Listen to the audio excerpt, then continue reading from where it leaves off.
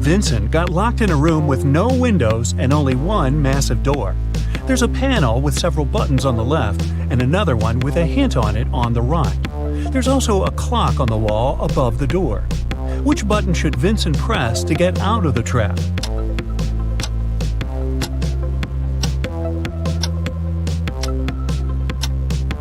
The green triangle. The numbers on the panel represent hours. If you connect them on the clock face, you'll get a triangle. The door opened and Vincent got into a dimly lit hall. There, he saw one more door, but this time, both the lock and the key were hanging together on the same chain. But after examining this system for a couple of seconds, the guy understood he wouldn't get out this way. Why?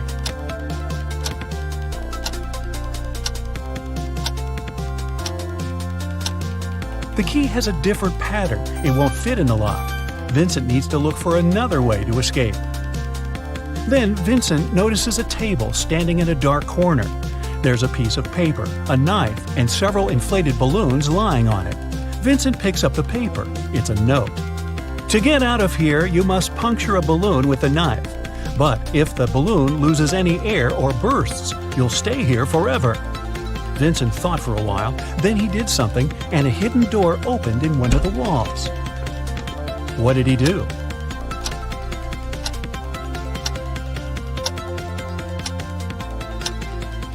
He let the air out of one of the balloons. After that, he easily punctured it with the knife.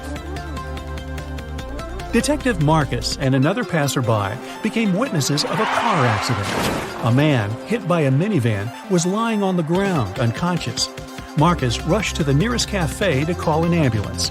When he got back, the passerby told him the man had turned onto his back but hadn't come to his senses. After looking at the scene for a couple of seconds, the detective said, "You'd better return everything you've taken from this man." Why did he say so?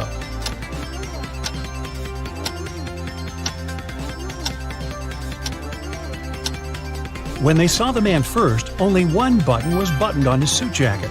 But now it's already 2 buttons. The passerby must have opened his jacket to look for the wallet and then buttoned it up incorrectly.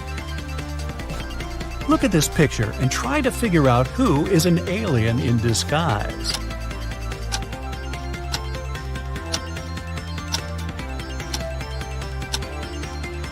It's the guy in the yellow shirt. He's eating a banana, but he hasn't peeled it before biting on it. He probably sees this fruit for the first time. 3 famous detectives came to a coffee shop to discuss a tricky case.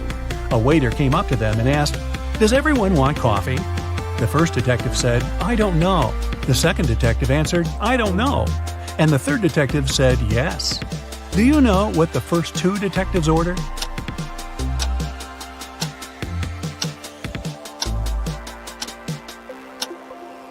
All the detectives ordered coffee. Each of them wanted to have this drink, but the first 2 couldn't know if it would be everyone's choice.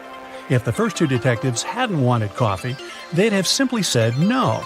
So, when the third detective heard the replies of his colleagues, he figured out both of them wanted coffee. And since he was also going to take a cup, he said yes.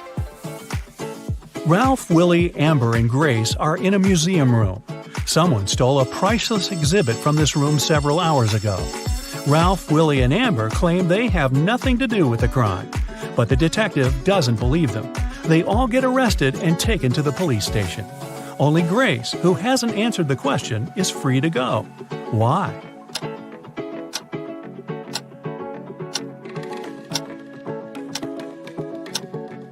Grace is the detective. Janice was having her morning coffee in a cafe when she heard a car screeching to a halt, then loud shouting. She ran there and saw a man with his bicycle on the ground and a car standing nearby. The cyclist didn't look hurt, and Janice helped him to get up. The car driver came up to them too. The cyclist pointed at the man. "He made me crash by hitting my bike with his car." But the driver said, "I saw him losing control of his bike in the mirror. Then he fell to the ground, and I stopped the car to go check on him." Janice almost immediately understood who was lying. Have you figured it out?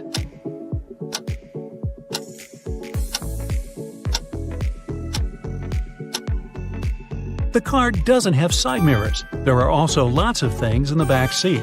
They blocked the view of the road, so the driver couldn't have seen anything in his rearview mirror either. He's lying. One wealthy businessman was famous for always wearing a white hat. But one day, he came to his office with a bunch of fruit on his head. His employees were shocked, but they didn't dare to question the man. The situation repeated the next day. On the third day, the businessman's secretary plucked up all his courage and asked what was going on. The man answered, "That's because I lost a bet. I haven't fulfilled it yet, but I'll do it today. There's no need to order lunch for me." What did the businessman have to do to fulfill the bet?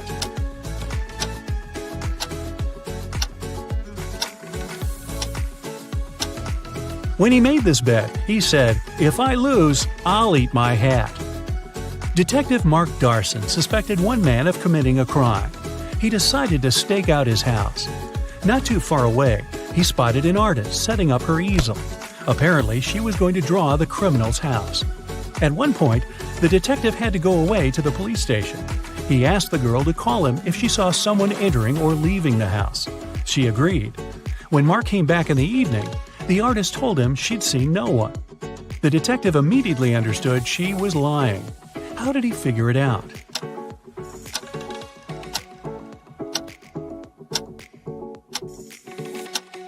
When he was leaving, all the windows in the house were closed. But in the picture the girl drew, the windows are open.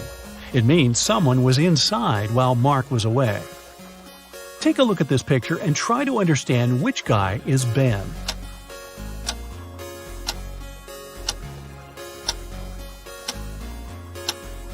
Ben is the guy looking for something on the floor. He's the only one not wearing his shoes. That's because they're still in his locker. You've got a sack filled with coffee beans. You need to use this coffee to completely fill 2 other sacks of the same size. How can you do it?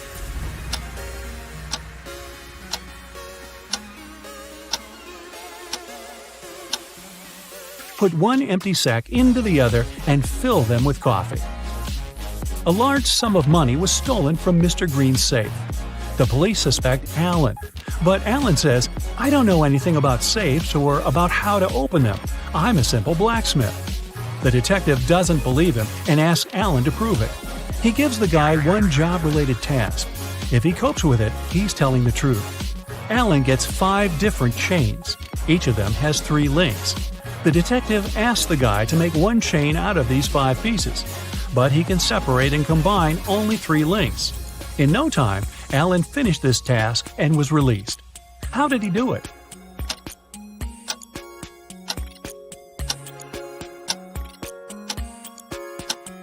Alan separated 3 links of one chain and used them to connect the remaining 4 chains. Can you move just one matchstick to make a square?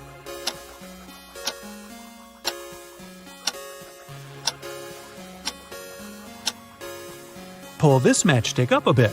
Here's your perfect square. Mr. Bernard, a famous inventor, lived on the 6th floor of an apartment building. After long months of work, he finally created a time machine. He packed lots of food, water, and other necessary stuff and was ready to test his invention. He set the timer so that the machine took him 500 years back into the past. Mr. Bernard was about to press start when a thought came to his mind. He took the mechanism and carried it to his garage that was on the 1st floor. Why?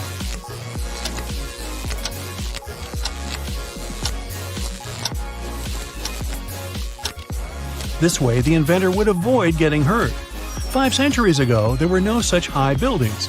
He'd simply fall to the ground from the height of the 6th floor. Look at these guys carefully. One of them lied when he said he hadn't painted the green smiley face on the fence. Which one is it?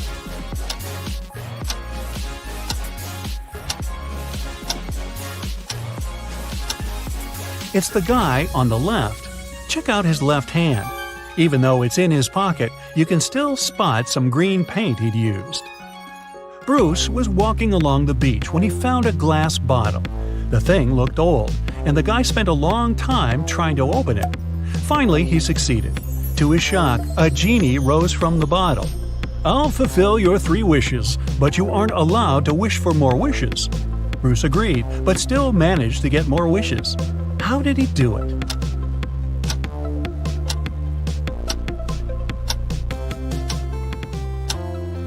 His first wish was that the genie allowed him to ask for more wishes. Several birds landed on trees, one bird for one tree. But in this case, one of them didn't have a tree of its own. Then they regrouped with two birds sitting on one tree. After this, one tree was left free. How many birds and trees are there?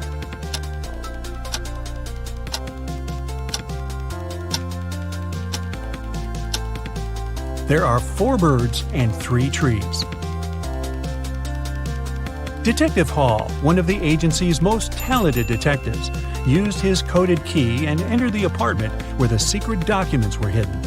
To help him find them, his assistant Clark had left an encrypted note with the exact location of the documents. It looked like this. Detective Hall deciphered the message and found the documents. Where were they hidden?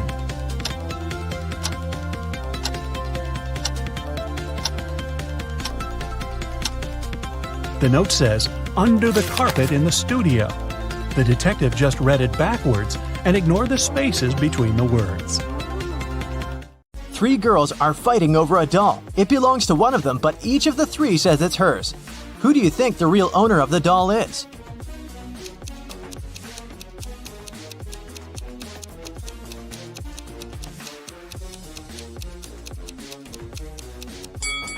It must be this girl.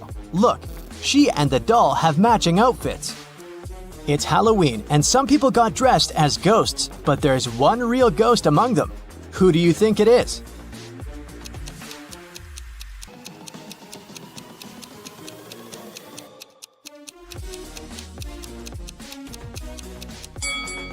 Look, this person doesn't cast a shadow. 3 friends went camping. 2 of them are real people, and 1 is a robot. Take a closer look at the photo of them and tell me who you think the robot is.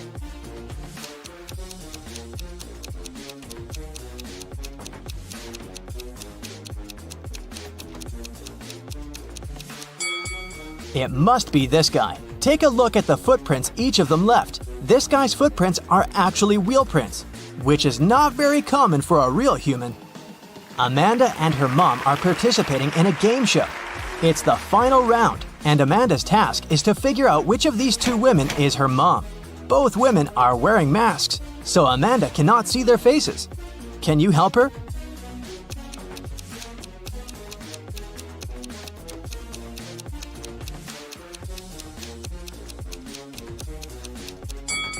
Pay attention to the woman's hair color. Amanda is redheaded. This woman has red hair too, so I'd bet it's her mom. In any case, Amanda must know what color her mom's hair is, so she's safe here. Local police got information that their little town had been invaded. Officers started walking around asking for people's ID cards. I'll show them to you one by one, and you must decide who looks suspicious. For example, this one. What's your verdict?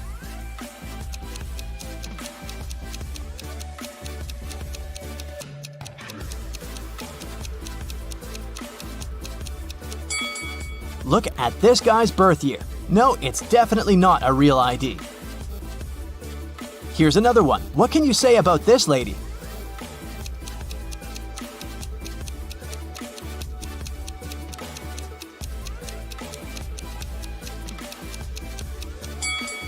Look at her place of residence. It's just the name of some place. There's no mention of a state or country.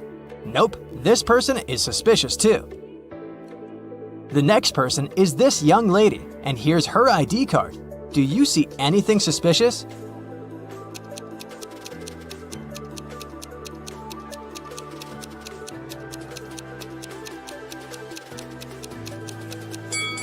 She seems fine to me. I'd let her go. Another one. What about this person?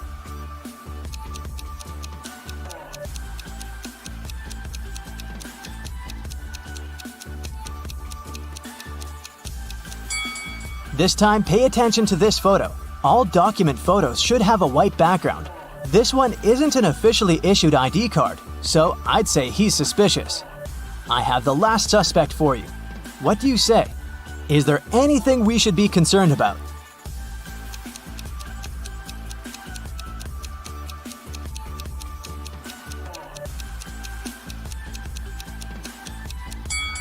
No, he's okay. Let him go. A rich lady, Mrs. Reed, was looking for a person to clean her house every week. She invited 3 candidates and asked them why they wanted the job.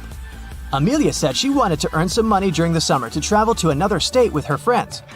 Colton said his mother forced him to do something in the summer so that he didn't play video games all day long.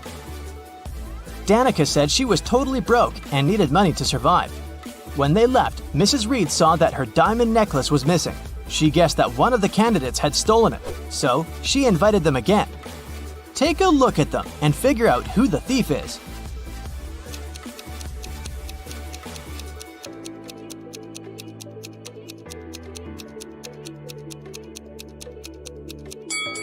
It's Danica. She said she was broke.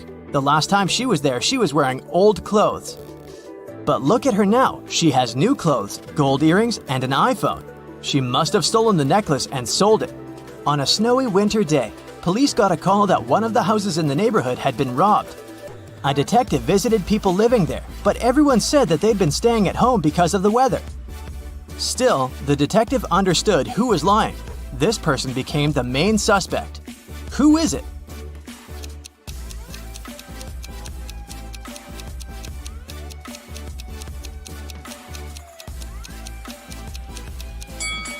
It must be the person living in this house.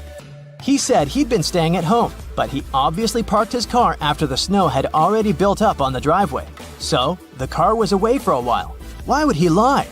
Another day, another crime. Mr. Spencer, a businessman, was robbed. He said he'd had a heavy safe full of cash in his bedroom. Now it was gone, and he was worried that he didn't have any proof that he'd ever possessed it.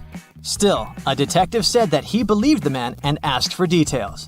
How did the detective know the businessman wasn't a liar?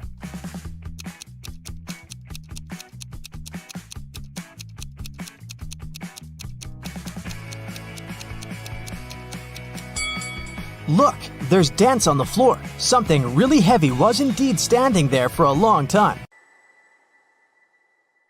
Esme was having her regular walk in the forest and got lost. After wandering around for a while, she found the witch's house. She walked in, petted the cat, and asked the witch to send her home. The witch had a question for her. If Esme answered correctly, she'd be free to go home. If not, Esme would have to stay with the witch and the cat. My grandma was born in 10 BCE. How old did she turn in 100 CE?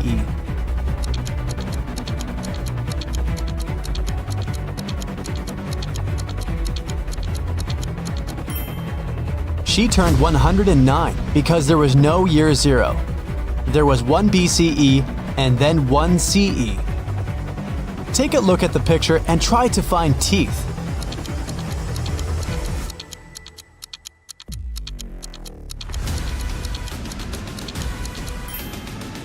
Here they are.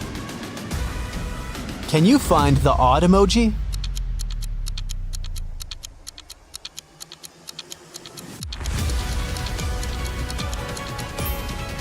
It's right here. Okay, here's another one for you. Which emoji is different?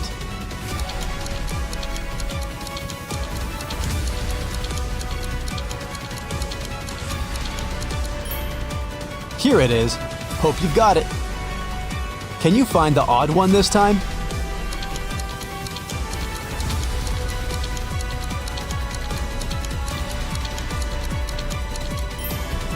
Here it is. A group of students was having a history lesson. They used a time machine to observe different periods of time. When the teacher left them for a minute, the students used the time machine without permission and were taken to different times. Take a look at the pictures and try to find our time travelers. Can you see a student here?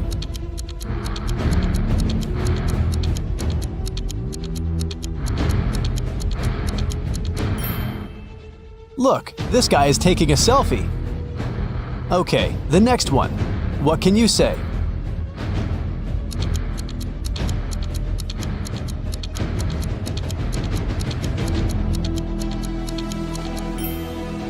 Look at this girl. She's wearing sneakers.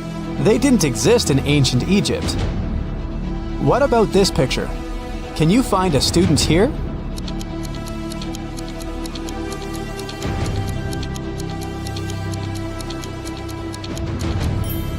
Look, this guy is drinking soda. Finally, the fourth one. Can you find a time traveler?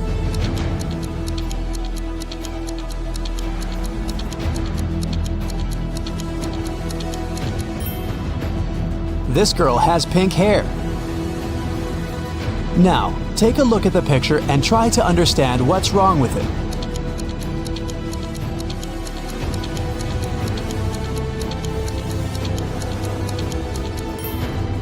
Look closer at the alphabet on the classroom wall. The order of the letters isn't correct. E and F have been switched. What can you say about this image?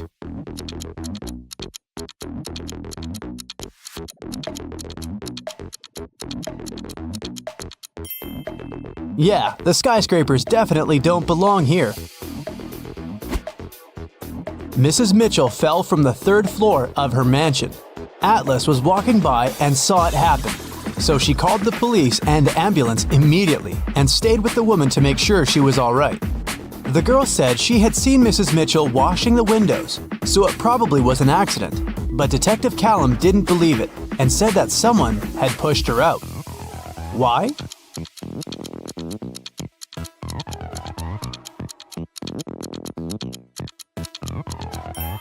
The window she fell out of is closed. If it had been an accident, the window would have remained open, but someone closed it. One late evening, someone robbed the arcade. There were 3 suspects: Ginny, Cyrus, and Charles. Ginny said she had indeed been to the arcade that day, but she was innocent. Cyrus said she had a date that day. She looked at the clock hanging on the wall and left the arcade at 6:30 p.m. Charles said he had been busy playing and hadn't seen or noticed anything. Who's lying?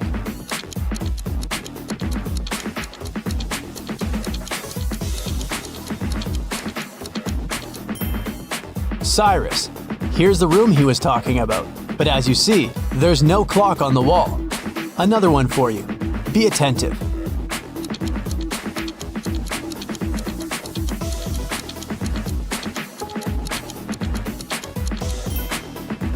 Look, the girl isn't reflected in the mirror. Weird. What's wrong here?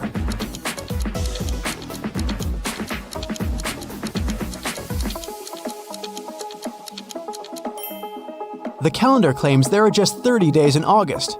Where's August 31st? What do you have to say about this one?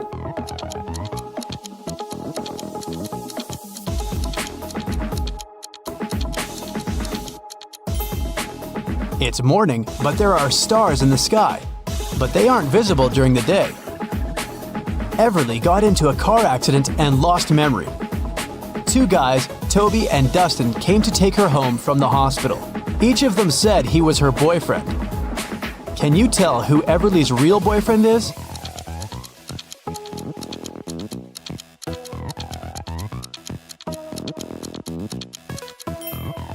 It's probably Dustin. He has Everly's name tattooed on his arm. Lyra woke up in a dungeon and couldn't remember what happened. The girl saw a door, but once she walked towards it, the wall started to move. Lyra could get out, but she needed to type in the 6 remaining digits of the passcode. Can you tell what the passcode is?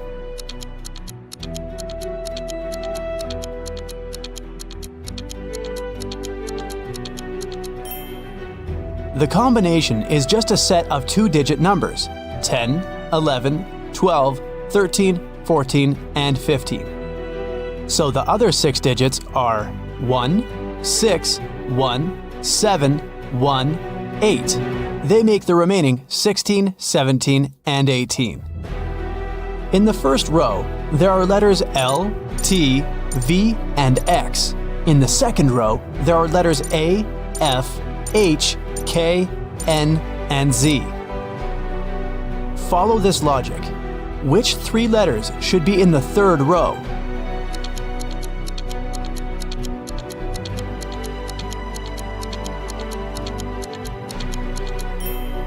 The letters in the first row all require 2 straight lines to be written, and they're in alphabetical order. In the second row, the letters are also in alphabetical order, and they are made of 3 straight lines. So, in the third row, there should be letters that require 4 lines, and they should be in alphabetical order too, which means these 3 letters are E, M, and W. Antarctica, Australia, Africa, Asia, and Europe. Can you tell what's similar about the names of these continents?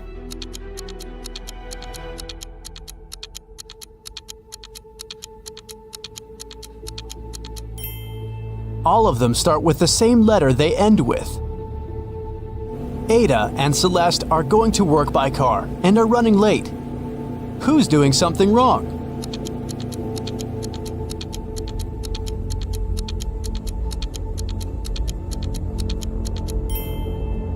Ada. She isn't wearing a seatbelt. Leo and Liberty are going on a date after Liberty has spent a month in London. The woman is driving to the restaurant, and Leo has already arrived and is waiting for her. Who is doing something wrong?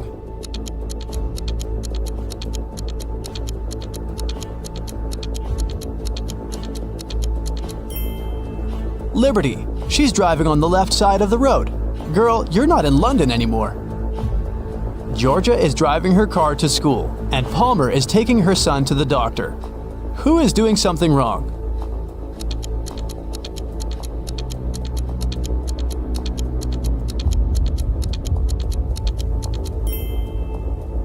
Georgia. There's a cat wandering around in her car. The animal can get spooked, and then it may scratch the driver or hide under the pedals. It can lead to an accident.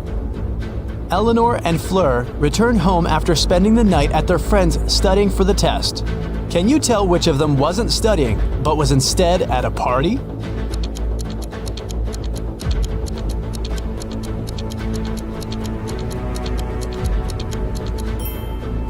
I'd say it's Fleur. She's wearing a dress, high heels, and evening makeup. A college soccer team played 6 matches in the season. They won 2, drew 2, and lost 2. In total, they conceded 2 goals and scored 3. What are the results of all 6 matches?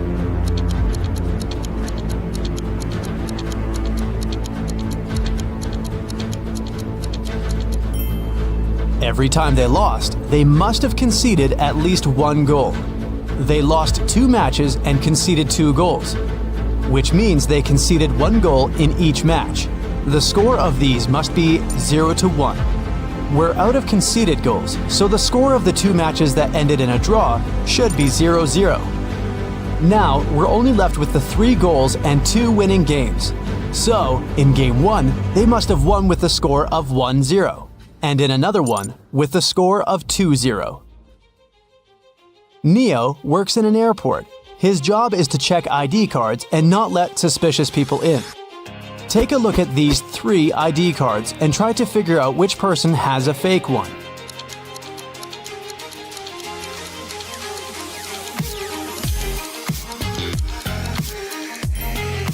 The second ID looks suspicious.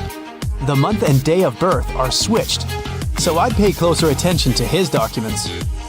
One evening, in the city's Museum of Natural History, the lights went off for 3 minutes. When the problem was solved, museum workers discovered that a rare and expensive dinosaur fossil had been stolen. The city's best detective came to investigate the case. He had 3 suspects and asked them what they had been doing when the lights had gone off. Ashley said that she had been in the bathroom. Ben said he had been in another room looking at paintings. Evan said he had been in the room with the fossil, but he couldn't see or do anything because it was dark. Who is lying?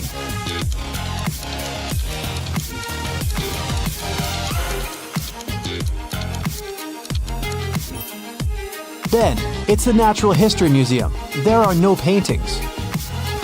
In a little town, someone stole a bucket of chicken wings from a local store. There were 3 suspects. All of them were customers who had been to the store that morning. A detective visited each of them and asked if they'd known anything about the incident. Mr. Gibbs said he'd been in a rush that morning. He had to be home on time for a work call. Mrs. Connors said her family was vegetarian, so she wouldn't be interested in chicken. Haley, a college student, said she had got her orange juice and sandwich and left. Can you tell who's lying?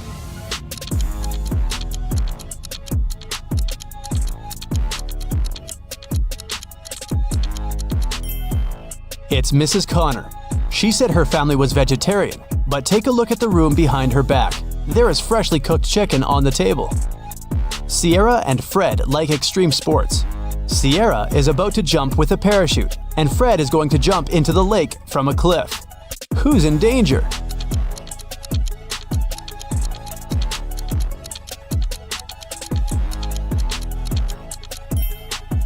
Fred. There are rocks under the cliff he's about to jump from. Ava has 3 sisters, and all of them are mothers. Ava has 1 daughter. Eliza has 2 nephews and 3 nieces. Chloe has 1 nephew and 3 nieces. Ava has 1 nephew and 5 nieces. How many nephews and nieces does Ava have?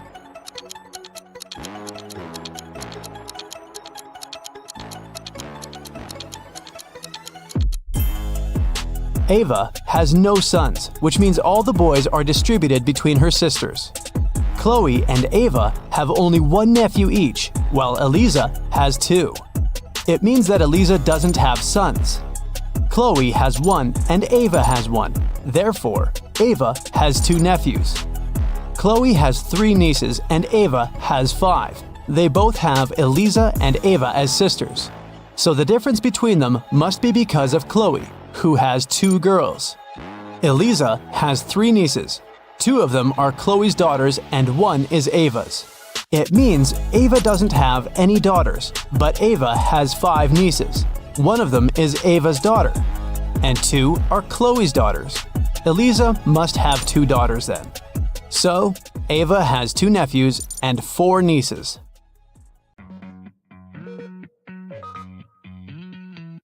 The evening before his girlfriend's birthday, Kevin arrived at her office quite late to decorate her desk. He pretended to be a pizza delivery guy to get past the security, but when Kevin finished with the decorations, he realized that the building had already been closed and all the guards had left. Kevin found a locker with several tangled wires. Help the guy out. If he just opens the door, the alarm will go off and the police will arrive immediately. 1 wire turns off the alarm, another is responsible for fire detectors, and the 3rd one turns off the cameras. Which wire should Kevin cut?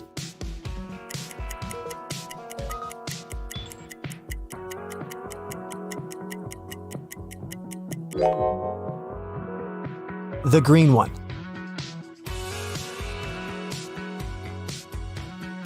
Can you figure out what animal is hiding behind this pattern?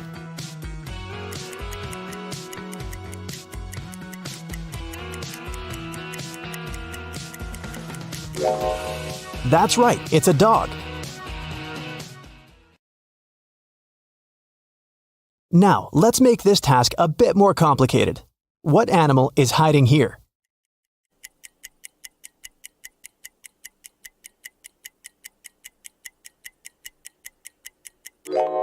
That's right, it's a panda.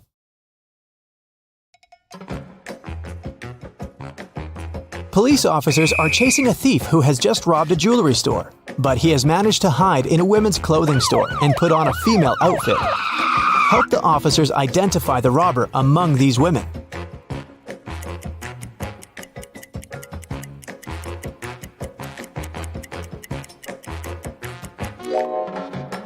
This elegant lady on the right is wearing the same sneakers as the thief did during his escape. Look at this picture. Can you see any animal?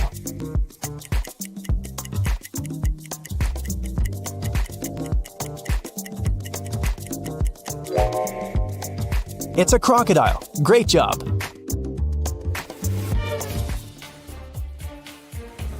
Eric got caught in the rain and decided to hide in an abandoned house.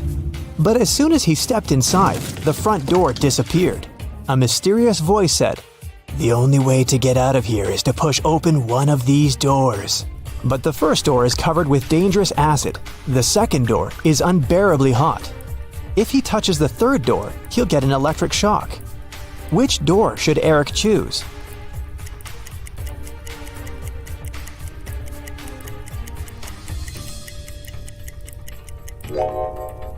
The guy needs to take off his rubber boots and put them on his hands. Then he can push the third door.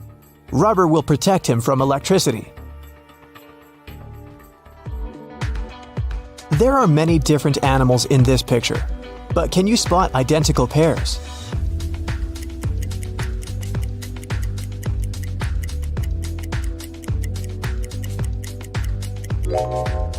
This couple of birds, these hares, and the owls.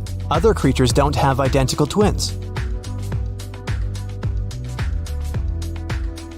Look at this picture very attentively. What do you see? Is it a spiral or several concentric circles?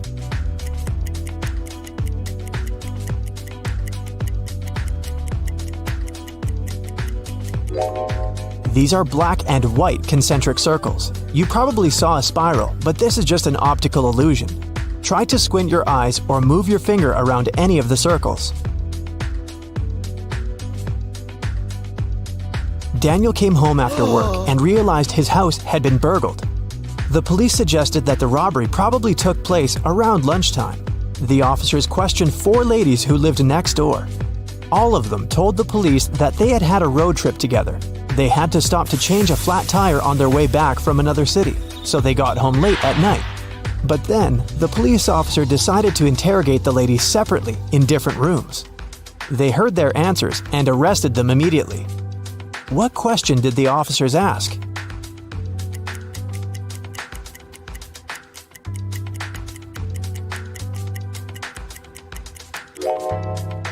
The women said they had to deal with a flat tire on their way home. When the officers questioned each of them separately, they asked each lady which tire had been damaged, and their answers didn't match.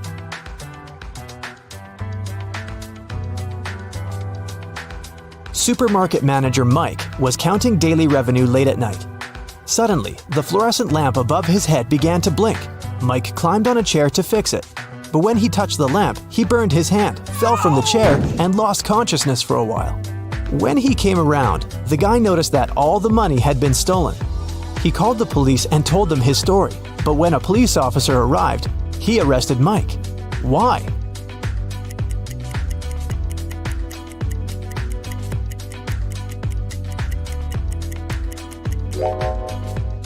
Unlike other light bulbs, fluorescent lamps don't heat up. Mike couldn't burn his hand. This means he's lying. Let's test your spatial reasoning. Look at this pyramid. Can you figure out how it looks from above?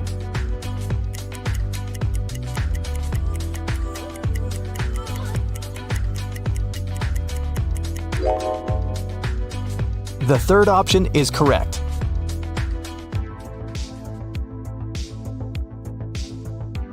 What about this figure?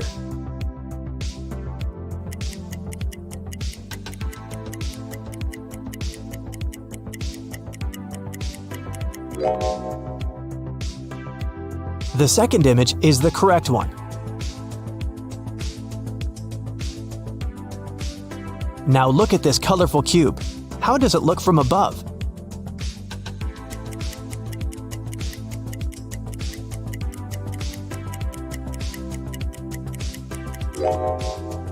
The fourth variant is correct.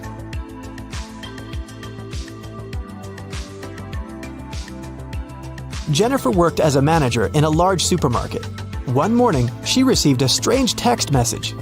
"There's a thief among your customers. Beware." Jennifer ran out of her office and saw 3 people who looked suspicious. Can you find a thief among them?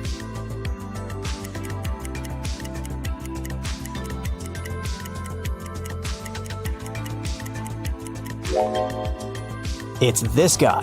If his arm was really broken, he wouldn't be able to carry a basket.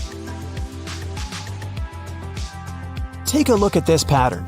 Can you find 2 identical butterflies?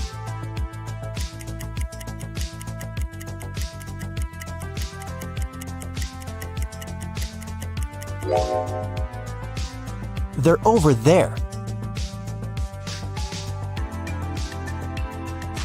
Relax and take a look at these pictures. Choose the lighthouse you like most. This simple test will help you discover some of your curious personality traits.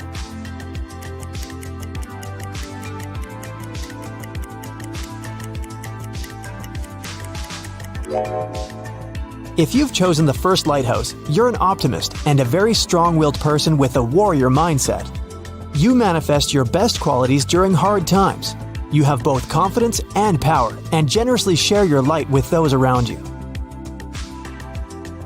The second choice is the choice of warm and lighthearted individuals. People feel comfortable and safe around you. You're so cute that it's simply impossible to stay angry at you. You overcome difficulties using the power of love. You believe in yourself and in other people, and they feel your support even from a distance. If you've picked the third lighthouse, you're a very grounded and practical person. You rely on your own strength and prefer hard and honest work. But keep in mind that asking for help is not a crime. And if you like the fourth lighthouse, you're a very passionate and creative person. Your emotional intelligence is exceptionally high. Sometimes the world around you can make you feel overwhelmed. Expressing your emotions through journaling and art will help you reach inner balance. Can you find two similar dogs?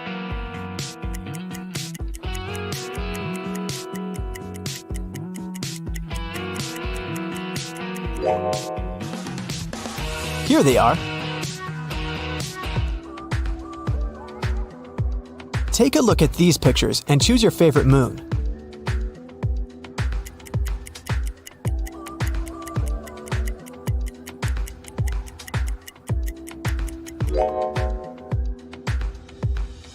If you've chosen moon number 1, you're a very independent person.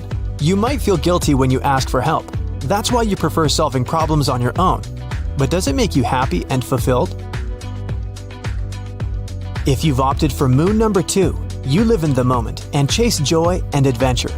But deep down, you might be suppressing the desire for a stable life. Maybe it's time to admit that you're tired of your lifestyle and accept your true needs. If your choice is number 3, you're a natural leader. You're talented, smart, and passionate. Unfortunately, subconsciously, you try to block your desire for freedom and independence. It might help if you ask yourself, what responsibilities really bring me joy? And the fourth option is the choice of a very picky person. You're very smart and loyal, but you're not ready to open your heart to anyone. People might think that you're very vulnerable and shy. Maybe it's time to overcome your trust issues and allow yourself to be loved. This pattern is pretty tricky. Can you spot any numbers?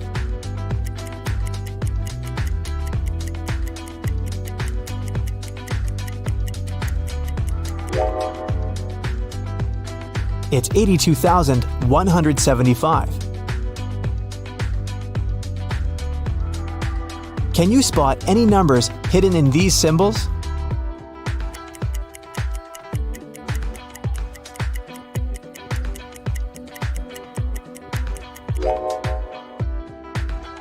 That's right, it's 95,738.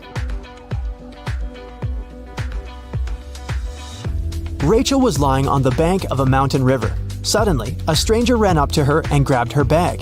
Then he jumped into the water and disappeared. Rachel couldn't swim, so she called a police officer. When Rachel finished telling her story, the thief was already on the other side of the river. But the officer called Rachel a liar. Why?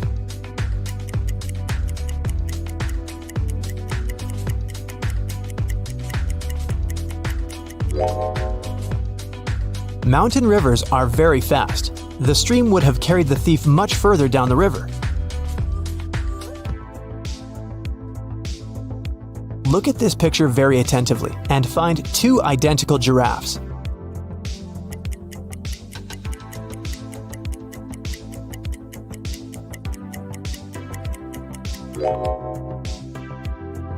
Here they are. Can you find the correct shadow?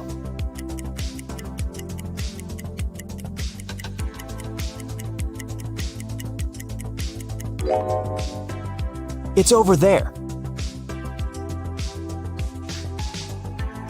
Look at these pictures very attentively. Can you spot 5 differences?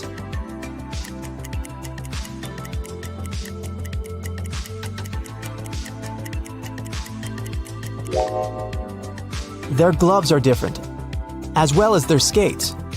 The snowman on the left doesn't have a pom-pom on its hat. Their scarves have a bit different patterns. And finally, the snowman on the left has 2 buttons, while the guy on the right only has 1. A dangerous criminal ran away from the police. The detective saw him enter a scientific research center and followed him. They found only 3 people inside the building. All 3 claimed to be scientists working on a secret research project. Look at these people. Can you figure out which one is the criminal?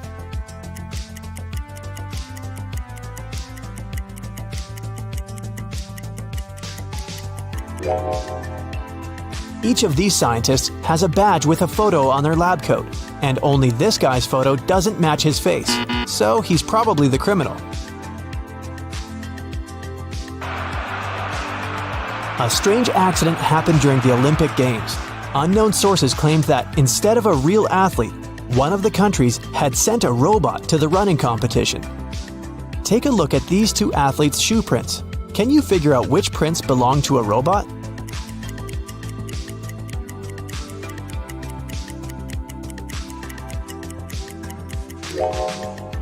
The third runner is the robot, only his footsteps are perfectly symmetrical. Well, you're a private detective. You work in a city inhabited by people and magical creatures. You're going to have a rough night. The full moon is coming. It's the time when people and monsters go crazy. Like any detective, you write down your guesses in a diary so that you can summarize the results later. It's afternoon now. You're sitting in your office. Lightning strikes in the sky and someone knocks on the door at the same time. A pale woman enters the room and asks for help. You notice a bracelet on her arm. Her zombie brother is accused of stealing some jewelry, but she's sure he is not guilty. She asks you to prove it. You arrive at the store. On a broken display case where the jewelry used to be, you notice fingerprints. There are 3 suspects: a werewolf, an elf, and a zombie. Which of them is the thief?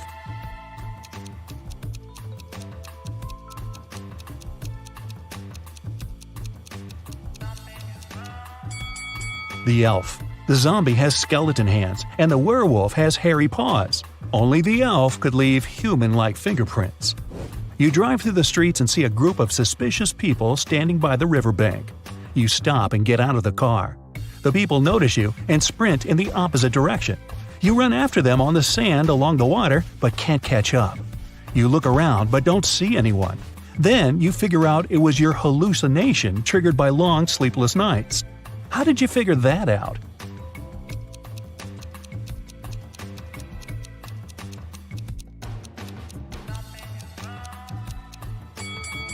You ran after these people on the sand, but you can only see the footprints of your boots. You're walking back to the car and hear some screams coming from the water. A woman is calling for help. You run into the river and swim toward the drowning woman. But when you approach her, you see 3 people. They're all screaming, but only one of them is a real human and needs help. The rest are mermaids who want to lure you to their kingdom. How can you find out who the real woman is?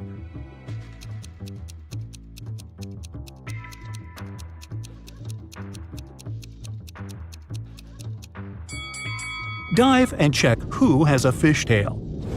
You save the woman and go to the car. It starts raining. You don't want to catch a cold, so you decide to change your clothes in your apartment. But suddenly, you hear someone scream for help outside. You run out of the apartment and forget to lock the door. A woman is crying in the street. She's standing near the road. In the distance, you can see a car leaving at high speed. The woman says her new car has just been stolen.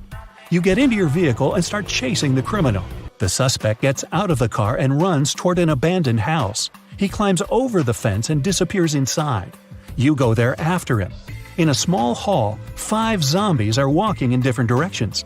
But zombies don't drive cars. One of them is the thief pretending to be a zombie. Who is it exactly?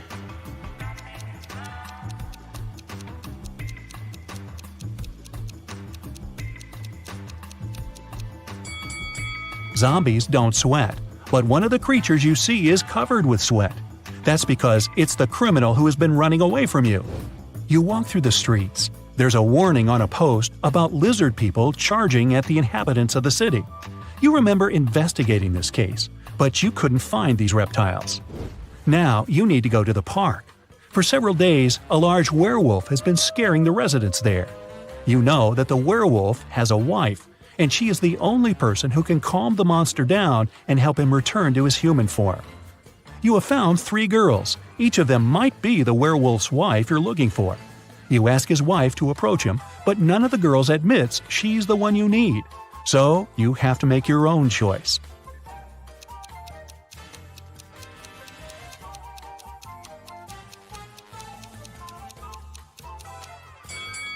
Do you see some wool on this girl's clothes? It's the wolf's fur, which means she's the wife. She walks up to the monster, hugs it, and the werewolf turns into a human. You're hungry. You drop by a pizzeria. The owner of the restaurant says that someone has taken all his weekly earnings from the safe. The thief wore gloves and left no fingerprints. The video cameras were turned off.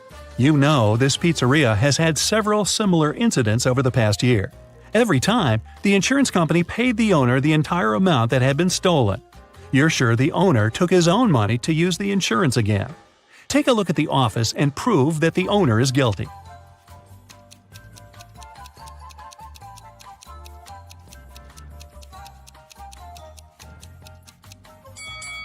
Look at the air vent. Behind the grated hatch, you can see the bundles of the stolen money you've been looking for. There's a long night ahead, and you're feeling sleepy. You go to a small cafe to get a coffee. You give the money to the saleswoman and take the cup with the drink. You take a sip and realize the woman is in danger right now. How do you know that?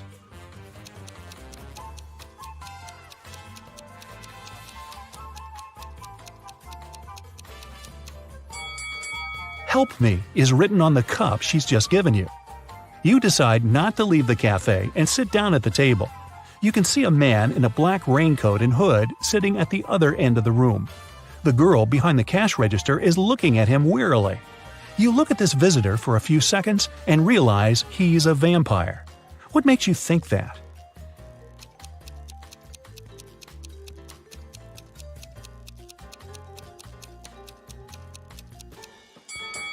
It's night outside. You can see your reflection in the window. The hooded man is sitting by the window too, but isn't reflected in it. He's a vampire. The coffee has cheered you up a little. You're walking along the street, lost in thought. That's why you don't notice an open maintenance hole in front of you. You fall and find yourself in a dark sewer. Phew! Fortunately, you're not hurt. Shh! You can hear some noise at a distance. You turn on your flashlight and slowly walk forward. Soon, you come across a cage with several people inside. They say a mad scientist caught them and put them in this cage to conduct experiments. You need to free the prisoners. But where can you find the key? Carefully inspect the laboratory.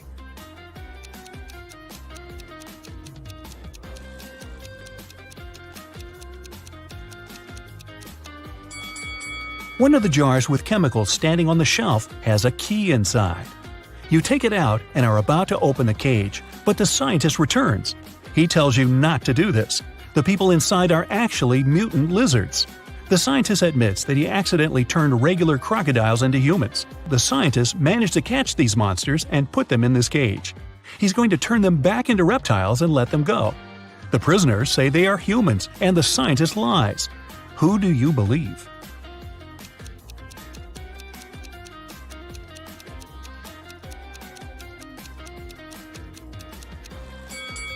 You decide not to open the cage. Inside, next to the people, you can see pieces of faded skin and scales. Snakes and other reptiles shed during molting. You believe the scientist, and he promises that he will soon fix everything. You're back in the street. It's as dirty and uncomfortable here as in the sewer. Nearby, a bolt of lightning strikes something. You hear someone screaming and run there. A multi-story building is on fire. An old lady is crying. She's left her cat in the apartment. Firefighters may not be able to save it, so you decide to do it yourself. You go up to the top floor using an old fire escape. It collapses behind you. Fortunately, you manage to jump into the window. You're in the old lady's apartment. Several floors lead to different rooms. You don't have time to check each of them. The fire is getting closer. Where is the cat?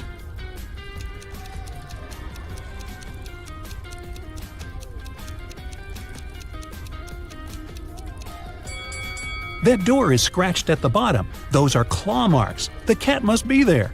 You open the door and see a big black cougar. The fire is everywhere, and you can't go out through the main entrance.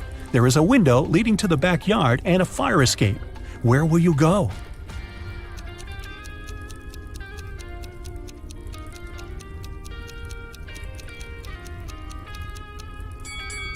The fire escape collapsed when you were trying to get into the apartment.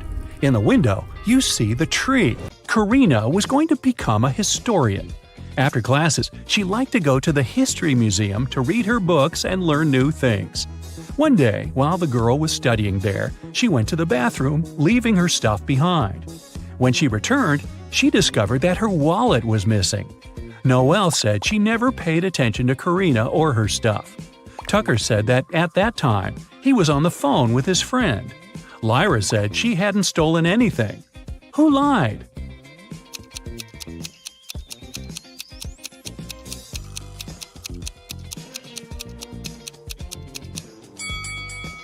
Tucker. It's prohibited to talk on the phone in the museum. Mrs. Moore had a rule. If her daughters wanted to eat ice cream in the evening, they had to do some housework during the day. On a rainy Tuesday, she came back from work and asked her daughters what they'd done. Charlotte said she'd vacuum cleaned the second floor.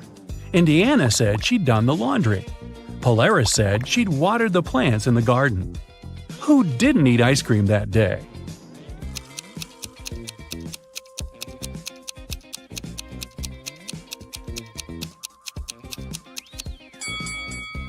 Polaris. She said she'd watered the flowers. But why would she do it if it was raining outside? Detective Callum is on a mission to find a vampire and an elf. He knows that the vampire lives in the red house on the left side of the neighborhood. Look closely at this family and find the vampire.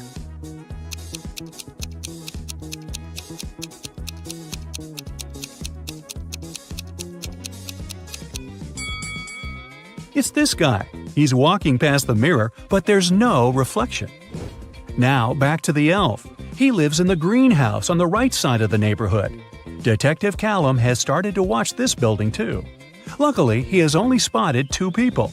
But who is the elf?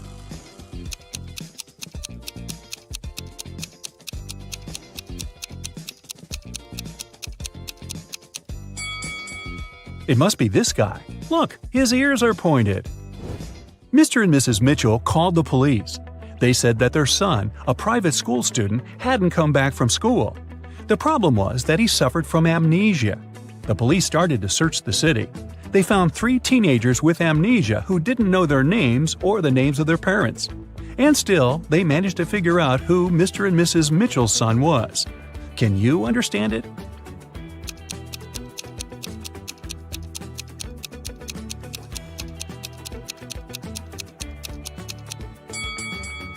It's the guy in the middle. Mr. and Mrs. Mitchell's son went to school in the morning and didn't return, so he must still be wearing his school uniform.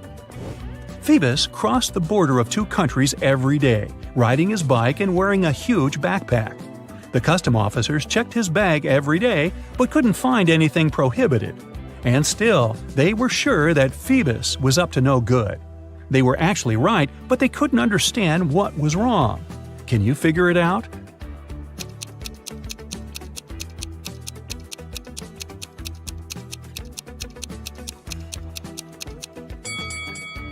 Look, every time, Phoebus rides a different bike.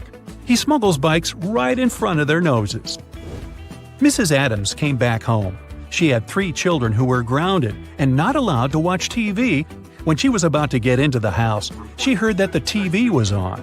But when she entered, it had already been turned off. Serenity was in the garden. She said she had been redoing her flower bed for the last couple of hours. Cressida was upstairs in her room doing her homework.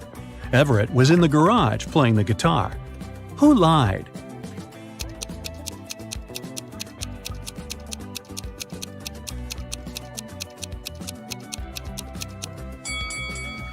Serenity. No one works in the garden wearing a dress. Also, she's completely clean and doesn't have any garden tools with her. Oliver is terrible at packing. Whenever he goes somewhere, he always takes the stuff he'll never need. Today, he's packing to go camping in the forest. Take a look inside his bag and decide what he won't need on the trip.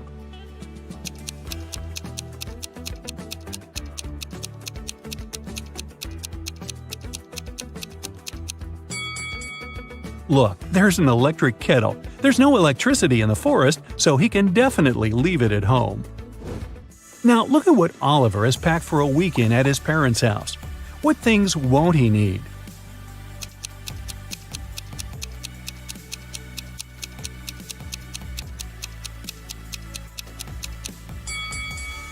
There are 2 huge towels. I'm pretty sure his parents have spare towels. He can leave them at home. Oliver is going on vacation to a deserted island. He will spend a couple of days there, trying to survive on his own. What things won't he need on the island?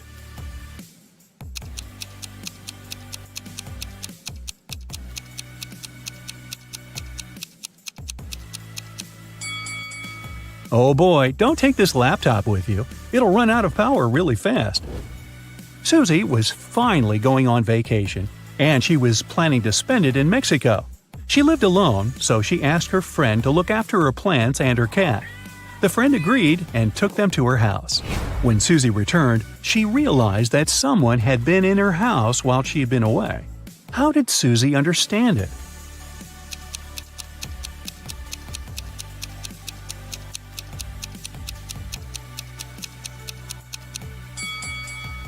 Susie lives alone, but look, several packages were delivered while she was away, and somehow they are inside, not outside the house.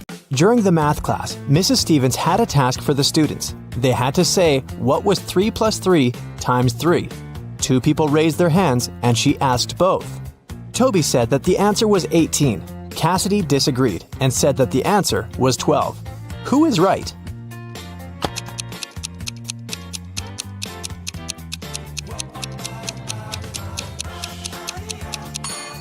Cassidy.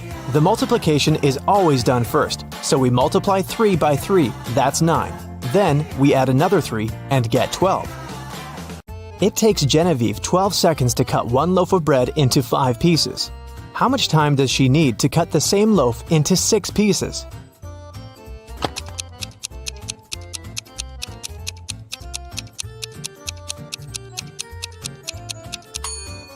"15 seconds to cut the bread into 5 pieces. She must make 4 cuts. If it takes her 12 seconds to make 4 cuts, it means she makes 1 cut in 3 seconds. If she now wants to cut the bread into 6 pieces, she needs to make 5 cuts. And since 5 cuts takes 3 seconds each, the combined time will be 15 seconds. How many years in the 21st century have had 365 days?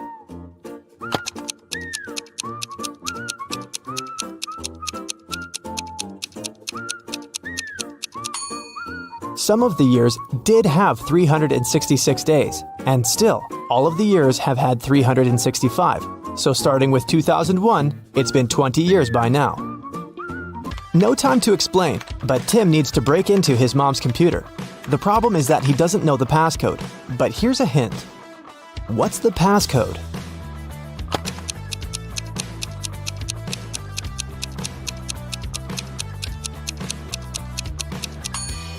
Each consonant in the word equals 200 points, and each vowel takes away 100 points. In the word kiwi, there are 2 consonants that make 400 points. 2 vowels take away 200 points, so the passcode is 200. Lucas and Liam went for a walk. They found a cool tree and decided to climb up to the top of it. Who is less smart?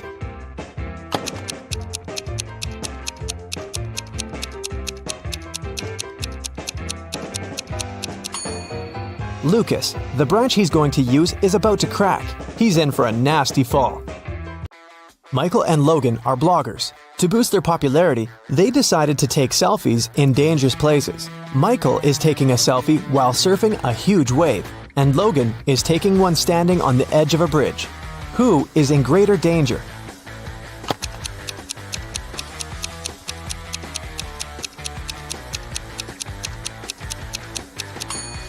Michael. Logan at least has some people around. They'll notice if something happens and call the emergency services. Michael is alone.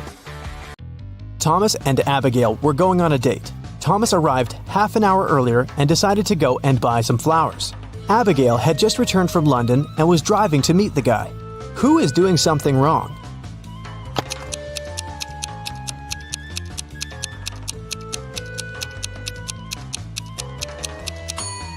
Abigail. She's driving on the left side of the road. Elizabeth and Melanie are getting ready for a barbecue party in the garden. Elizabeth is cooking and Melanie is decorating the garden. Who is not smart?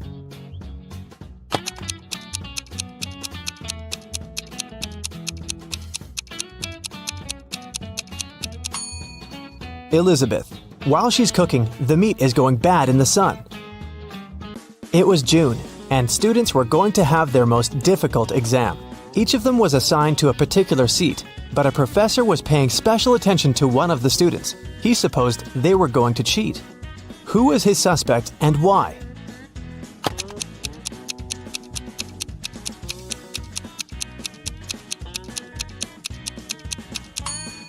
It's this blonde girl. In June, the weather is great and all students are lightly dressed. And still, this girl is wearing high boots and a sweater with long sleeves. Ella got a new motorbike. She locked it in her garage and left for work. When she came back home and opened the garage, the motorbike was missing. The woman called the police. The officer interrogated 3 of her neighbors. Ryan said that he'd been away the whole day and hadn't seen anything. Colin said, "When I was walking the dog, the motorbike was still there." Jane said that she had come to Ella's house to ask her for some garden tools, but Ella hadn't been there, so she'd left. Who stole the motorbike?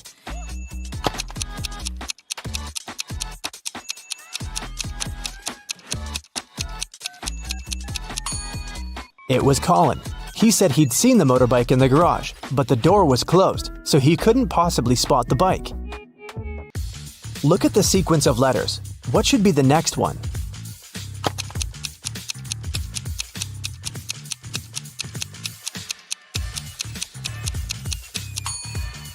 Each of these letters is the first letter of some day of the week.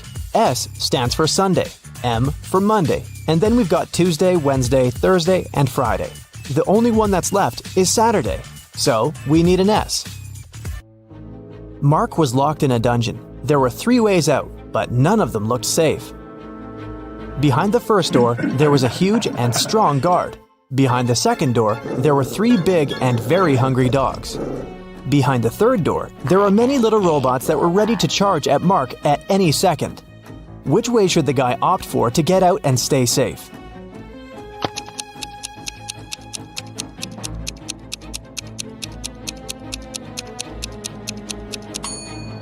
I'd say the third one. Although there are angry little robots, they're still super small and probably can't cause much harm. Emily woke up in a weird place she'd never been before. She looked around and saw 3 ways out. But there was a catch. Behind the first door, there was an iron block with a motion sensor that would crush everyone who entered the room. Behind the second door, there was an electric shock device that never missed. Behind the third door, there was broken glass all over the floor. Which way should Emily choose?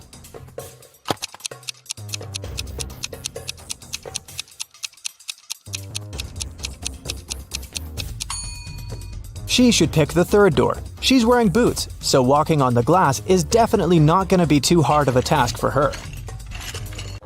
Stella called the police and said that her friend had been poisoned. She told them what happened. "I was supposed to meet with Alice, but I arrived too early. So I went to pick her up at her house. I knocked, but no one answered the door. The light was on, so I knew Alice must be at home. I had a spare key, so I opened the door myself. I found her in the room unconscious with an empty glass by her side." The police officer asked if Stella had touched anything. The girl said she had only touched the door, the glass, and her friend. After that, she got arrested. Why?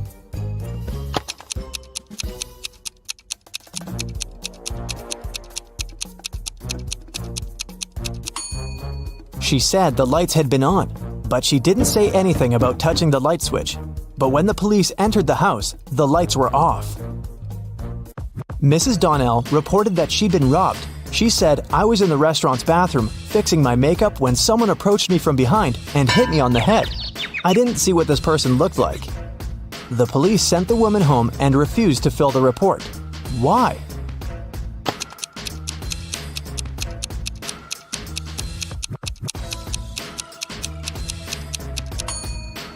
The woman was fixing her makeup. This means she was looking in the mirror. If someone had tried to approach her from the back, she would have definitely seen this person. But she said she hadn't. She probably made the whole story up. A cleaning man was washing the windows in an office building and fell from the third floor. Everyone agreed it must have been an accident. Luckily, Detective Callum was nearby. Once he came closer and saw what had happened, he concluded that it couldn't have been an accident. Someone pushed the man out of the window. How did he understand it?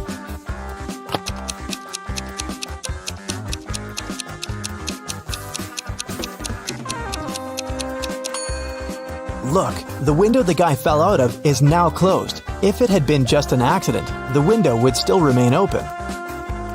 Sophia and Brooke went camping in the forest. Who is less smart?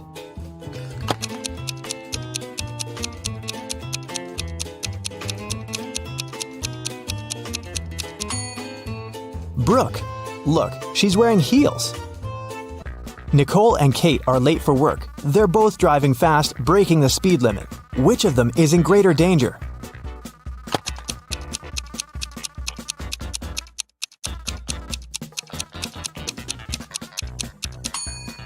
Kate.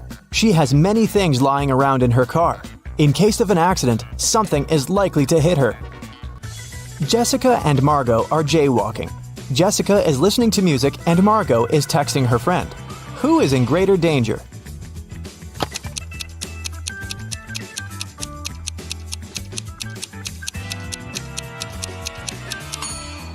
Jessica.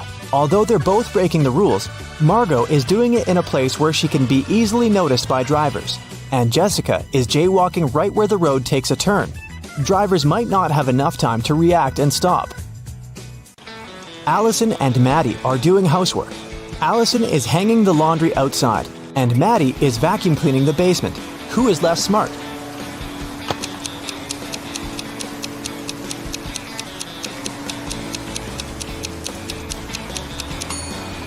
Allison. She's hanging the laundry outside, but it's raining. After Theodore was shipwrecked, he found himself on a deserted island. Luckily, he still had his pills. There were 2 green and 2 yellow ones left. He needed to take 1 green and 1 yellow pill every day. The problem was that the man couldn't see anything at all and couldn't tell the color of the pills. There wasn't a soul around to help him. How can he manage it?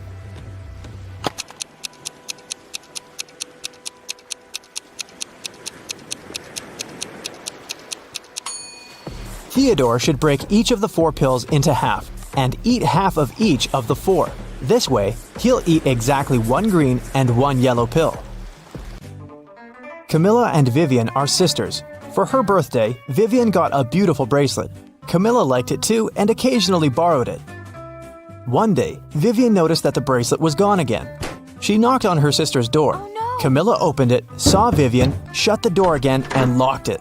Half a minute later, Vivian broke into the room and started searching for the bracelet, but she didn't find anything. Then she realized where the accessory was. Have you figured it out?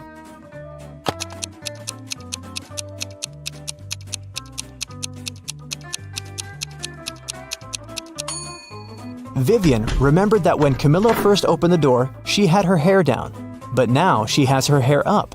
She has put her hair in a bun and hid the bracelet there. Look at this picture. There's something wrong here. Can you figure out what it is?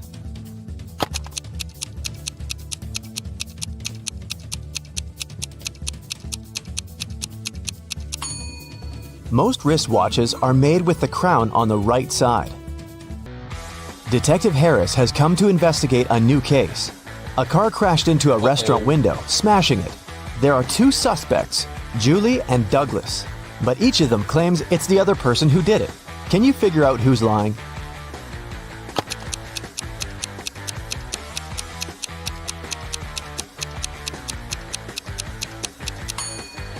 It's Julie. The tire tracks on the ground belong to her car. At 9 a.m., Ethan got a call from his friend, an owner of a large business. The man said that a very important document had disappeared from his office. It had been on his desk the evening before, but now it was nowhere to be found. Ethan immediately went there to question his friend's employees.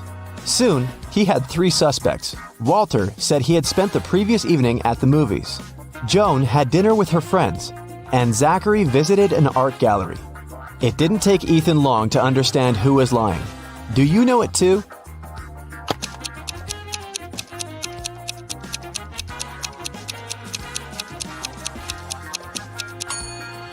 It was Walter. His ticket isn't torn. It means he didn't enter the movie theater. Look at these prehistoric people. Who is from the future?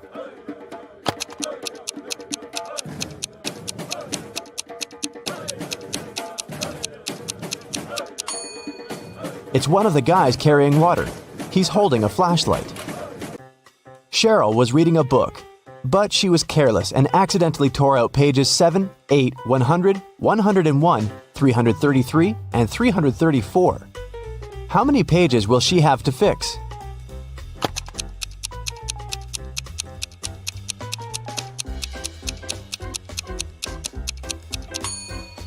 Just 4. 7 and 8, as well as 333 and 334, are different sides of one page. Olivia called the police. She told them someone had broken into her house, tied her up, and taken all her money and valuables. When the officers arrived, the entrance door was open, and Olivia was indeed tied to a chair. And still, the detectives didn't believe her story. Why?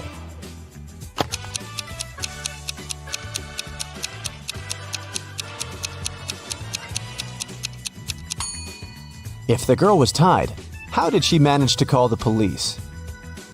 Gemma returned from Asia and brought a precious porcelain figurine. She organized a party and invited all her friends to tell them about her journey. They had a great time, but after her friends left, the woman realized the figurine had disappeared. Oh no! She called the police and showed them the photos she had taken at the party. One of the officers immediately realized who had stolen the figurine. Do you understand it too?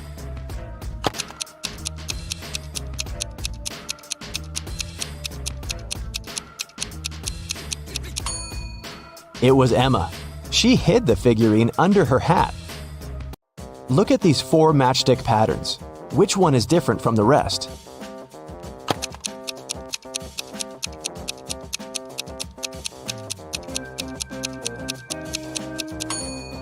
It's pattern number 3. In all others, you can find 2 rectangles, but this one forms just one. One scientist needed volunteers for his experiments, and 2 friends, William and Oliver, needed money. And since the scientists promised the experiments were going to be harmless, they agreed to participate. But in reality, the scientist planned to test the volunteers' reaction to different poisons. First, he trapped the guys in his lab. Then he separated them and locked them in different rooms. William and Oliver could only escape if they joined their efforts. Unfortunately, the scientist was extremely cautious. The guys didn't see each other. One of them could only use the bathroom only in the evening, and the other only in the morning. And still, in a couple of days, the guys managed to get away. How did they do it?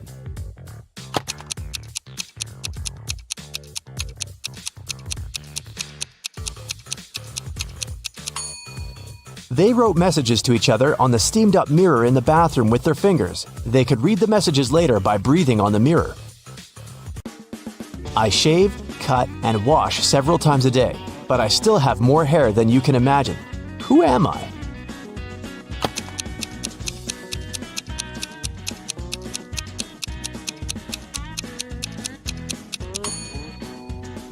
I'm a barber. Adam was driving home late at night when he noticed he was about to run out of gas. He stopped at a gas station to fill his gas tank and buy some snacks. Inside, there was a cashier and one more customer dressed in black.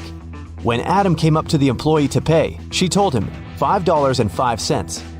Adam paid, went outside, and called the police to report an emergency. Why did he do it?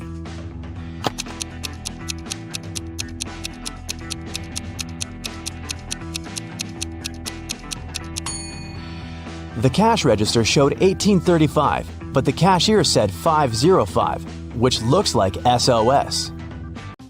Look at these emojis. How sharp is your vision? Can you spot the girl?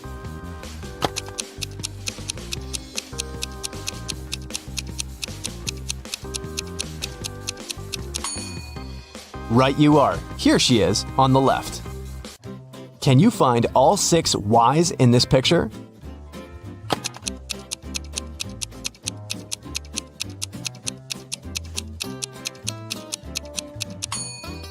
Here they are. Good job. You take it and throw away its outside. Then you cook the inside. Then you eat the outside and throw away the inside. What is it?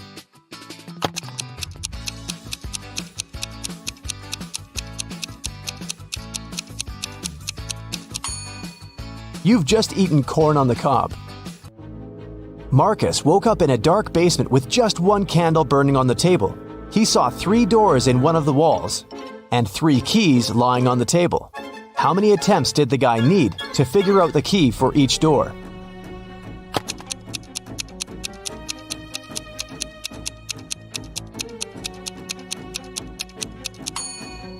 He needed 6 attempts at the most. 3 of them for the first key, 2 attempts for the second key and 2 remaining doors, and just 1 attempt for the last key. But if Marcus is extremely lucky, he might just need 3 attempts. Look at these words. One of them is odd. Can you figure out which one? First, second, third, fourth, fifth, sixth, 7th, 8th, 9, 10, 11, 12, 13, 14, 15, 16.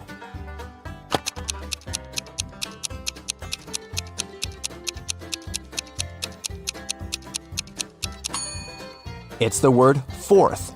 It should be spelled as fourth. Look at this picture attentively. What's wrong with it?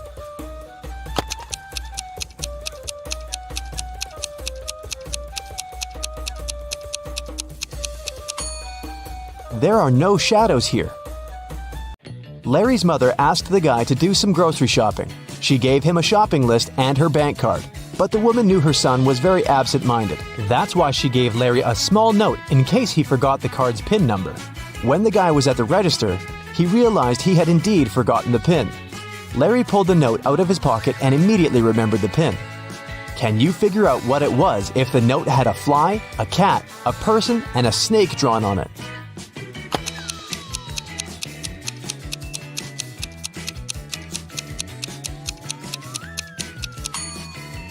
The PIN was 6420. Larry just had to count the number of legs of each creature. What is the missing number?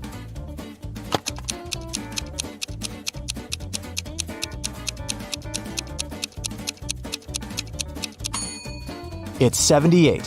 When read upside down, those numbers are 86, 87, 88, 89, 90, and 91. When someone robbed a bank in a small town on a snowy Monday, the police have 4 suspects. But all these people claim they've been at home all day long.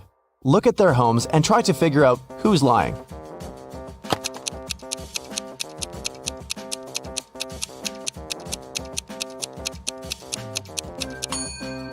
It's Rick. He returned home only recently. He parked his car near the house after the snow had already built up on his driveway. You need to move only 2 matchsticks to get 2 squares. How can you do it?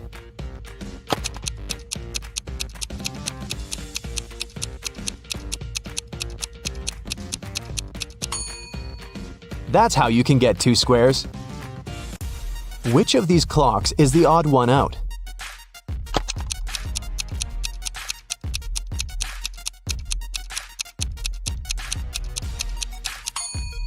It's clock C. On its face, 13 has taken the place of 12.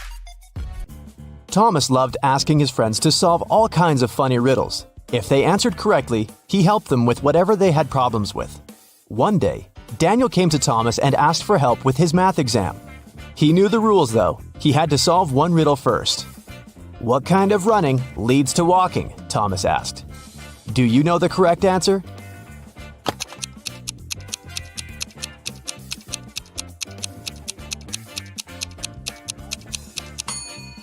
Daniel said, "Running out of gas." And he was right.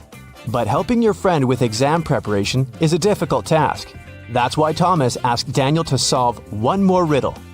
A woman drove from Seattle to Los Angeles. It took her 2 days to get to her destination. That's when she discovered one of her tires was punctured. How did she manage to get to Los Angeles? Daniel cracked this riddle. Can you do the same?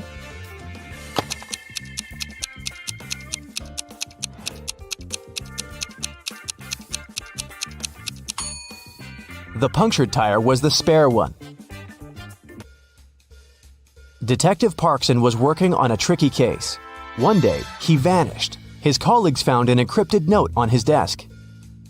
The officers knew Parkson had 3 suspects: Milana, Susan, and Emily. Who had some information about the detective's disappearance?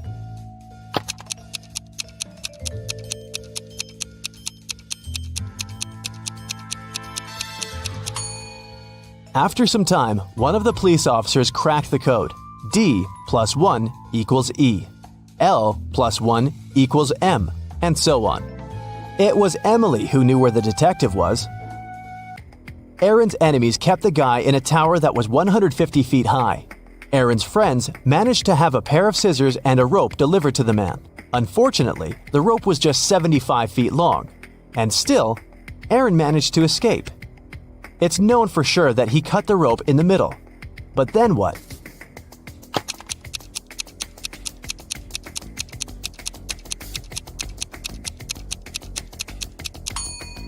The guy did cut the rope in the middle. Not across, but along. He tied the 2 parts of the rope together and got down to the ground. Mike pointed at a young woman in the street and said, "She's the daughter of my grandfather's only son." Is the woman related to Mike?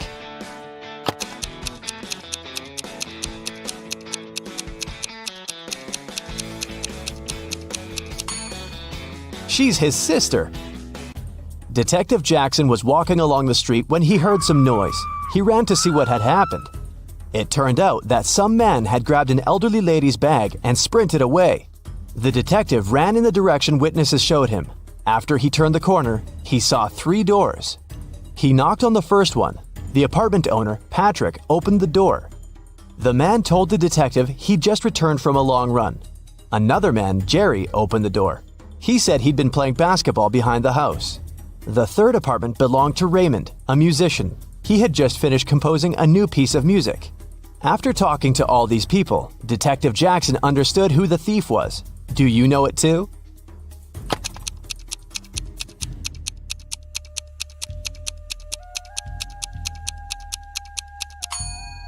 The thief is Jerry. He claimed he'd been playing basketball, but he was holding a football while talking to the detective. Mike has recently left his job. He's looking for a new, more exciting one. But so far, all his attempts have brought 0 results. Can you tell how many job interviews he has failed by looking at his apartment?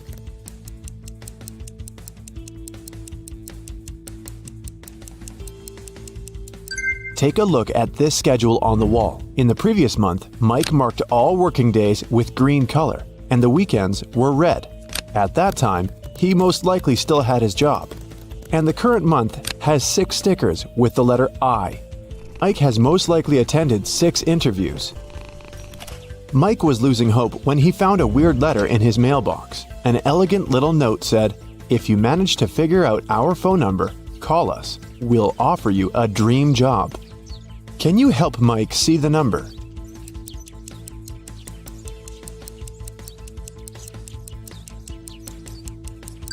It's 713819. Mike called this number. A mysterious voice asked him to solve a riddle. I make 2 people out of 1. What am I? In a minute, Mike received an official invitation to his dream job interview. What did he answer?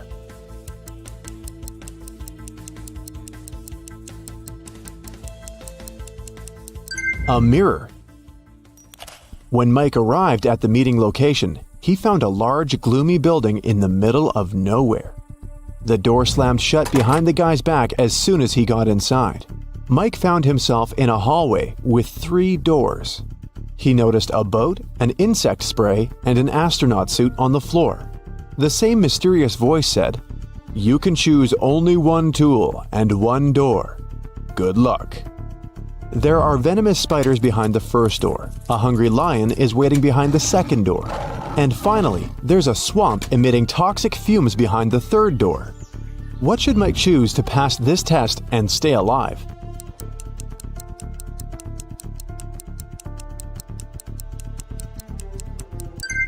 He should pick the astronaut suit and the first door. Spiders won't be able to bite through the suit.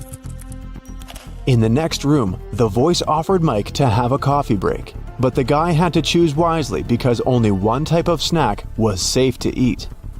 Can you help Mike pick the right food?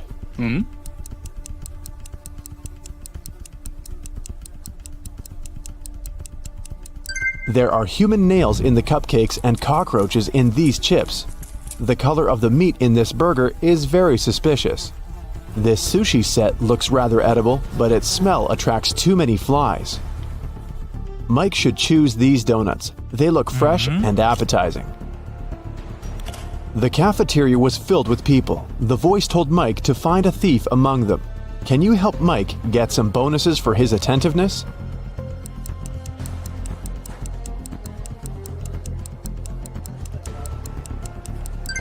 This woman over there is the thief. She's hiding spoons in her pocket.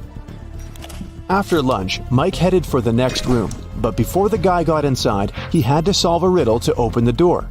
Some will use me, others will not. Some remember me, others forget. I can't be picked up off the ground or tossed into the sea. You can only gain me with time.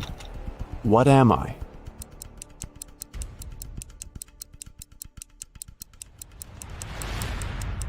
The correct answer is knowledge. Mike entered a beautiful party hall filled with people in costumes and masks. The voice told Mike to go find one ghost, one zombie, and one thief among these people. Look at this crowd very attentively. Can you see them?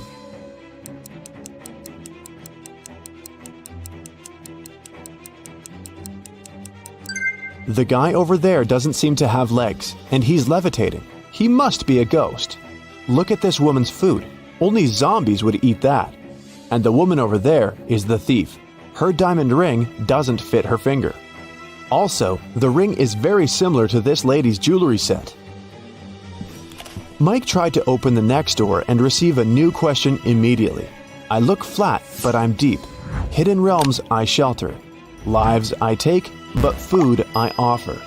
At times, I am beautiful. I can be calm, angry, and turbulent. I have no heart, but I offer pleasure and freedom. No man can own me, yet I encompass what all men must have. What am I?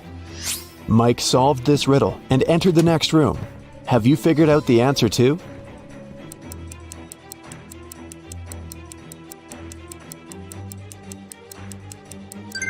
The correct answer is, I'm the ocean. Mike saw the next door, but whatever he did, he couldn't open it.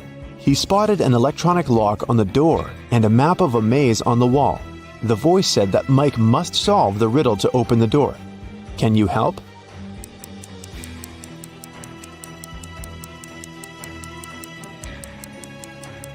If you go through the maze from start to finish, you'll get 6251. This is the code. When Mike finally entered the room, he saw a locked safe. The voice said that Mike's task was to open the safe. What buttons should he press?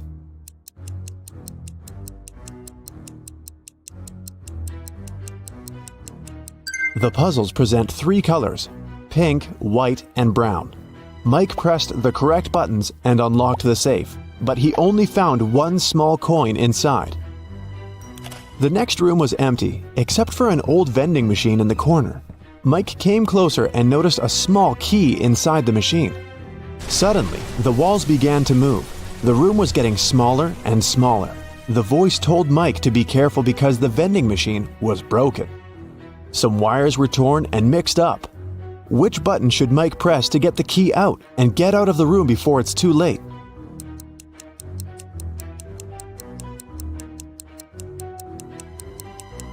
Mike should use the coin from the previous challenge and press the fourth button. Then the voice asked Mike to find the odd image in this pattern. Can you help the guy?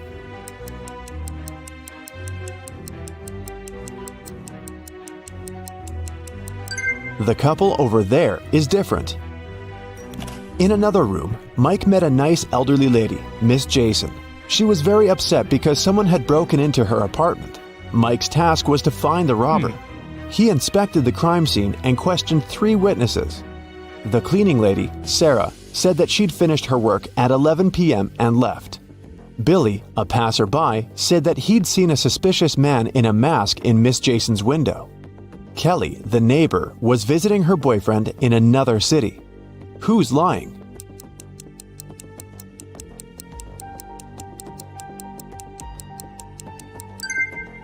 Billy. He's a passerby and just met Miss Jason. Then how come he knows which window is hers? It got very dark outside, but Mike's weird quest continued. He entered a jewelry store and its owner explained the guy his next task. Someone had broken into the store and taken the most expensive diamond jewelry. But luckily, the robber left their fingerprints on the shards of broken glass. There are 3 suspects: a werewolf, an elf, and a zombie. Can you help Mike find the real robber?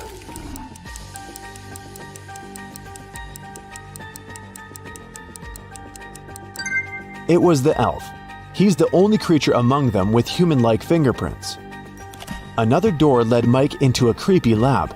There, he saw a mad scientist playing a strange game with his patients. He asked them to choose between 2 pills. One of them was a harmless capsule with vitamins, while the other one was a sleeping pill. Somehow, the scientist managed to get the harmless pill every time he played this game, and his opponents always fell asleep. How was this possible, and what should Mike do to pass this test?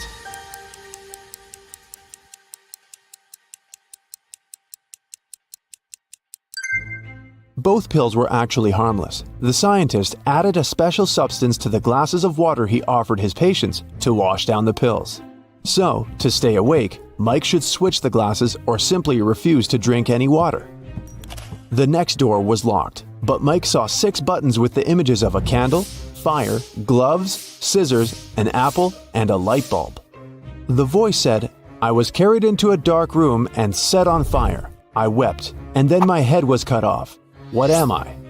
1 minute later, Mike was already walking towards his next challenge. What button did he press to open the door?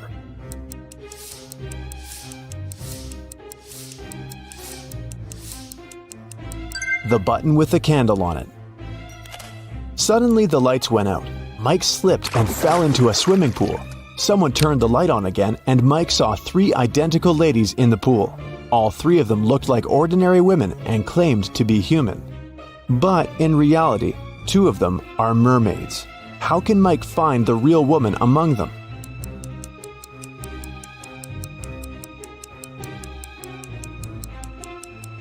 He can dive and find the one without a tail. The mermaids told Mike that they wouldn't let him out of the pool until he solved another riddle. I'm so fast you can't see me, although everyone else can see straight through me. I'm with you until your last breath. What am I? Can you help Mike solve this riddle and escape?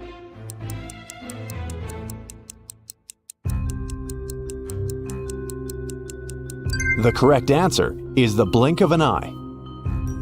The mermaids let Mike go, and he entered the next room. On a huge screen, there were 2 guys. The first one was taking a selfie with a tornado. The second one was standing under an umbrella in the middle of a thunderstorm and taking pictures. Mike had to decide whose behavior is riskier.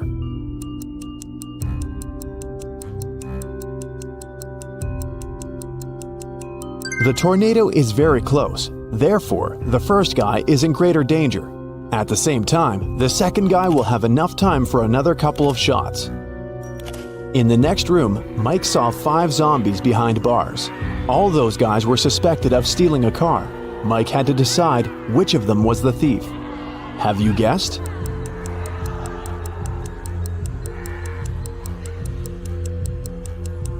The guy on the left is sweating a lot, and zombies don't sweat and don't drive cars. He must be the thief. He's just wearing zombie makeup. Mike entered a kitchen. His task was to decide how many people lived in the house. Can you guess?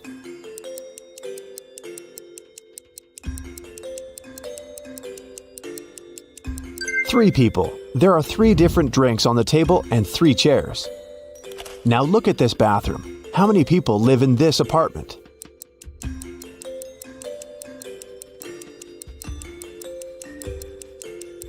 Just 1. Take a look at this lonely toothbrush. And how many people live in this place?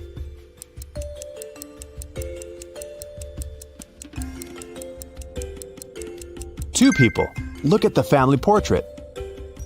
Mike saw 3 musicians rehearsing for a performance in a garage. The voice announced his next task: to find one suspicious detail. Have you already spotted it?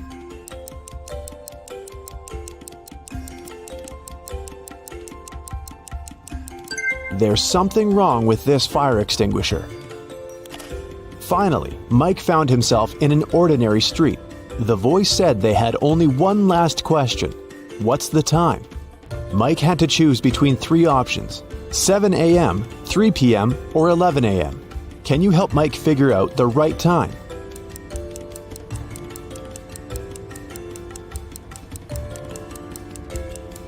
The correct answer is 7 a.m. The streetlights are still on, but the sun is casting shadows from the east. Congratulations, Mike. You're hired. After the Christmas break, 2 twin sisters, Alicia and Ada, came to visit their mother. However, one of the sisters has a boyfriend from Thailand who she visited right before her mother. Can you tell which one?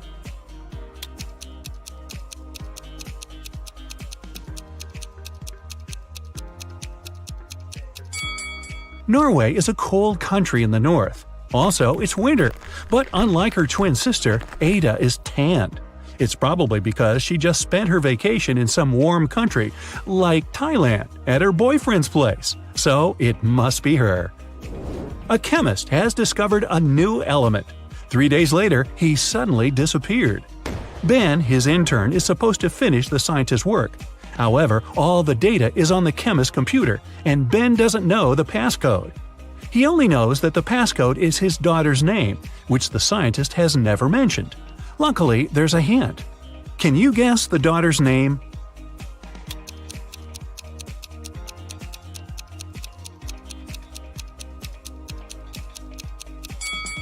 Her father is a chemist, so the key must be something related to chemistry. How about the periodic table? The 9th element is fluorine, which is F. The 53rd element is iodine, and that's I. Then there's 8, which is oxygen, or O. And the 11th element is sodium, which is Na. So the daughter's name is Fiona, and that's the password. Mr. and Mrs. Murphy are having a walk in a park with 3 girls: Adeline, Kaylee, and Sienna. 2 of them are their nieces, and the other one is their daughter. Can you tell which girl is the daughter?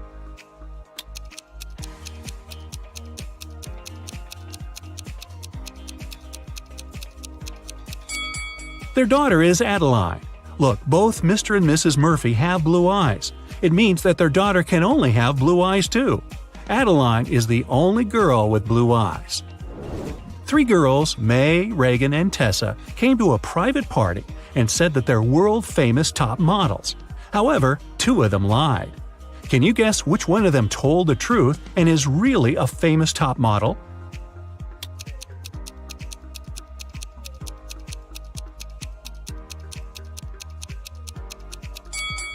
She must be wearing a real designer purse and not a copy.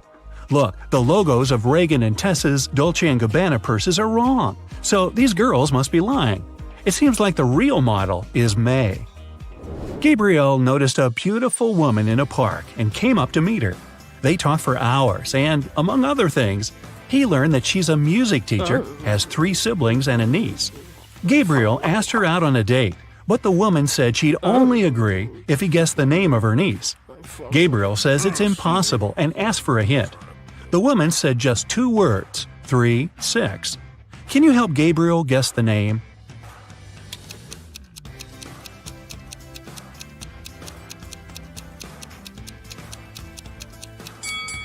Remember, she's a music teacher, so it must be somehow connected to music. Let's recall the musical notes: do, re, mi, fa, sol, la, ti. The 3rd one is mi, and the 6th one is la. If we put them together, we get Mila. That must be the woman's niece's name. Voila! It's date night. At the end of a school break, Elle returned to her class to find a short love note on her desk. She looked around to see who it could be from, but she couldn't tell. Still, she had 3 suspects: the students who'd always been especially nice to her. She asked them directly if they wrote her a note. Martin said he had been busy finishing his homework. Owen said he had been scrolling through his social media feed and hadn't written any notes. Leanna denied writing a note too and said that she'd been in the bathroom. However, Elle still guessed who wrote the note. Can you?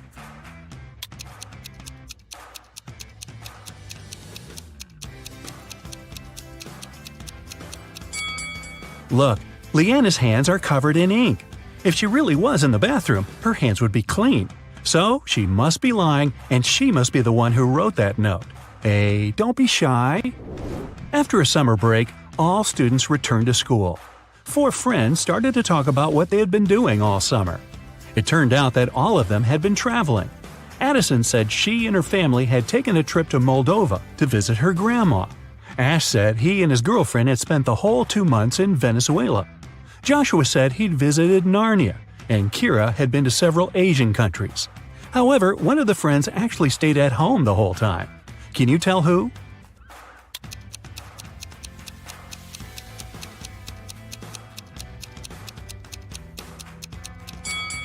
It's Joshua. Narnia is a fictional country. He probably had a movie marathon that summer. Dan found himself in a dark dungeon and couldn't remember what happened. But he didn't mind because right in front of him there were 3 chests. One of them was full of gold coins, another was full of silver coins, and the third one was full of diamonds. He could take any one of the chests with him. However, outside there was a vampire waiting for him. What should Dan do?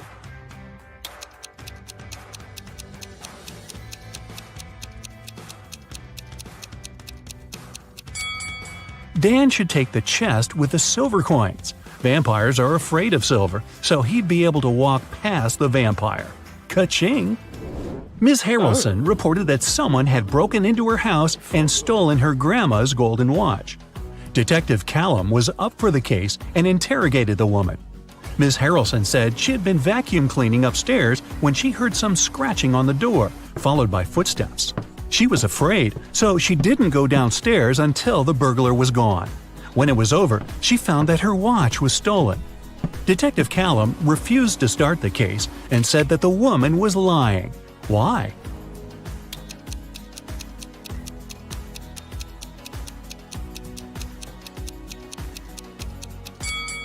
Ms. Harrelson said that she had been vacuum cleaning when she heard the noise. It just wouldn't be possible because the vacuum cleaner is very noisy and she couldn't possibly have heard anything. Mrs. Cooper was going to the bank when she passed out. Cece was passing by when she noticed the woman on the ground. She called the ambulance and the police. Soon the woman came to her senses, but she found out that someone had stolen all her money. There were 3 suspects, Cece and 2 other pedestrians, Teo and Mason. Who is the thief?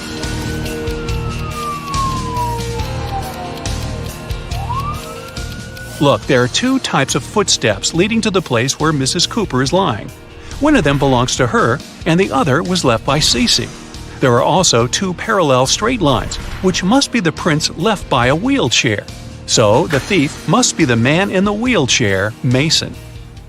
Mrs. Ford reported to the police that her neighbor, Anthony, had stolen her golden figurine. She said, "I was upstairs vacuum cleaning when I heard someone enter the house. I walked up to the window and saw my neighbor leaving the house a half-minute later. When I went downstairs, I saw that my golden figurine had been stolen." Anthony denied passing by Mrs. Ford's house that day. Who should the detective believe?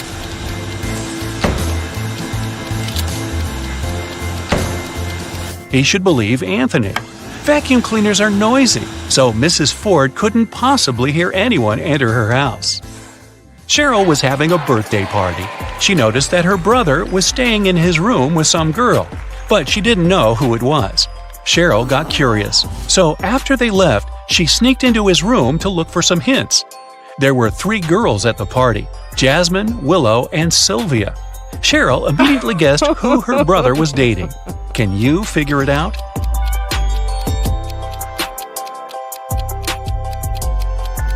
It's Sylvia. Look, there's a jacket in the room. Sylvia was wearing it at the party. Now I'll show you some pictures, and you'll need to understand what's wrong with them. Let's go. Here's the first one.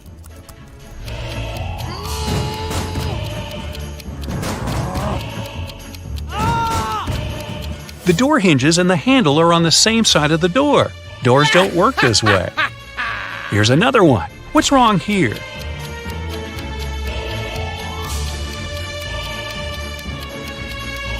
The woman isn't wearing a necklace, but it's reflected in the mirror. And what about this one?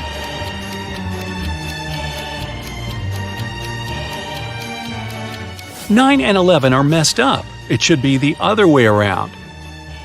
This one should be easy, but keep your eyes wide open.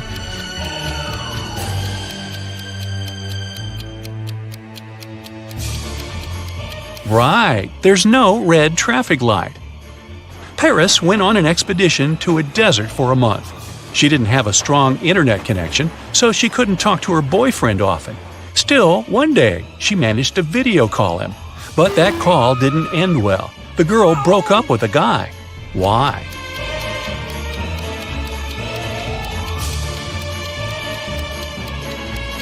Look at the background. It's nighttime for Paris's boyfriend, but he is obviously having dinner with some girl. There's a second plate and a glass with a lipstick print on it. Storm was walking with his friend in the park. Suddenly, it started raining, and they had to go home. Storm ran back as fast as he could because he didn't have a raincoat, an umbrella, or even a hood. Still, when he finally got home after running in the rain for 10 minutes, not a single hair on his head was wet. How is it possible?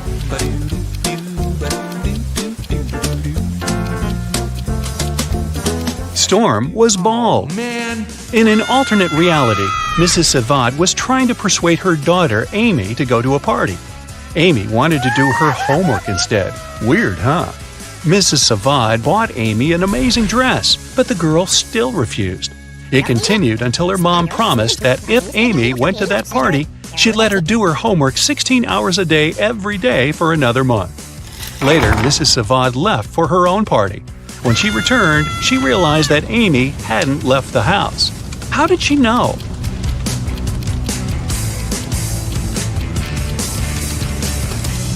There's still a price tag on the dress, which means that Amy didn't wear it. Violet had a genius but crazy sister who was always making traps in the basement. One day, Violet went downstairs to get her laundry. As soon as she walked in, the door got locked and wouldn't open. There were 3 buttons. Violet knew that one of them would open the door, but the other 2 would electrocute her.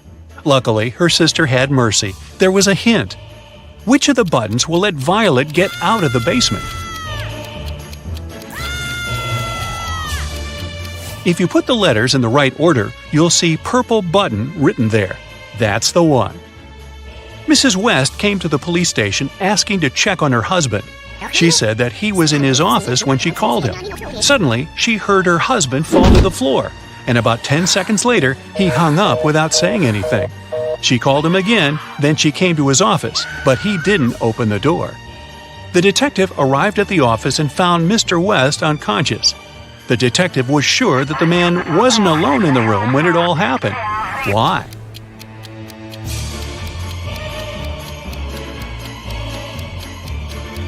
Someone had to hang up the phone. If the man had suddenly fainted, the phone would have fallen on the floor. You work in a baggage storage room at the airport. 3 people come and give you their bags at the same time. Now, you don't remember who each bag belongs to. Take a look inside and try to figure it out.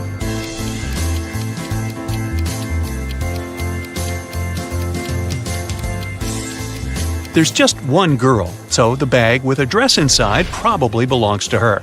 The blind man doesn't need this mirror, which means that this bag must belong to the bald man. And the bald man doesn't need a hairbrush, so the third bag must belong to the blind man. Jennifer had an epic quarrel with her best friend Alice and decided to go hiking without her. After a long walk, she chose a place to settle down for the night. The next morning, she got out of the tent and found out that all her food supplies were gone.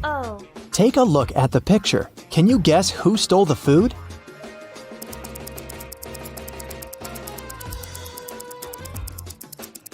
Although there are hair footprints all over the ground, these animals are too small to untie and carry away such a large bag of food. Alice followed Jennifer to prank her, but she forgot her hairband at the crime scene. Can you find a 4-leaf clover in this pattern?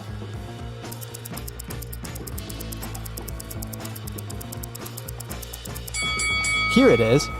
Peter got tired of big city life and moved to a quiet village. He opened a small coffee shop. His place gained popularity among local farmers and tourists very quickly. But one night, someone broke into the coffee shop and robbed it. Peter interrogated 4 suspects. Dylan said he'd been out of the city that night. Leia had been cleaning her room all night. Vanessa said she'd been rehearsing a dance for the upcoming New Year's performance, and Jason had been taking care of his cattle. Who's lying?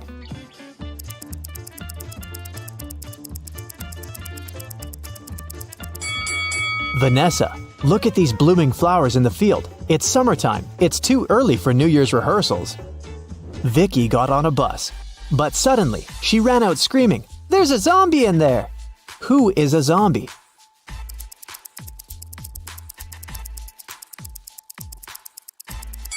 It's the driver. Take a look at his arm. Fred is a fitness coach. He bought a pack of peanut butter cookies on the way to his office. He couldn't eat them inside the building since his boss, Mia, had a really bad peanut allergy. Plus, his current clients were on a sugar-free diet for a week. So, Fred took a couple of bites and hid the remaining cookies in his locker. When Fred opened the pack during the next break, it was empty. He questioned the clients. Chris said he'd been talking to his mother. Pam went out to get some fresh air. Jason helped Mia serve peanut butter sandwiches and coffee. And Kelly was busy eating her fruit salad. Who's lying?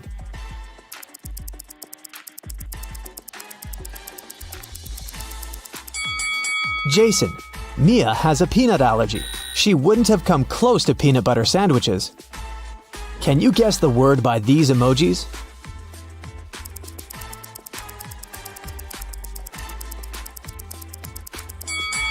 It's iPhone. What about this combination?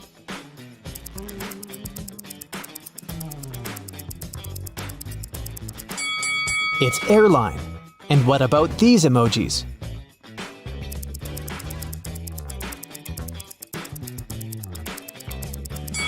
That's a coffee break. Let's try another one.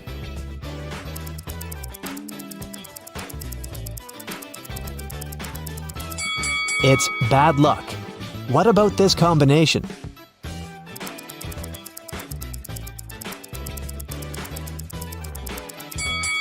A starfish. What about these emojis?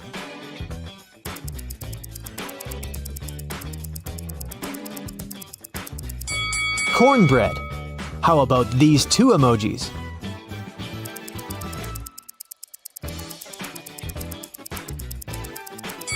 Right, that's sunlight. Let's try another one.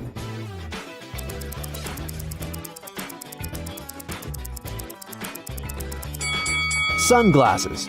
Can you find a snowman among these pandas?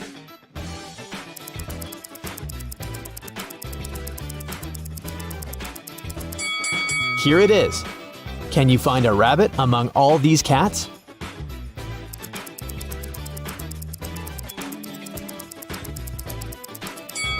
This little guy over here. Someone robbed a bank last night. Its manager doesn't want the clients to know about it, so he hasn't told any details to the press yet. The police have found 3 suspects. All of them have been previously accused of similar robberies. The police officer asked, "What were you doing when the robbery happened?" Stacy claimed she'd gone to bed at 11 p.m. Dan said, "I was bowling with my friends between 1 and 2 a.m. Ryan said he had spent the whole night in a hospital with his granny. Who robbed the bank?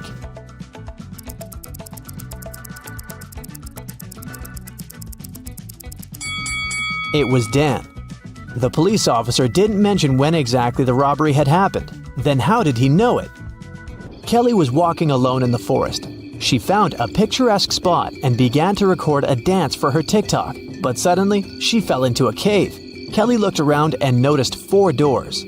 There were hungry lions behind the first door. Venomous insects were hiding behind the second door. Behind the third door, there was a tunnel that was on fire. And there were live wires behind the 4th door. Which way is safe?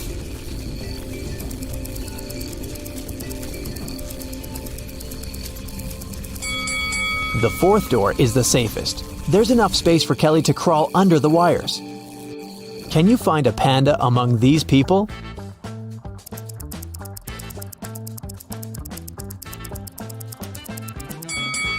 It's over there. Miss Green recently got the job of a college teacher. She decided to start her first class with a small test. The woman watched her students during the test very attentively and noticed that 3 of them were cheating. Who?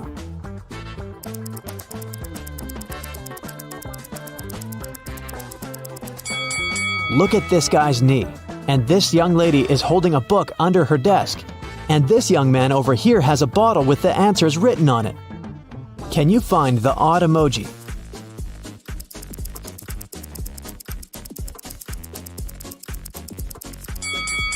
Something is wrong with this guy's teeth. Harry woke up in a creepy abandoned hospital. He searched the area and only found an old cart. He went further and saw 4 doors, but there were dangers lurking behind each of these doors. Angry werewolves were waiting behind the first one. The floor behind the second door was all covered with toxic acid. There was a wicked witch behind the third door, and there was a fire blazing behind the fourth door. What should Harry do?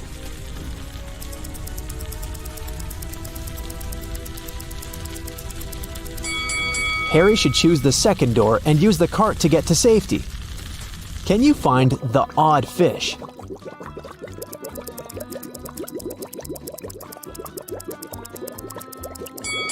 Here it is. Gemma decided to follow her dreams and move to a cute house in a small village. She found several boxes in the basement and organized a garage sale to sell that stuff. Gemma put up an ad, everything for $1. Leah bought an old chess set, Peter purchased a mirror, and Daniel bought an old jewelry box. When they left, Gemma's neighbor came over and told her that she'd made a mistake. She had just sold a very expensive thing for a song. What item did she mean?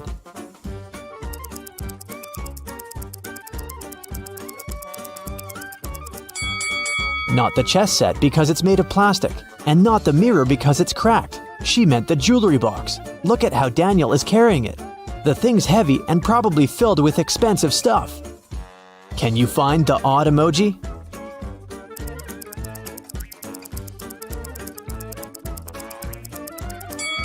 Here it is. Peter and Wendy had a picnic in a beautiful park. Suddenly, it started raining and they hid in their car. That's when Wendy noticed she had left her phone outside. Peter returned to the picnic spot but found no phone. Luckily, the thief couldn't get far. So, Peter entered the nearest cafe to check the customers. He saw 3 people inside. The guy immediately figured out who had taken the phone. Can you guess who the thief is?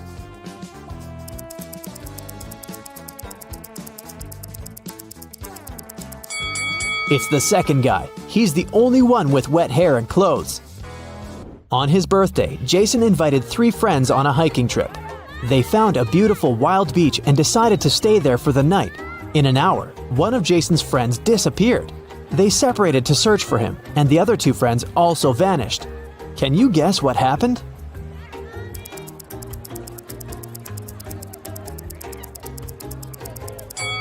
Jason's friends decided to prank him. They're waiting for him with a birthday cake on a boat. Mary had just returned from a 2-day business trip. She's starving, so she rushes to the kitchen. She opens the fridge to get some snacks. Can you help Mary throw away spoiled food?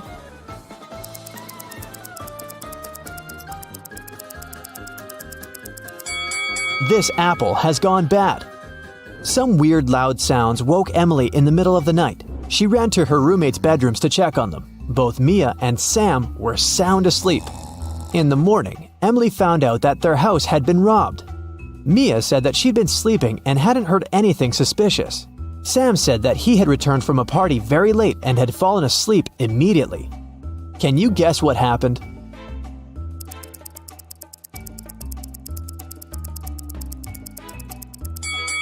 The robber entered the house through Sam's window and pretended to be Sam when Emily came to check on her roommate. And the real Sam returned from the party way later that night. Can you figure out who this dog belongs to?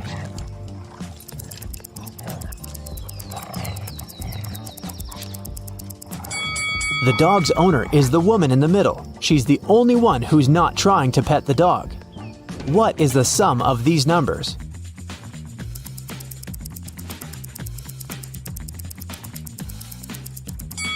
Four plus 17 plus 13 equals 34.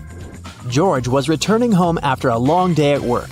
He was walking through the park when somebody pushed him. He woke up in a well. The walls were too slippery to climb out of it, and he couldn't reach the bucket.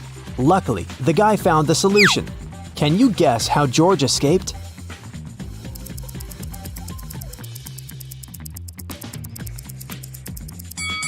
He took off his shoes and threw them back into the bucket. The added weight brought the bucket down, and George used it to climb out of the well and escape. An old king doesn't have an heir, but he still has to choose a successor to take care of the country. So he gathered all young men and women in his kingdom and gave each of them a seed. "The person who will grow the largest plant will inherit the throne," he said. 3 months later, all the participants came back to the palace to show their plants. After the king looked at them, he chose a young lady with an empty pot. Why did he pick her?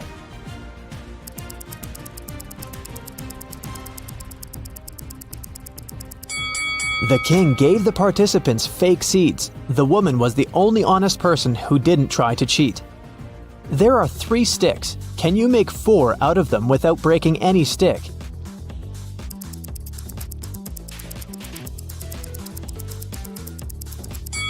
Here you go. A man was doing some repairs and accidentally fell from the roof of a 12-story building. He was not wearing a parachute, but he still survived the fall. How?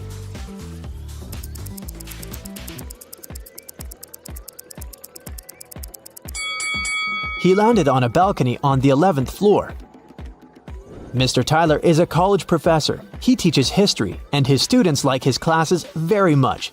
But one day, they decided to surprise Mr. Tyler and put on mummy costumes before his class. When Mr. Tyler saw them, he yells and runs away. Why?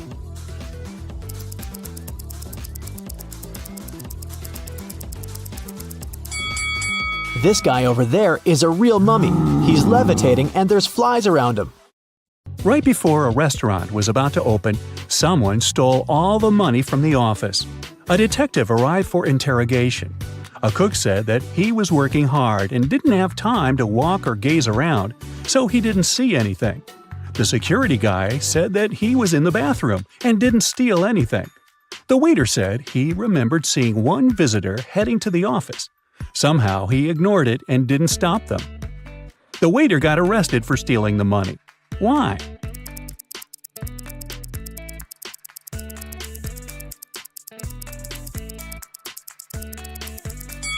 The restaurant was yet closed, and there couldn't be any visitors. Kennedy woke up in some dungeon. She tried to escape, but the door was locked. All of a sudden, a clock appeared and started ticking. It said that there would be an explosion in half a minute if she didn't crack the code. It was just one number, but the trick was that Kennedy only had 2 attempts. Luckily, there was a hint. Kennedy tried 60, but it didn't work. What must be her second guess?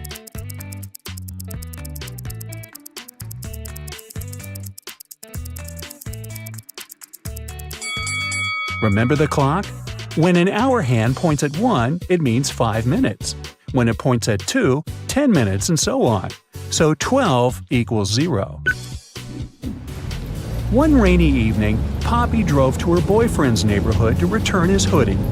She walked in the house for a couple of minutes and forgot to lock the car. When she returned, she called the police because her laptop had been stolen from the back seat. The detective said that the girl had lied. Why?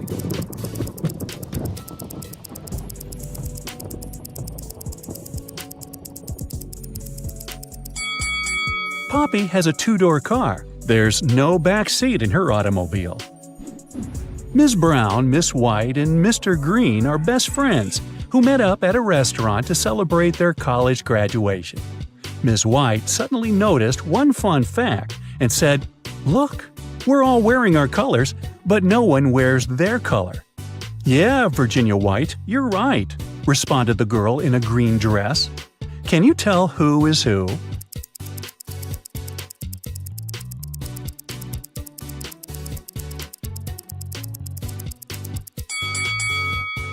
So, Ms. White can only be wearing a green or a brown dress. Since a girl in a green dress responded to her, Virginia White is wearing a brown dress.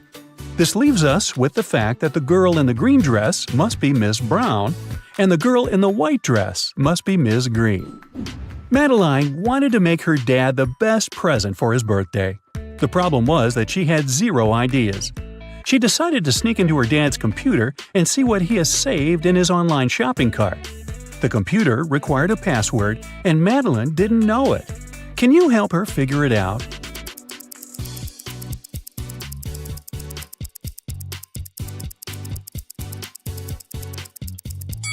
Look at the desk. There's a note, and it has quite a lot of typos. It could be done on purpose. Find every typo and put them together. O in laundry, extra L in school, I in clean, C in basement, and V in answer. So the password is OLICV. Ned works in a club, and his job is to check people's IDs and to not let any suspicious people in. Take a look at these 3 ID cards and figure out who wasn't supposed to enter the club. So, here's the first one. She seems fine, let her in. What do you say about this girl? Don't let her in. The month and date are flipped. She must have a fake ID. Bye, girl. Okay, next. Look, in or out?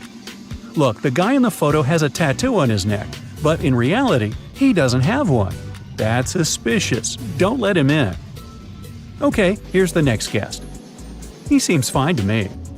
And this girl? She seems alright. Green light. Okay, another one. In or out? Look, there's a typo in birth. Official documents don't have any typos, so this ID must be fake. I wouldn't let her in. Melody and Belle are sisters. Melody has cool clothes, and Belle always borrows something from her without permission.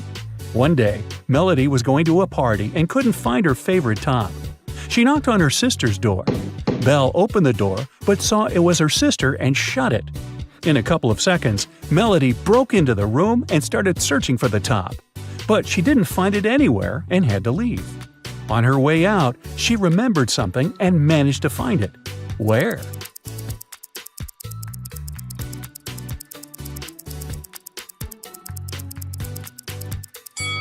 Melody remembered that when Belle opened the door, she had her hoodie unzipped. After she shut the door, Belle zipped it. She was wearing the top. Atlas was wandering in a forest and came across a huge mansion. He walked in, and the doors behind him got locked.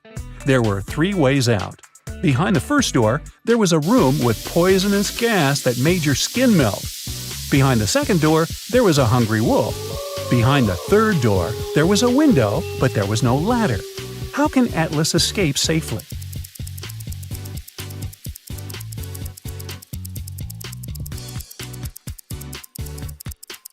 He should pick the third door. He just walked in, so he's on the first floor.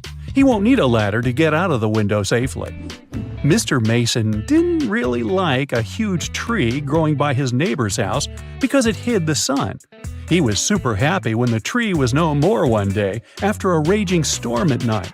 Still, his neighbor called the police and reported Mr. Mason for cutting the tree on purpose. Mr. Mason denied doing it. Who is right?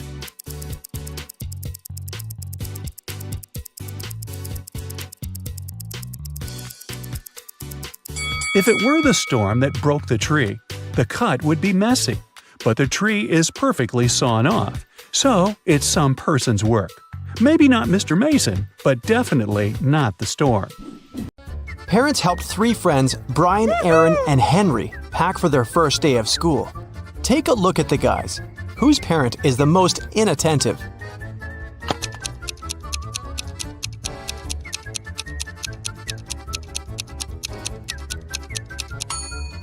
Henry is holding a lunchbox full of delicious homemade food. Brian's textbook has a post-it note, "Love Mom," on it. He probably has a caring mother. And Aaron is wearing a t-shirt over his jacket. Plus, his socks are different and untidy. It's unlikely that an attentive parent would have let him go out like this. Gemma woke up in a mysterious castle. She walked around the building searching for an exit. Soon, the girl got exhausted and hungry. That's when Gemma found the kitchen. She noticed 4 dishes on the table. They looked great, but she wasn't sure if it was safe to eat them. Help Gemma to determine which food is safe.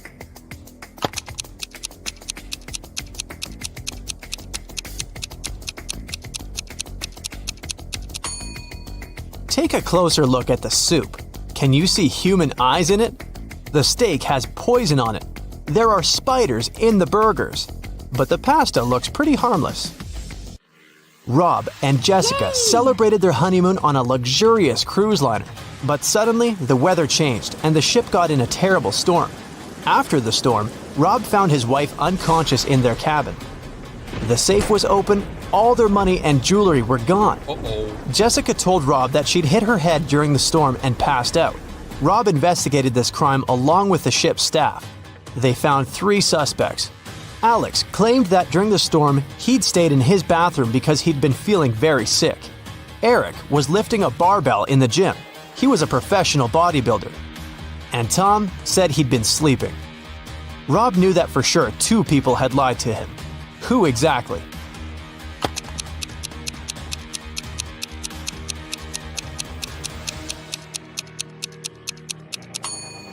Eric couldn't have been lifting a barbell during the storm. And if you take a closer look at Jessica, you'll see that her pockets are filled with jewelry and bills. This means they're both involved in the scam. 3 clocks are hanging on the wall, but only one of them is trustworthy. Which one?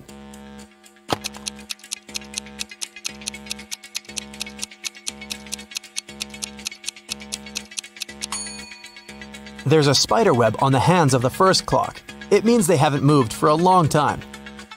The time this clock shows can't be correct. The second clock has some of its numbers positioned in the wrong order. 12 and 9 are mixed up, but the third clock looks trustworthy. Kelly invited her besties over to have a pajama party, but one of the people in the room is a thief. Who?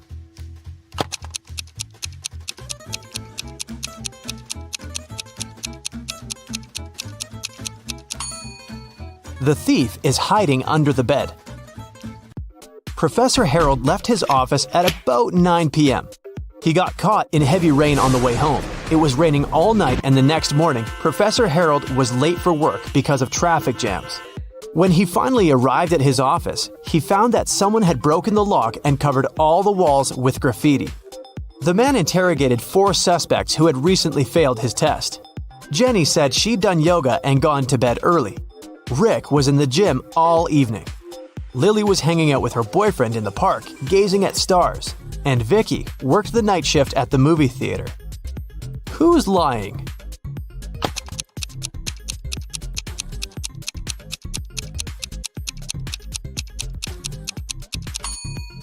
It's Lily. It was raining all night and she couldn't be watching stars in the park. Look at the picture. Can you find the odd flower?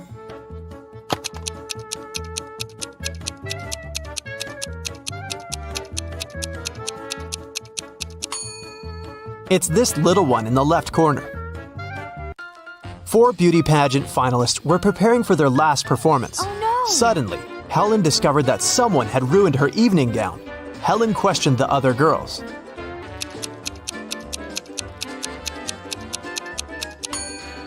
It was Jennifer.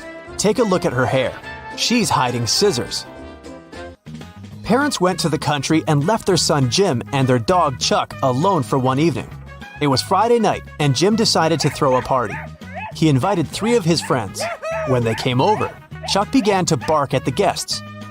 So Jim locked the dog in his parents' bedroom. Half an hour later, Jim decided to visit the pet, but when he opened the door, he discovered the dog was gone, even though all the windows were closed. Jim questioned his guests. Rob had been playing video games. Nora had been recording a TikTok dance in the living room. And Dan had been making snacks in the kitchen together with Jim. Who stole the dog?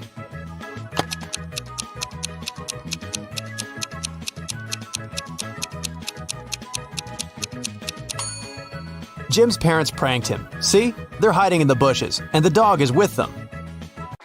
Take a look at the picture. Can you spot a thief?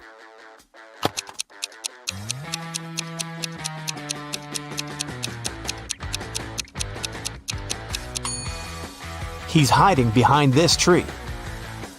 Look at these monkeys. 3 of them are different from the others. Can you see them?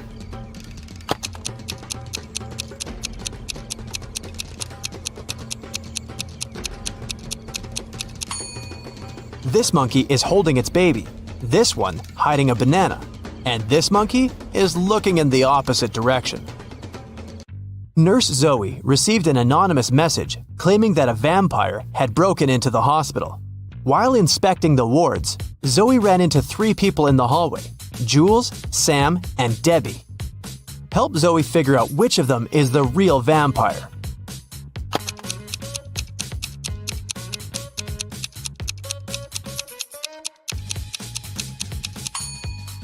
Debbie has red lipstick all over her face because she came over to visit her boyfriend, Sam. Look, they're secretly holding hands.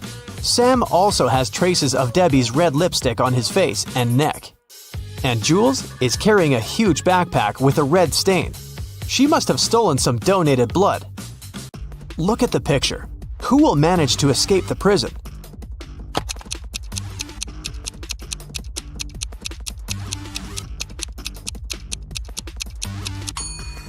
The first prisoner.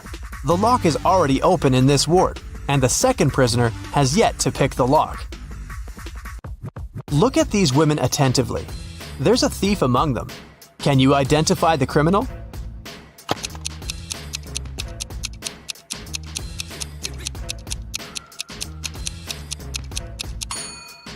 It's the third woman. She's holding the phone that belongs to the fourth lady. Her portrait is printed on the phone case. Nancy has been dreaming of visiting an exhibition of her favorite artist for ages.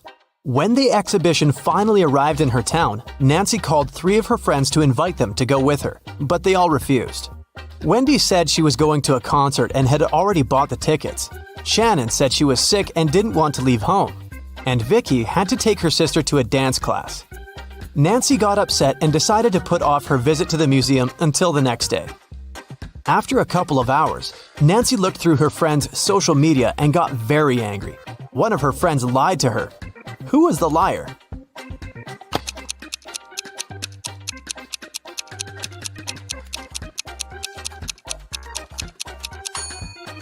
It was Shannon. She's in Wendy's picture from the concert. In the morning, Dr. Jill arrived at the hospital and went to the ward to meet new patients. When Jill saw them, she understood immediately that one of the patients was fake.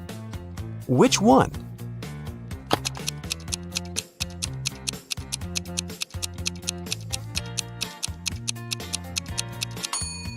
It's the first patient. The hair color of the woman in the photo is different from hers. Detective Daniel was asked to come to a hotel. Someone had robbed the most expensive room there. The detective checked the footage from the security cameras, but didn't see anything suspicious. He questioned the hotel guests. Karen showed him a theater ticket and said she'd visited the opera the evening before. Jane was very tired, so she went home and fell asleep. Harold spent his evening by the swimming pool and didn't notice anything suspicious. Can you help Detective Daniel to identify the robber?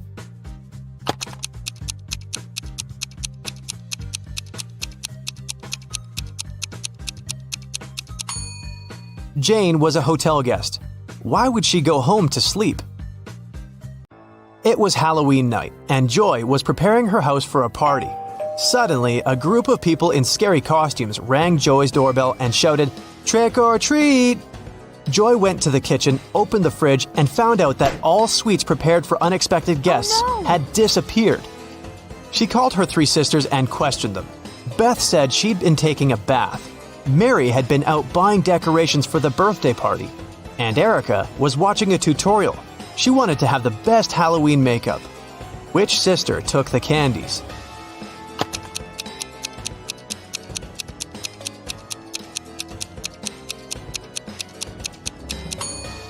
Mary. She said she had bought some birthday decorations, but it was a Halloween party.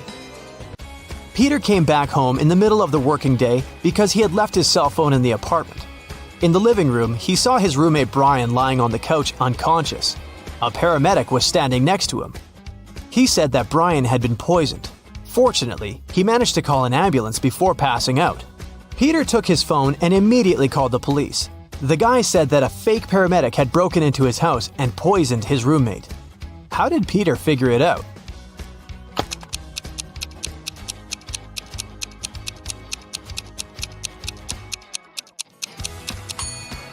In front of the house, there's only one car, and it's not an ambulance.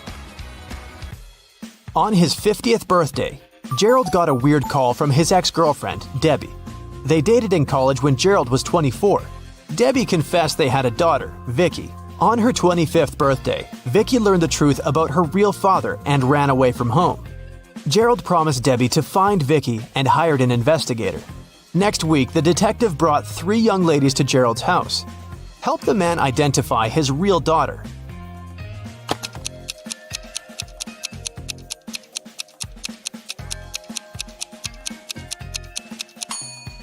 This is the third girl. She has red hair, like Gerald, and gray eyes, like Debbie. Walter came to visit his girlfriend Becky at work. She was a barista at a scientific research center. When Walter entered the coffee shop, he saw 2 Beckys quarreling with each other.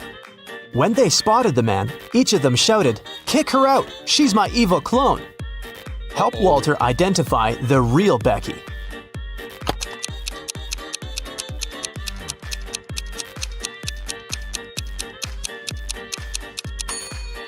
Take a look at the coffee shop logo. The logo on the uniform of the girl standing on the left looks weird. She must be the clone. So your friend asks you for a favor and gives you $5 asking to buy something to eat, something to drink, something to feed his cow with, and something to plant in his garden. At the same time, you're allowed to buy just one thing. What are you going to buy?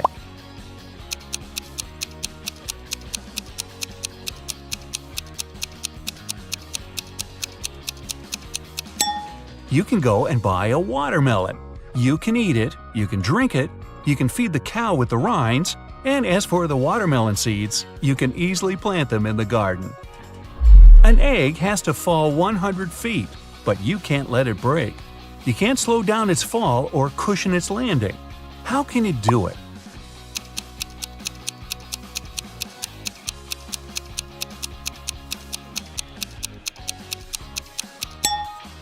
Drop the egg from a height greater than 100 feet, and it won't break for the first 100 feet. Cracks me up. Let's imagine you don't know what an elephant looks like. One day, you're going on a safari to watch animals with your friends. One of them points at a rhino and tells you it's an elephant. The other shows you a hippo and claims that it's an elephant. Who will you believe and why?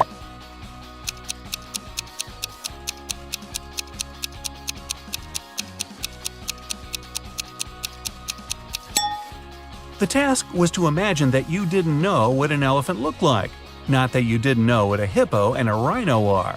It means you won't believe either of your friends. It's fitness day at school, and all the children ran the same distance. Each kid was ranked according to his or her own unique result. Billy turned out to be both the 50th fastest and the 50th slowest runner. How many kids are there at Billy's school?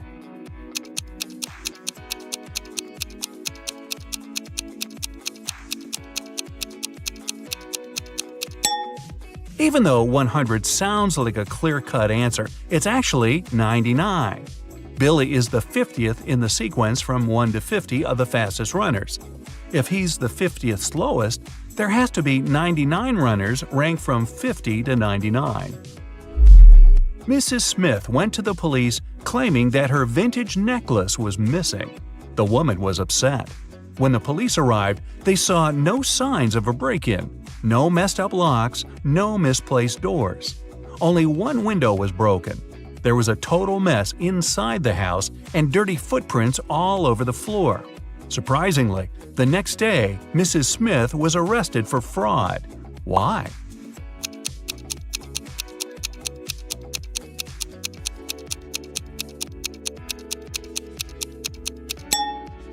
The police were sure that Mrs. Smith lied to them because the window was broken from the inside. If it had been broken from the outside, little pieces of glass would have been on the room's floor. You've been captured and kept in jail for several months. One day, you managed to open your cell and get out into the hall. There are 3 exits. A huge, vicious-looking man guards one of them. The second has angry dogs. And in front of the third exit, there's a timer ticking down to an explosion in 5 minutes. Which exit will you choose?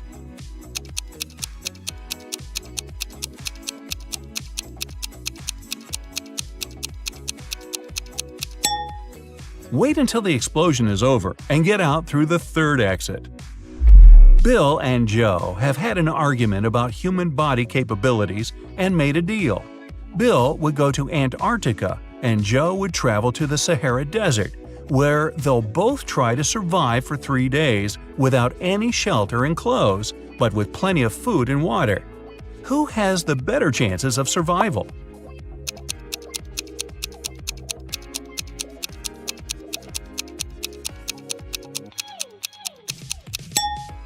It's Joe. In Antarctica, the temperatures are freezing all the time, and without any cover, Bill would become an icicle in less than a day. In the Sahara, on the other hand, the extreme heat might cause blisters and even heat stroke, but only in the day. It's rather cool there at night, and water will help Joe fight any dehydration. James escaped from prison and ran for the countryside. Suddenly, on a small, deserted road, he saw a police car heading right at him. James ran toward the car for some time, then turned and rushed into the woods. Why did he run toward the car first?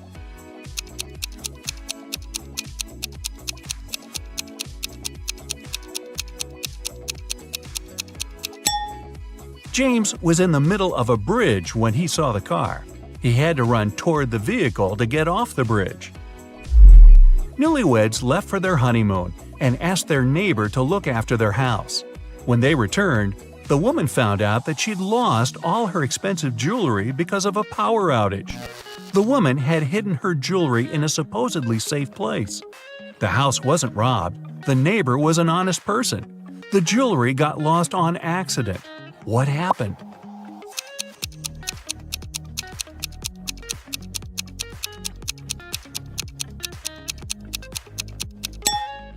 The wife hid her jewelry in the freezer in a bag with frozen food. After the power failure, all the food spoiled. The kind-hearted neighbor decided to help and threw away all the bad food, together with the jewelry. On a sunny, windless day, a ship was in the harbor. There were many people on the shore looking at the vessel. Suddenly, the ship started to sink fast. There was nothing wrong with it, there was no storm, and the skies were blue.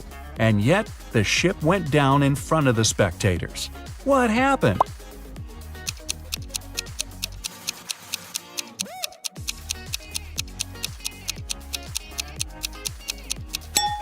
Nothing unexpected. The submarine's captain just ordered the crew to dive. You're playing ping pong when your last ball falls into a 1-foot-deep narrow metal pipe embedded in the concrete floor. How can you get the ball out of the pipe if all you have is your paddle, a bottle of water, and your shoelaces?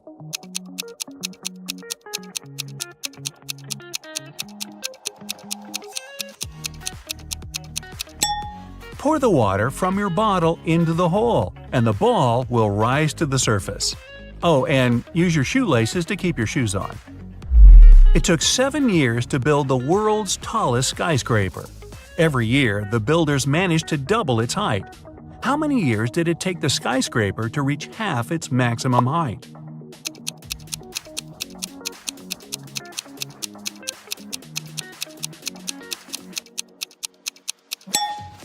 Six years.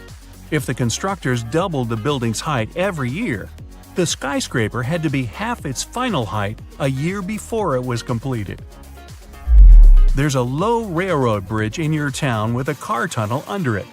One day, you see a large truck sitting right in front of the tunnel and a confused driver walking around. You come up to him and ask what happened. It turned out that the truck is just a couple of inches taller than the allowed height. So if he drives inside, the truck will get stuck. Unfortunately, that's the only way to the driver's destination. How can he get through the tunnel?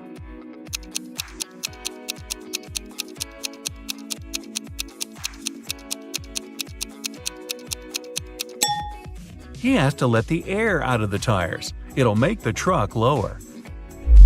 Lucy could only use a public telephone to make calls. One day, the phone broke. She informed the phone company, but they did nothing. The next day, she came there again and said something. The day after that, the phone was fixed. What did Lucy say?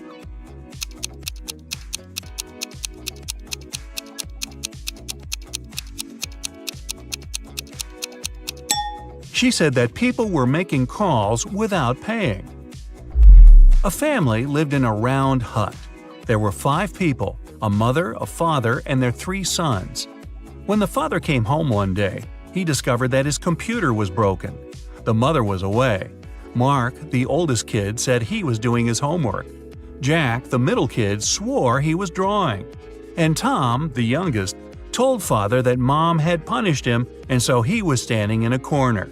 Who broke the computer?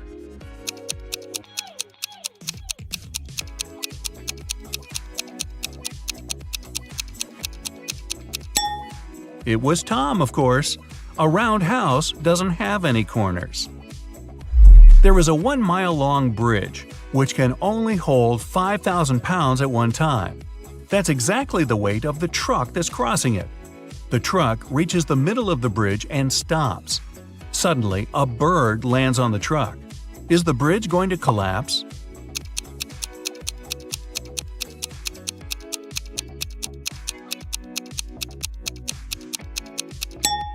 The bridge isn't going to break down because the truck has already used some gas to get to the middle and therefore weighs less than 5,000 pounds. You agreed to take part in a reality show, but it turned out to be a trap from a crazed lunatic. He tells you to dive into one of 4 tanks. The first one is swarming with venomous snakes. The second is filled with corrosive acid. Electric eels are swimming in the third one. And the 4th tank is filled with bacteria-infested water.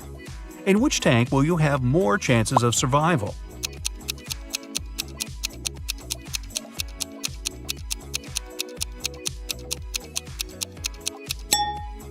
Choose the tank with the bacteria. First of all, not all bacteria are harmful, and secondly, not all of them are contagious. Good luck with that.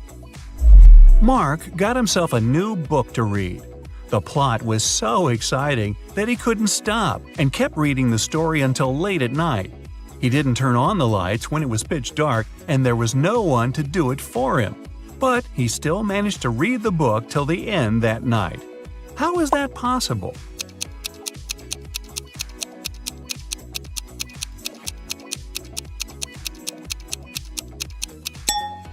Mark was blind and was reading a book written in Braille. Or he could have just had an e-book. Hey, why not? Gemma entered a haunted house to take pictures. But suddenly, someone closed the door and locked her inside.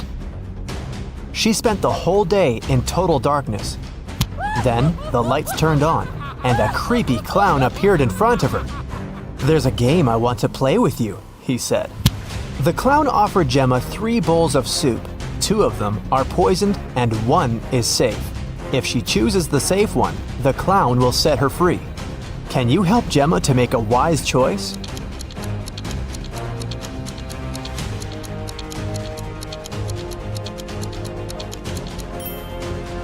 Ingredients in the first soup look like pills. The second soup contains suspicious blue carrots. Probably these are not safe, therefore the green one is safe. Can you find a hidden number in this picture?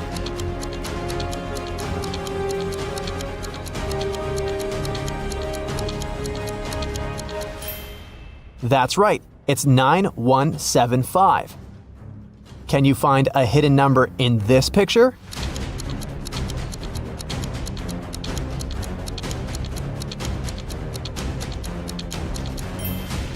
That's right, it's 341. But I'm sure you'll manage to spot a hidden number in this picture.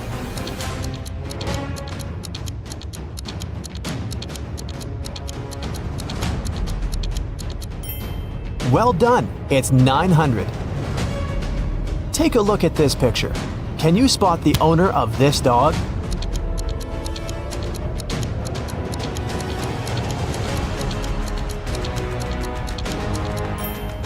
The red-haired lady is the owner of the dog. Take a look at the dog's collar. It has a picture of the owner. Paul worked in a large company. He left the office to have lunch one day, but he didn't find his car in the parking lot. He immediately called the police. The police soon found the car and started to chase the criminal. But the criminal left the car and ran to the park. The police caught 3 suspects. Jill said she was jogging in the park. Peter was waiting for his girlfriend. And Amy was walking and enjoying nature. Who stole the car?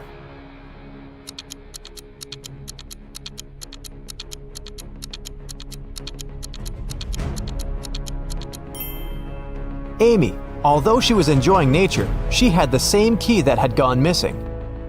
Can you find a hidden dice among all these pieces of cheese?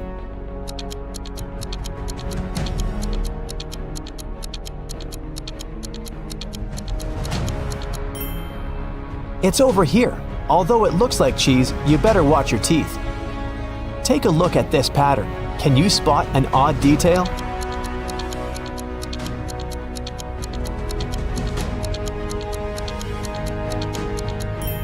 This bunch has more grapes than the others.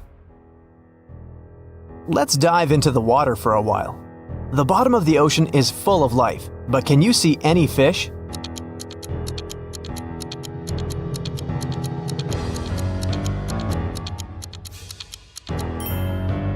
It's hiding over here. Here's an eye challenge to read a blurred quote. Can you see this phrase?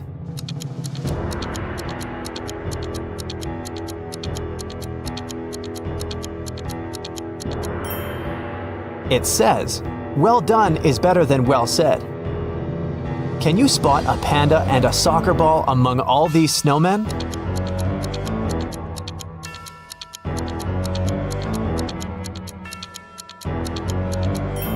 The ball is over here, and the panda is hiding in the right corner. Look at this picture very attentively. Can you see anything dangerous in this picture?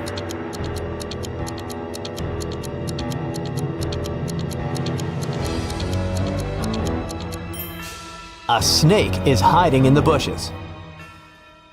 One morning, Dan went to work as usual. He was a professional athlete and had a lot of awards. When he got back home, he found out that his most valuable trophy was gone. His gold medal was stolen. He called the police to report the missing medal. The detective interrogated Bob's neighbor and found 4 suspects: Rick, Tom, Sarah, and Molly. Each neighbor was carrying a house plan. Who robbed Dan?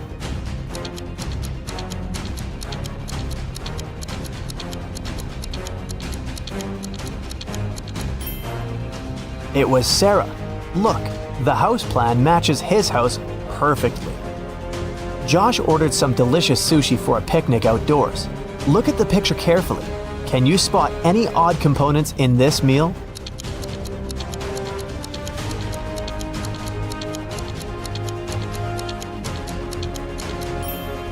There's a green caterpillar in here. See? It probably fell from a tree. I wouldn't recommend eating that anyway. Someone painted the entire playground in the park with graffiti. The police questioned 3 suspects. The detective didn't tell them what he had suspected them of. He asked one simple question. "What are you doing in this park?" Robert said he was going to the birthday of his friend who lives near the park. Rick was looking for his missing dog who had run away this morning. And Derek was just having lunch in the park. He didn't see any graffiti artists. Who is suspicious?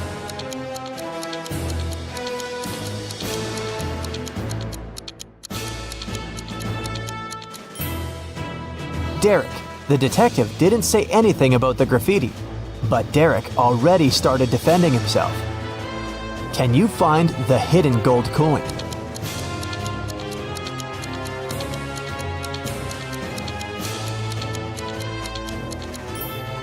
It's over here in the left corner.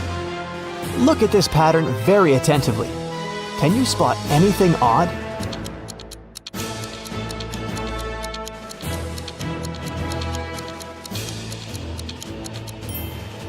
Someone has bitten this banana. Can you find the right shadow?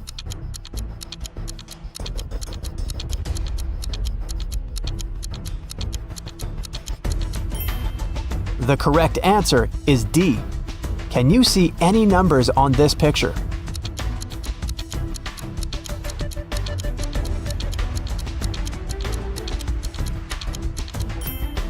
The correct answer is 1479. Look at these ladies. They all look nice, but the one you choose will tell you something about your personality.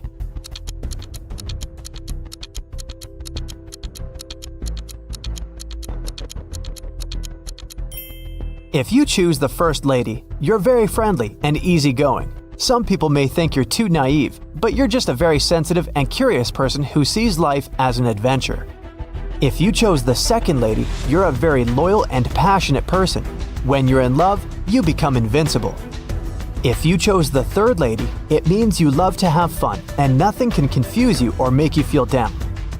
Take a look at this picture. Can you spot a person who's in the safest position?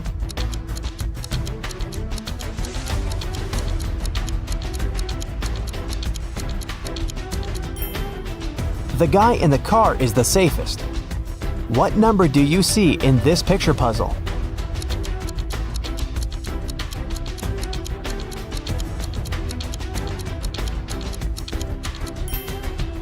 Number 517.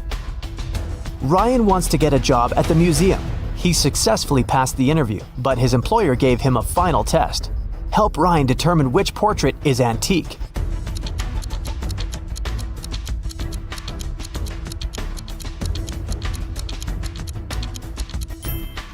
This guy is wearing a fitness tracker, so he's probably not from the Middle Ages.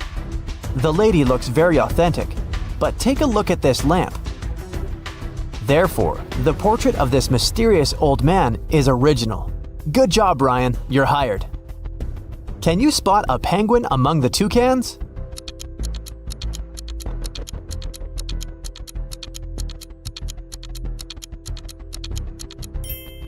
This guy over here. Jack and Jill just moved into a new house. While they were unpacking their boxes, the doorbell rang. They opened the door and saw 3 neighbors standing on the porch.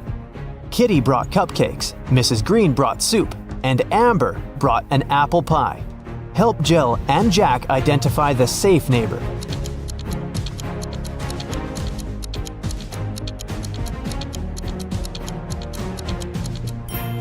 Kitty's cupcakes contain cockroaches.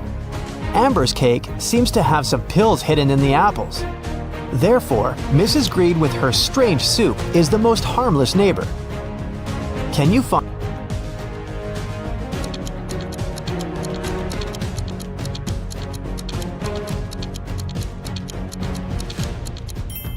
Time is up, it's over here. Tina was preparing a birthday dinner in the kitchen. An hour later, her friend found her unconscious on the floor. She called the ambulance and the police arrived to question witnesses. The detective discovered 3 clues: 1 sneaker, 1 glove, and 1 slipper. Then he asked the witnesses to describe what they were doing while Tina was preparing the dinner. Soon, the detective found out who poisoned Tina. How did he know?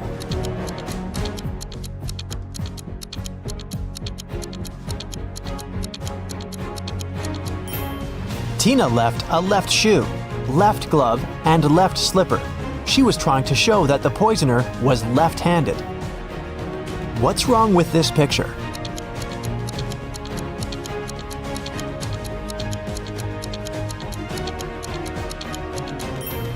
If you saw a raccoon walking on 2 legs first, you're probably a very intelligent and strong-willed person. Friends can always count on your loyalty. If you promise something, you'll never break your word. If you spotted 2 suns first, you're a very calm and open-minded person. You prefer to avoid drama and unnecessary attention.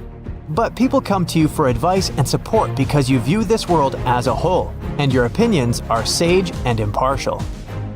If you noticed a tree blooming in the middle of winter, it means that you're a very romantic and sentimental person.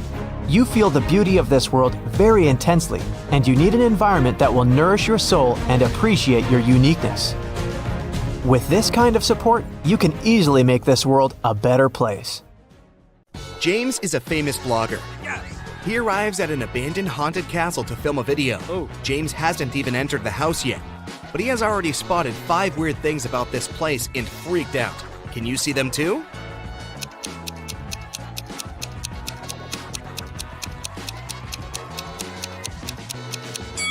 These footprints on the ground are too giant. It's winter, but this cherry tree is blooming. It should be the moon in the sky, not Saturn. Also, this black cat has 4 paws, but leaves footprints from only 3. James walks around the castle and gets lost in the garden maze. But in a while, he arrives at the front doors. Can you guess which way brought James here?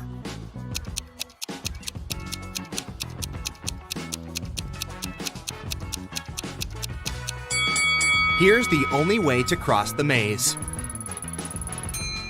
Unfortunately, the doors are locked. James needs to enter a 4-digit code. Can you find any clues?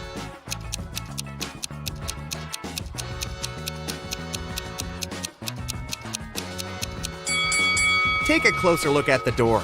There are 4 stars painted on it. The first one has 5 rays, the second has 4 rays, the third one, 9, and finally, the fourth one has 7 rays. Therefore, the correct code is 5497. James enters the castle. It's very dark. Suddenly, someone grabs his camera and runs away to the library. James follows the thief. In the library, he faces a werewolf, a vampire, and a lady ghost. James questions them all. The werewolf says, "I only come here for magic books to find a way to become human again. I'm not involved in the robbery." The lady ghost says, "Someone spilled cherry juice on my favorite dress. I spent an hour in the bathroom trying to clean it. I didn't see anything suspicious." And the vampire says, "It's early evening now. I got up just a minute ago. Why would I need your camera anyway?" Who is lying?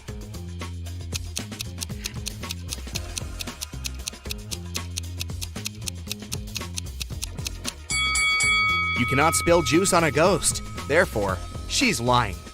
James enters another creepy room full of mirrors, but only one of them is fake. Can you help James find his real reflection?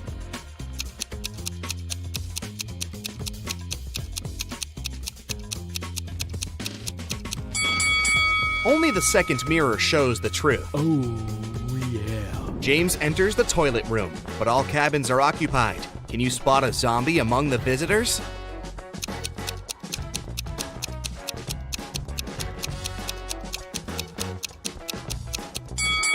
The zombie is behind the left door. See the hands? They are greenish. Suddenly, James finds an invitation card for a party. The castle owner, Luna, is having a birthday.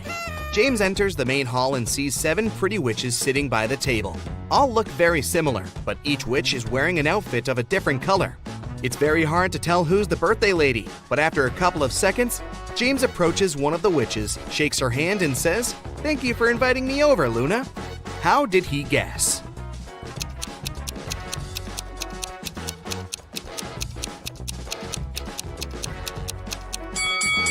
Take a look at these gifts. Each witch brought a box wrapped in the color of her outfit, but the green box is absent because Luna is wearing the green dress. Luna leads James to a company of 4 ghosts and says, "Welcome, stranger. Meet my granny." Can you help James find out Luna's actual grandmother?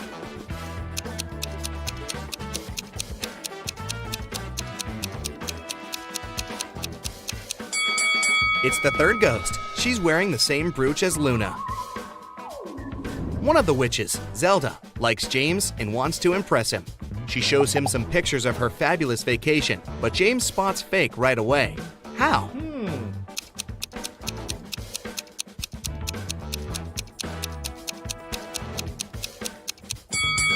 Take a look at the angle of the shadows in this picture. It's obvious that Zelda has photoshopped herself over this fancy beach view. In the middle of the party, Luna gets a message from her boyfriend, Carl. He lives alone only 20 minutes away from the castle. Here's what he sends. "Sorry for being late, honey. I'm still working." Luna yells, "Liar!" and blocks him. Why?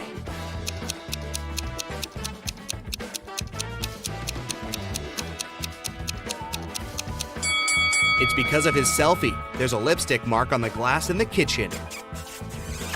Luna breaks up with Carl and uses a magic spell to teleport 3 handsome wizards to her dinner.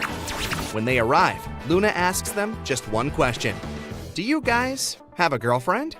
Magnus replies, "Lady, I work around the clock. I'm too busy for romance." Tristan says, "Oh no, I've never had any serious relationships." Ambrose replies, "Nah, I'm too picky. I'm still searching for the one." Two guys are lying. Can you guess who?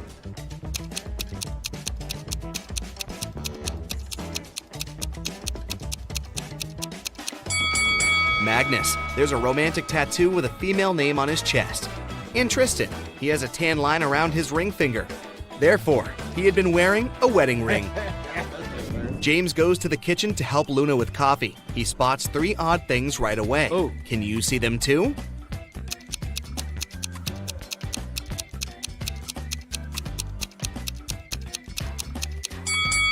The candle flame painted on the canvas is moving. There's a zombie hiding on the shelf behind the jars. And also Luna puts salt in the coffee pot. Luna comes back to the hall and sees that someone had scratched her favorite oil painting on the wall. She interrogates four suspects among her guests. Magnus says, "Whoa, I haven't even noticed the painting." Sophia says, "Sorry, I was having a phone call." Zelda says, "No worries, honey. I can paint you a new one better than this." And Glinda says, "I was in the bathroom. I don't know who ruined the painting. Who is guilty?"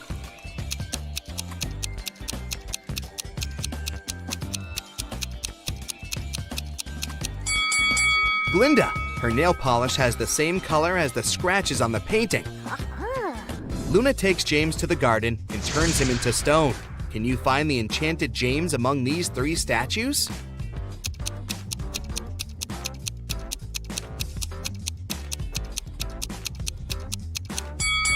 There shouldn't be any grass under a real statue. Meanwhile, James has only been a stone for a few minutes. Therefore, we need to choose the only statue with grass underneath. James asks Luna to let him go. She says, "Okay, but first, you should crack my riddle. If I had 3 watermelons and 4 oranges in one hand, and 4 watermelons and 3 oranges in the other hand, what would I have?" Can you help James figure it out?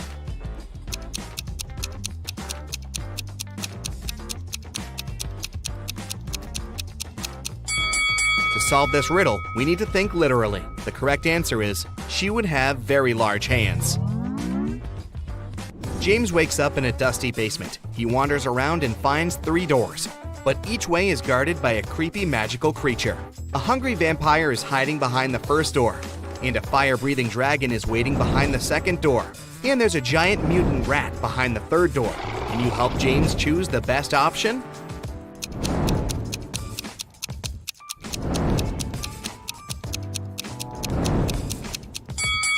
James should choose the first door. Take a look at the window. It's already dawn, which means the vampire is sleeping. Uh-oh. Tommy was exploring old caves outside the city when he got trapped in a mysterious dungeon. There were 3 ways out, but only one of them was safe. Behind the first door, a fire was raging. Behind the second door, there was acid rain, which could melt any substance within seconds.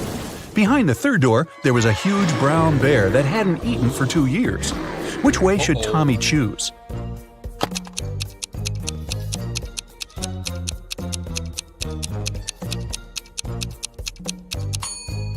Tommy should choose the third way. No animal can go for 2 years without food and survive. Barely. It was a stormy day, and it had been raining for several hours straight. A car accident happened in a tunnel. The yellow car crashed into the red one. The driver of the yellow car said it had been raining so heavily he hadn't seen anything, so the accident wasn't totally his fault.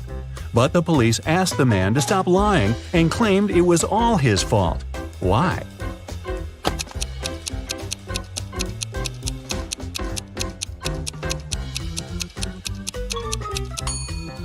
The accident happened in the tunnel. It couldn't be raining there. Mrs. McAdams, who was having a day off with her friends, came back home in the middle of the day to change her clothes. There, she found out that her daughter, Eveline, who she'd grounded, wasn't at home. Mrs. McAdams got angry and texted Eveline, asking where she was. Eveline texted her back, saying she was at school. The girl even attached a picture of the classroom. Mrs. McAdams didn't believe her daughter and told her to come home immediately. How did she understand Eveline wasn't at school?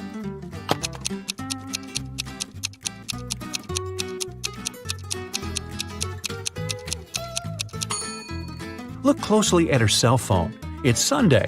There's no school on Sundays. Ned works in a club. His job is to check people's ID cards and to not let suspicious people or people younger than 21 years old get inside. Take a look at these 3 ID cards and figure out who shouldn't enter the club.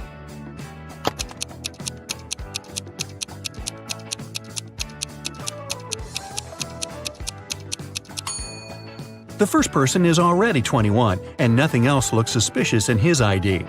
The second girl seems alright too. It's written that Brielle was born on September 31st. But such date doesn't exist. Her ID must be fake. Mrs. Cabell is the owner of a small company producing expensive designer cups. On Friday, when the working week was finally over, she got a call from her bank. The woman found out that someone had stolen all the money she had saved. Mrs. Cabell realized it must have been one of her workers, so she asked each of them what they had been doing that day. Sloan, a sales manager, said she had been talking to their clients and looking for new ones. Atticus, a potter, said he always made 1 cup a day, and he showed all the cups he had done that week. Sierra, a designer, said she had been working, but she also admitted she hadn't been really productive that day because of some family issues. Who lied?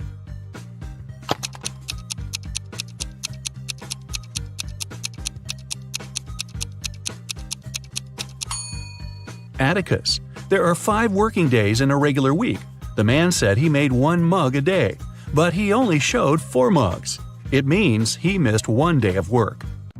Lennox and Finn were friends living in the same college dorm. One day, Lennox reported that something had happened to his friend. He said Finn hadn't left his room all day. He also never responded to any of Lennox's texts. In the evening, Lennox started to worry and knocked on Finn's door, but the guy didn't answer. Lennox peeked through the keyhole and saw that his friend was lying on the floor, so he called the police. After that, Lennox got arrested. Why?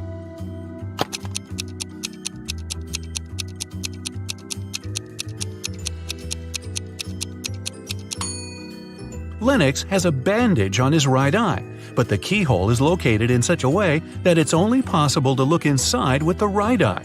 It means the guy couldn't do it. He simply knew what had happened. Esme was having a walk in the forest and got lost. For about the 20th time. Hey, don't ask. Anyway, she found the witch's house, walked in, said hi, petted the cat, and asked the witch to show her the way home. But the witch had a problem. She was learning a new spell and accidentally did something strange to her chairs. On the bright side, she now had a riddle for Esme to solve. The witch had 20 chairs. Now, some of the chairs only had 2 legs, and half of the rest had no legs at all.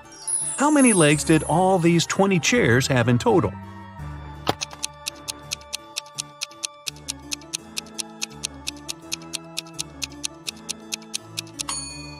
We know that some of the chairs have, on average, 2 legs per chair. The rest of them have either 4 legs or no legs at all. And since half of the rest have no legs and the other half have 4, together they have 2 legs per chair. So there are exactly 40 legs. Mr. Tucker was a businessman. He wanted to find an interesting hobby to impress people. He chose art, even though he knew nothing about it. Still, he kept buying paintings and even owned a couple of famous masterpieces. He liked to invite his potential business partners over to show off his collection. One day, his guest was Miss Geneva Darby, a young lady who owned a jewelry business. As always, Mr. Tucker boasted about his collection, but Miss Darby wasn't impressed. Why?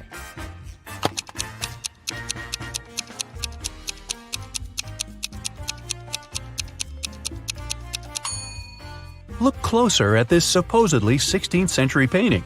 There are a couple of cars on the road, but there were no cars at that time, so the painting must be fake.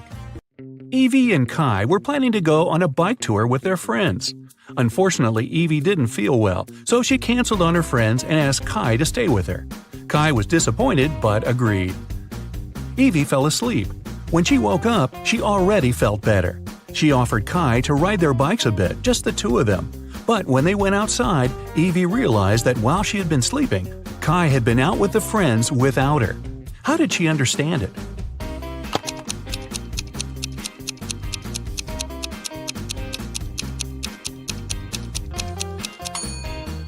Look, Evie's bike is all wet. It must have been raining while she was asleep. But Kai's bike is dry. It means that he used it and then wiped it off. Or maybe he wasn't even in the area when it was raining. 2 weeks ago, a bank was robbed, but the robber hadn't been found yet. A phone call woke Detective Callum up in the middle of the night. His colleague reported that a farmer had found the money. When the detective arrived, he questioned the farmer. The man said, "I argued with my wife and went outside. That's when I found a bag with money in a cornfield." Detective Callum asked if the farmer had noticed anything suspicious before. The farmer replied, "About 2 weeks ago, before going to bed, I looked out of the window. I saw a man walking through the field. It was a full moon and I could clearly see his silhouette. But there wasn't enough light to notice more details about him." The farmer was arrested. Why?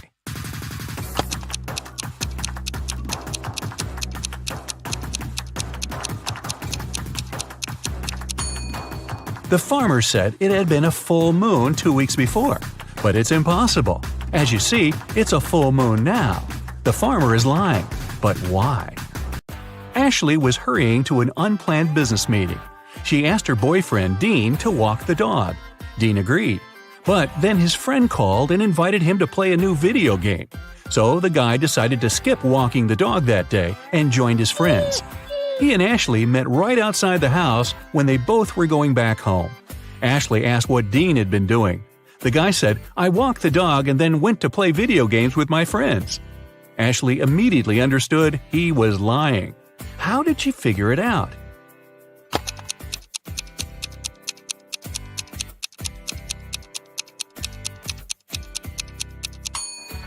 It's winter. Look at the footprints in the snow.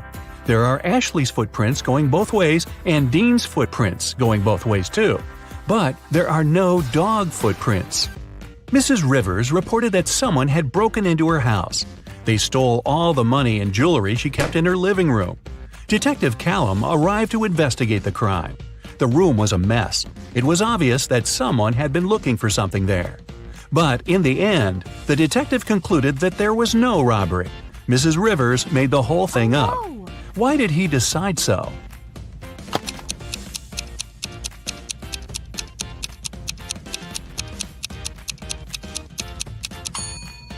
Look at this very expensive and fragile tea set lying on the floor. If a criminal had really been there, he wouldn't have cared about the set. It would be smashed after falling down. It seems that when Mrs. Rivers was staging a robbery, she didn't feel like breaking her expensive tea set. Viviana and Malcolm were working outside. Malcolm was repairing the roof, and Viviana was working in the garden. Suddenly, a hammer fell from the roof and hit Viviana on the head. She was taken to a hospital, and the police came to figure out what had happened. When Malcolm told them everything, the police arrested him for staging an accident. Why didn't they believe the guy?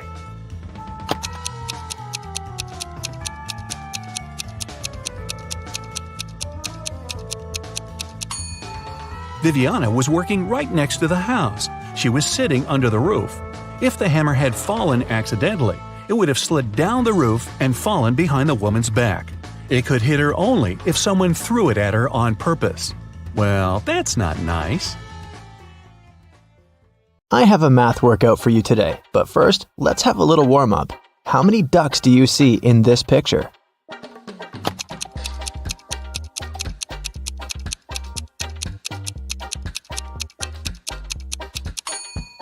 Don't forget about the hidden ones. There are 15 ducks. Did you find them all? Okay, now count all the flowers.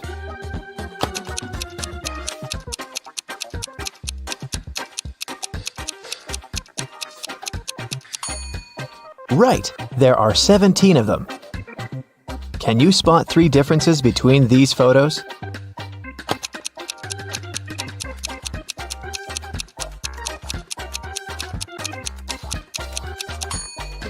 Here they are. And another one. There are 3 differences again. Do you see them?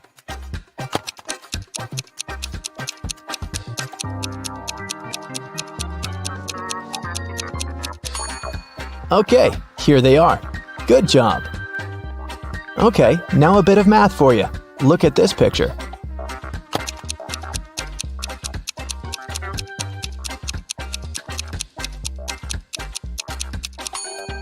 The only number multiplied by itself that gives 25 is 5, so this shape equals 5. This way, the other shape from the second equation is 4.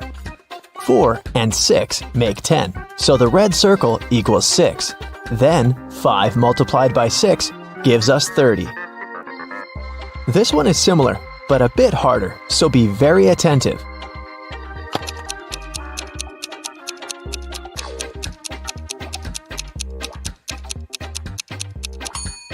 Okay, 3 pairs of sneakers make 30.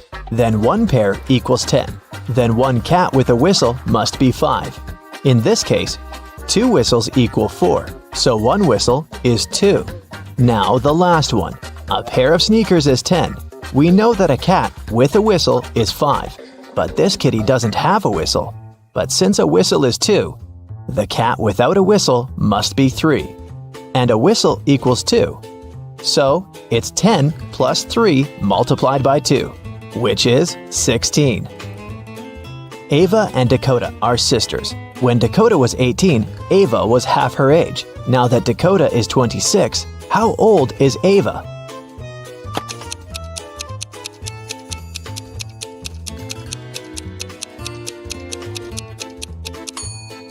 When Dakota was 18, Ava was 9, so the age difference between the sisters is 9 years. If Dakota is 26 now, then Ava is 17. When Polaris was 16 years old, her mother was 39. If Polaris's mom is twice her daughter's age, how old is Polaris?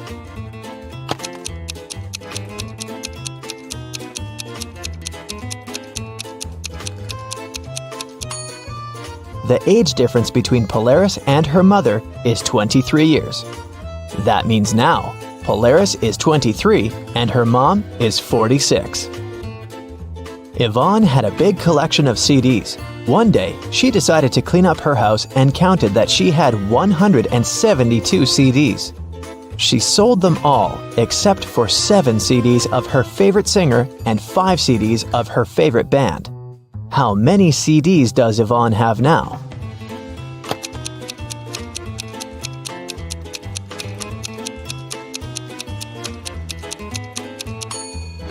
Well, if she gave up all but 7 plus 5, it leaves her with 12 CDs.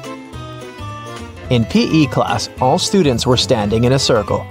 If the 5th student was exactly opposite the 12th student, how many students were in the circle?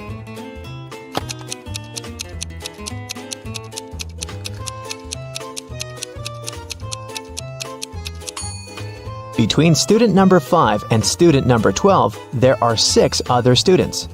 If these two are opposite each other, then on the other side between them, there are also 6 students. This makes 14 students in the circle. Danica owns a candy store. She sells candy for $0.12 a dozen. How many candy pieces can you get if you have $1?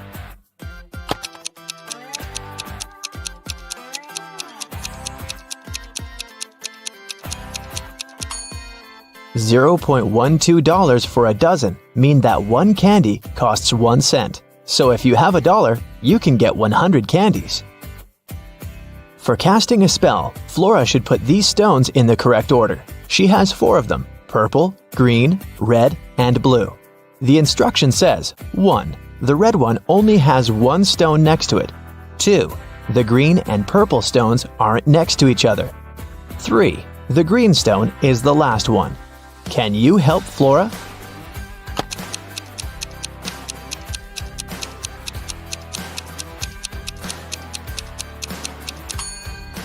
If the red stone only has 1 other stone next to it, then it's either the first one or the last one. But since green is the last one, then red is the first one. If the green and purple stones aren't next to each other, then there's the blue stone between them. So, the correct order is red, purple, blue, and green. It was midday. Kaylin was exploring a big local forest. She found an abandoned mansion and entered it. The door closed behind her back and wouldn't open. Oh no! Kaylin got trapped inside. There were 3 other doors leading to freedom, but there was a catch. Behind the first door, there was a huge pit that would take her miles underground. Behind the second door, there was a magnifying glass that concentrated sunlight and burned everybody and everything that entered. Behind the third door, there was a hungry and dangerous lion that would eat anybody and anything that entered. Uh-oh. How can Kaylin escape?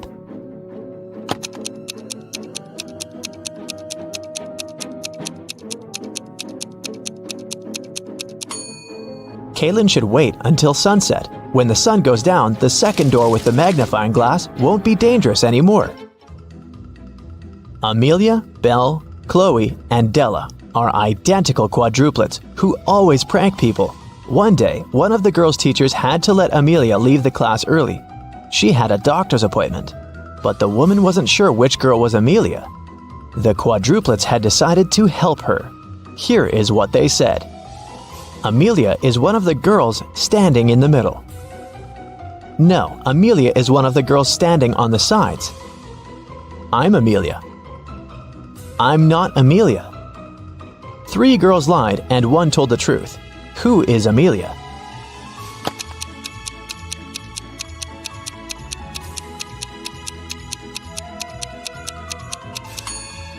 If Amelia is the first girl, then 2 girls told the truth, the second and the fourth ones. If Amelia is the second girl, then the first and the fourth girls told the truth. If Amelia is the third girl, then the first and the third ones told the truth. But if Amelia is the fourth girl, then only the second girl told the truth. So, Amelia must be the fourth girl. Esme was having a walk in the forest and got lost. She found a witch's house, petted her black cat, and asked the witch to send her home. The witch wanted to play a game. If Esme won, she'd send her home. But if Esme lost, she'd have to stay with the witch forever. We'll be saying numbers between 1 and 10. The next player will have to choose a number that's between 1 to 10 greater than the previous one. The first person to say 50 wins. You can start. How can Esme win?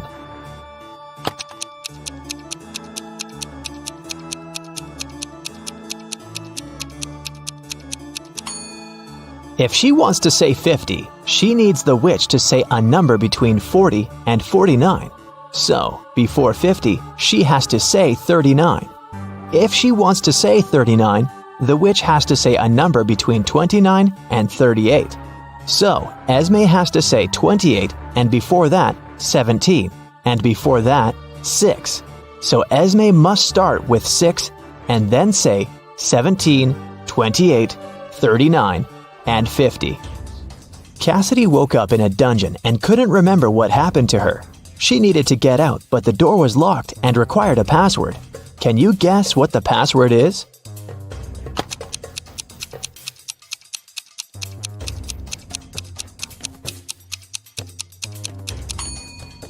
Every next number is made by moving the last digit of the previous 4 to the front. So, the password must be 4728. Mrs. Davies is an elderly lady telling a story of her life. After I lived 1/4 of my life, I got my first car. I married 1/12 of my life later. 1/6 of my life later, I started a business. 1/4 of my life later, I got my first granddaughter. She just turned 18. How old is Mrs. Davies?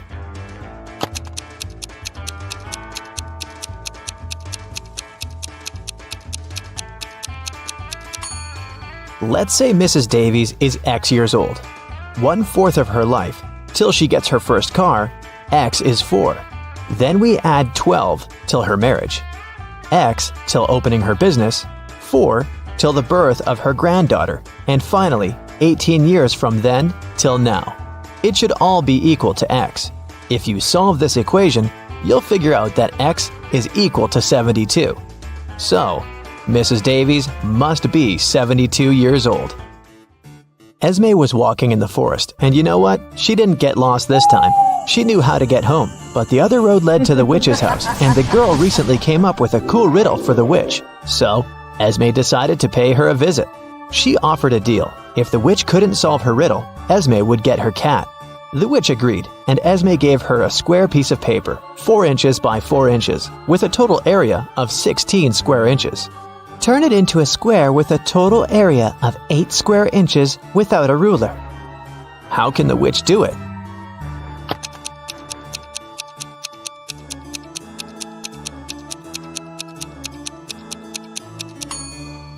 The witch should fold the 4 corners of the square towards the middle. This way, she'll get a square that is exactly twice as small as the original one.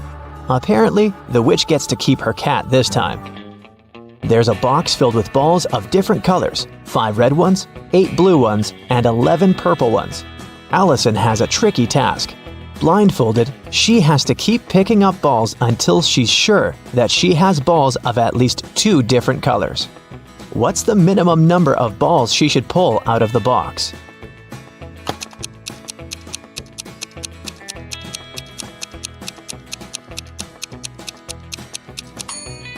In the worst-case scenario, Allison will be picking up balls of the same color until there are no more of them left in the box. The majority of balls are purple, so if she picks up a purple ball every single time, it'll be 11 balls. And only after that will she get a ball of a different color. So, she should pick up 12 balls. Now, it was the snowiest winter in the last 30 years. One morning, local police officer Chris was patrolling the area. Suddenly, he noticed a suspicious young lady. She was walking towards the road and carrying 2 heavy bags. Chris asked her what was in the bags. The lady said she had broken up with her boyfriend and packed his stuff to get rid of it. But Chris knew for sure that she was a burglar. How?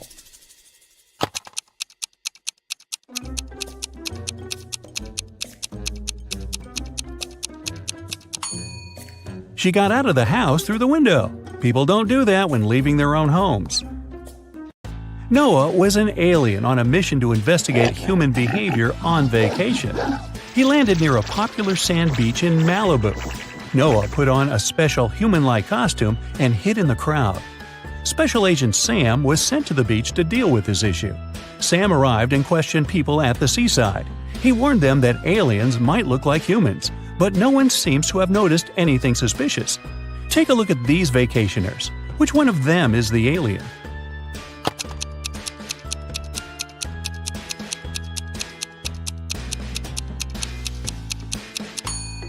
That's right, the guy on the left has 4 arms. Yeah, that's a clue. Agent Sam caught the alien, but Noah changed his appearance and managed to escape. Sam noticed a weird figure jumping inside a train. The man decided to stop the train to check all the passengers. Look at the picture attentively and help Sam find the alien.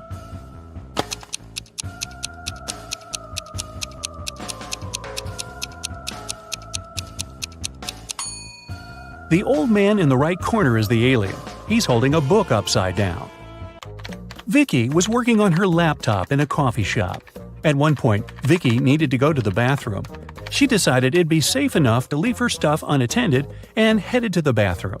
But when the girl returned, she found out that her backpack and her laptop were missing. Oh, no. Vicky ran outside and saw 3 elderly ladies with picnic baskets sitting in the park. The girl asked them if they had seen the thief, but all 3 of them assured her they hadn't noticed anyone. Ms. Green said she had just joined her friends. Ms. Smith was eating her sandwich and reading a newspaper, and Ms. Jackson was taking pictures of birds. Vicky called the police because she knew for sure who the thief was. How did she figure it out?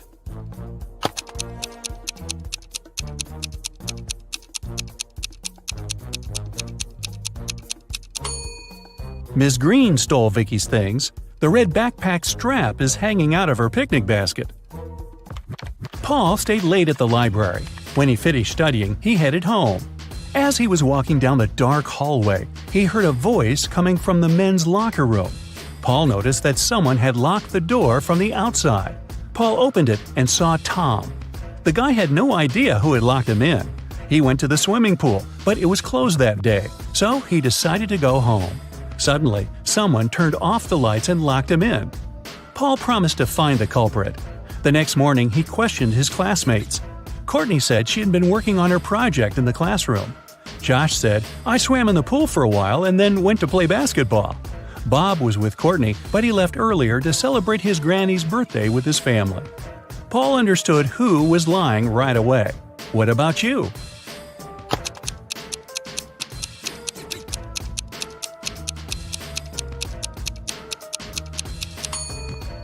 It was Josh. The day before, the swimming pool was closed. Andrew is a photographer. He was walking alone in the wilderness and met a puma. The guy was very lucky and managed to escape, but he found out that his filter water bottle opened when he was running away from the animal. Now he didn't have any water left.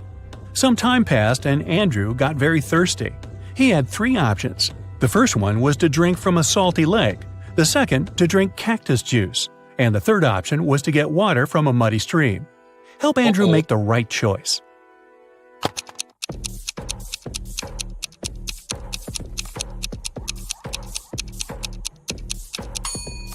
The third option is the least dangerous. You can't drink water from a salt lake, it won't quench your thirst. If Andrew drank cactus juice, he would get poisoned, but his filter bottle can easily clean muddy water. It has 13 hearts but no other organs. Ooh, what's the name of this creature?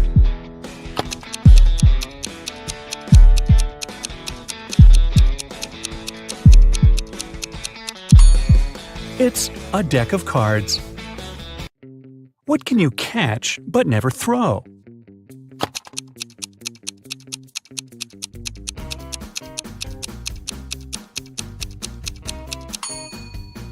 A cold. A team of video bloggers headed to a famous haunted house to make a video about the mysteries hidden inside. When they arrived, they didn't see anything strange. The house didn't look creepy at all. The guys walked up to the building, but cameraman George turned around and refused to enter the house. His friends tried to convince him, but the guy insisted they should leave the area immediately. His friends ignored his warnings and entered the building. George was waiting for them in the street all night, but they never came out. Look at the picture and try to detect what was wrong with the house.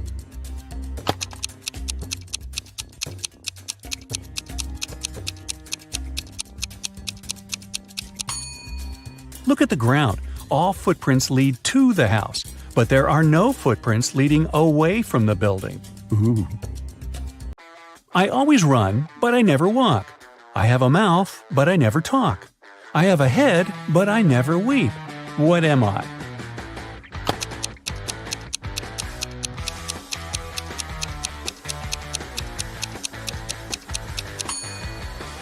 That's right, I'm a river. Look at the picture. Can you spot a burglar?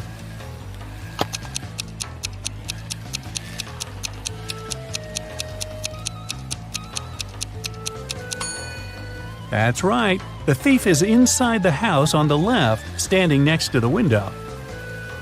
One Saturday morning, 2 sisters, Jenny and Maya, played hide-and-seek at home. It was Jenny's turn to hide, and she decided to bring the game to the next level. So she got on her longboard, left the house, and hit the road. Maya counted to 100 and began looking for Jenny. She searched the entire house but didn't find her sister. The teenager started to worry. She went out to the street and decided to ask the neighbors. Alice said she had been mowing the lawn all morning and hadn't seen anyone. Derek said he had been woken up by the sound of longboard wheels. Lisa said she had been on a business trip and had just returned. But Maya knew for sure that one of her neighbors was lying. Who was it?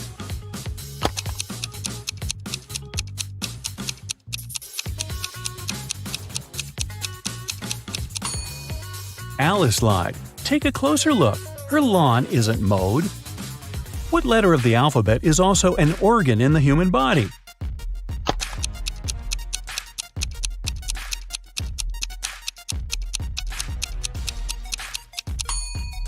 It's the letter I. Ay, ay, ay. A princess escaped from a dragon who kept her in a tower. She was walking along a dark underground hall with a sand floor when suddenly she saw 3 tunnels. A fire was blazing inside the first tunnel. Toxic acid was dripping from the ceiling in the second tunnel, and the third tunnel was filled with venomous scorpions. 5 minutes later, the princess got to the surface and ran through the forest toward her kingdom. Which tunnel did she choose?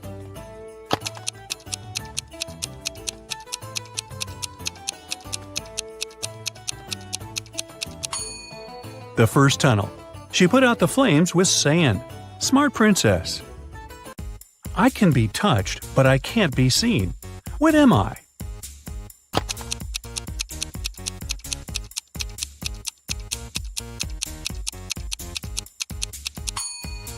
The heart is the right answer.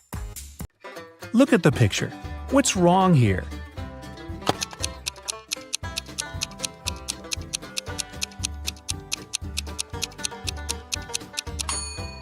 The sign says fresh meat. Mike woke up in the middle of the night because he had a nightmare. He looked around and realized he was trapped in a weird house. Mike searched the place and found 4 doors to freedom. But the first door led to space. Behind the second door, there was a giant magnifying glass.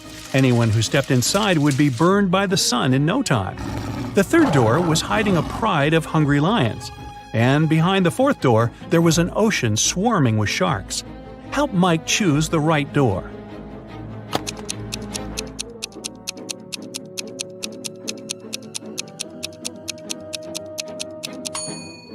It's the second one. Sun rays aren't dangerous at night, and Mike can easily walk through that door.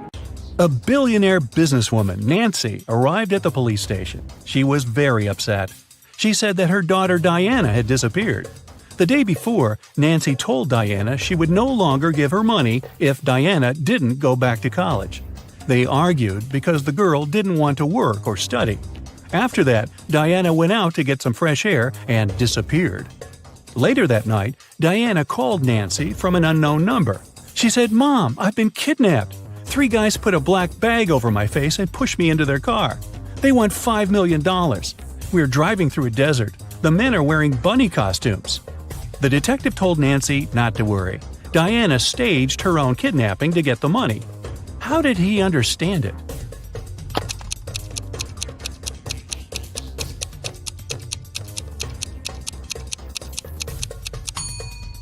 If Diana had had a black bag over her head, she wouldn't have seen the men's costumes or the desert. So Patricia came home after a long day at work. She was exhausted and hungry. On the doormat, she saw a white envelope. The girl picked it up and went inside. Then she carefully opened the letter. "We've got a generous offer," it said. "But to find out more about it, you'll need to call us. Our phone number is made up of only 3 digits, but it's coded. If you crack this code, you're halfway there. 216. One number is correct and well placed. 652. 2 numbers are correct but wrongly placed. 631. Nothing is correct here. 350. 2 numbers are correct but wrongly placed. Can you help Patricia figure out the phone number?"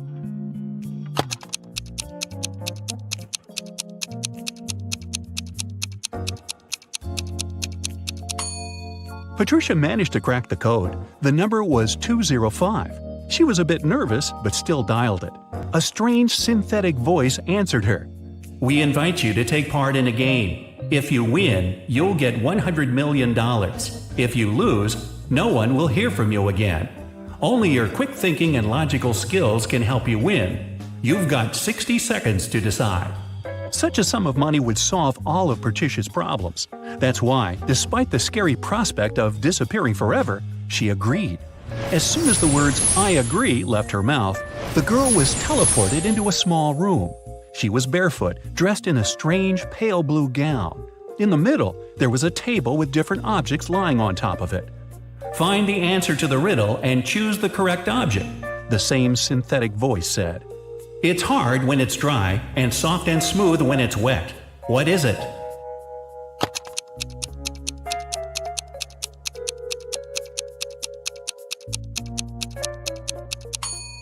Patricia guessed pretty fast that the object she needed was a sponge.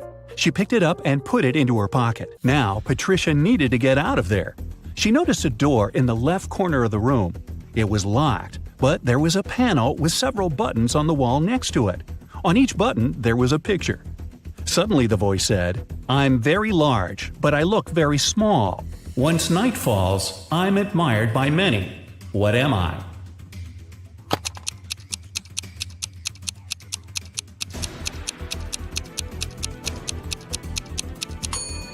Patricia pressed the button with a star on it. The door slowly opened.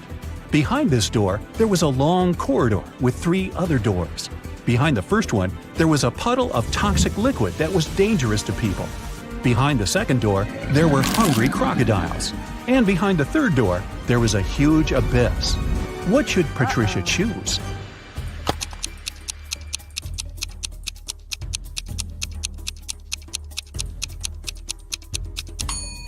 The first door. The girl should throw the sponge on the floor. It will absorb the liquid, and Patricia will be able to get inside. Once she is in the room, the voice said, "I can howl, I can whistle, I can whisper, I can scream, but I don't speak. What am I?"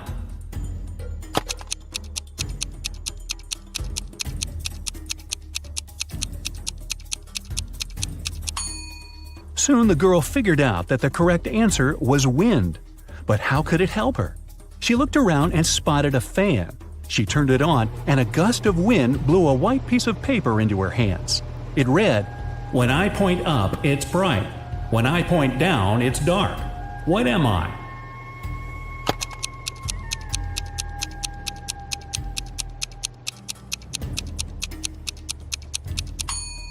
The answer is a light switch. Patricia looked around the room and indeed spotted a little light switch hidden in the corner. As soon as she pressed it, a large screen appeared on the wall. Patricia saw 4 people. They were in a grocery store. "Who stole a watermelon?" the voice asked.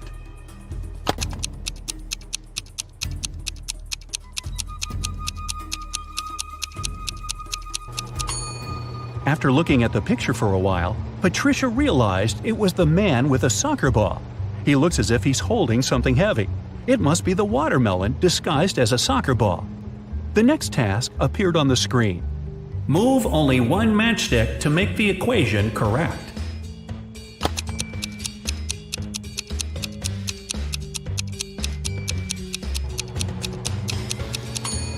Patricia managed to figure out the answer quite fast. The next riddle to appear on the screen was a detective one.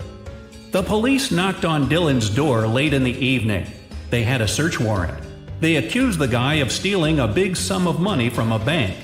Dylan claimed that he hadn't left the house all day. One of the police officers searched around his living room. What evidence did the police find that led to the man's arrest?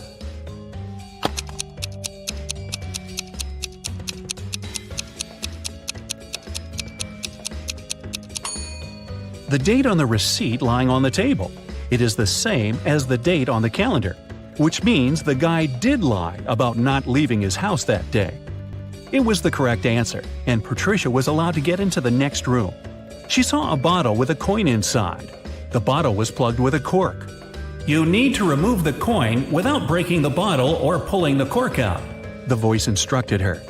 Patricia didn't need much time to get the coin out. What did she do?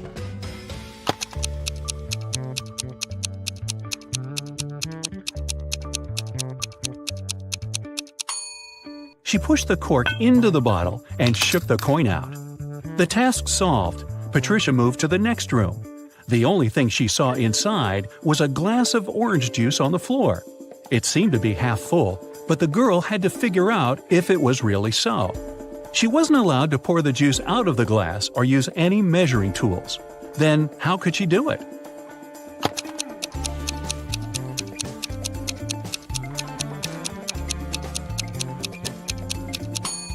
Patricia tilted the glass until the juice just touched the rim. The bottom of the glass wasn't visible, so the girl concluded that the glass was more than half full. Suddenly, Patricia felt that the floor under her feet gave way. She was falling in the darkness until, ow! The sun was too bright. The girl found herself on the beach. You have to find something and give it to somebody, the voice said. Patricia started looking around and spotted a watch in the sand. Besides her, there were only 3 other people on the beach. Who did the watch belong to?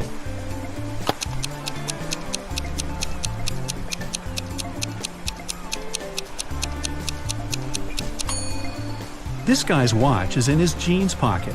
The tan line on this girl's wrist doesn't match the shape of the watch. It means the watch belongs to this elderly man. Patricia gave him the watch and, in return, received 2 photos. Find 3 differences between these pictures, the voice instructed her.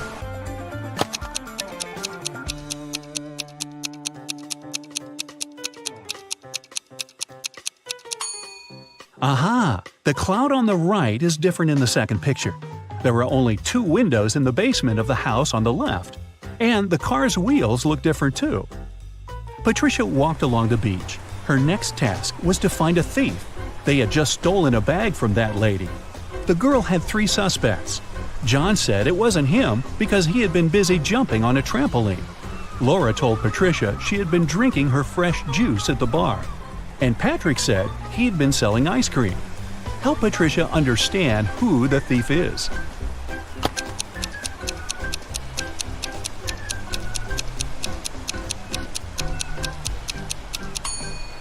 It's John. His alibi is fake. The guy wouldn't have been allowed to get on the trampoline because of the age limit. The ice cream guy gave Patricia another pair of images. She had to find 3 differences again.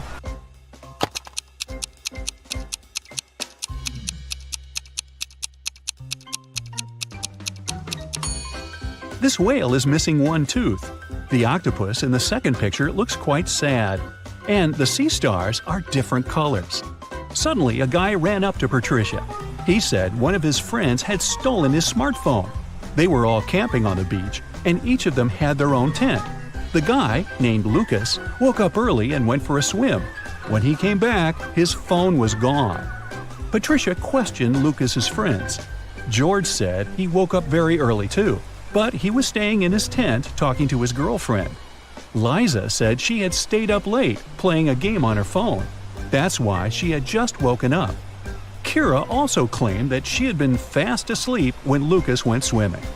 Who took the guy's phone?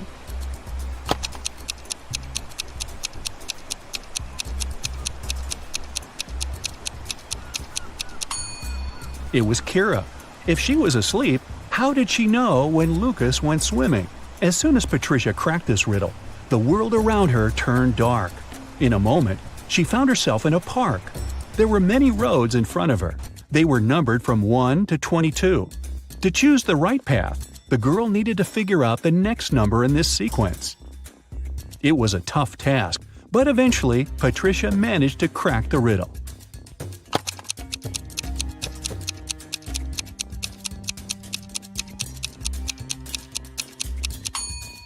These numbers are the only ones that don't have any other vowels but E. The girl walked along road 20. Suddenly, she saw a guy lying on the ground. His bike was in the bushes. Patricia helped him to sit up. The guy, Oliver, told her, "I was cycling through the park when someone threw a stone at me. I fell down and blacked out." Patricia had 4 suspects. Miranda said she had been on a morning run and hadn't seen anything. Ron said he had taken his dog for a walk and they had been in another part of the park. Michael and Amanda said they'd come to have a picnic and had been busy with the food. Who is lying?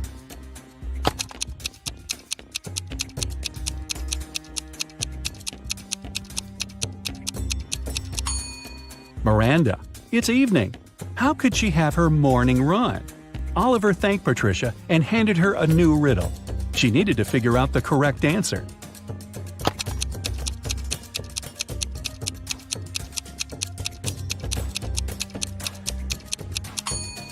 The girl understood pretty soon that the correct answer was 15.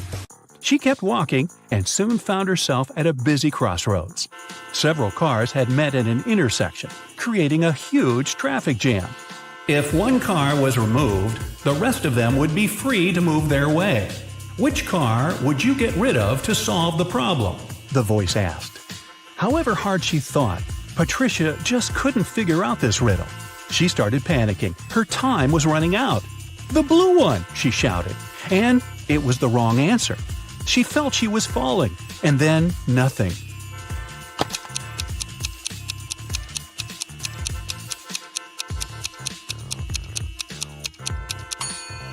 The solution to the problem was to remove the red car. Mrs. Riviera is a math teacher. She collected her students' homework, made them do a computer test, and started to grade the assignments during the class. She came across 2 very similar homework sheets. and realized that one of the students copied the work of the other. Here are the students, Asher and Holden. Can you tell which one of them is the copycat?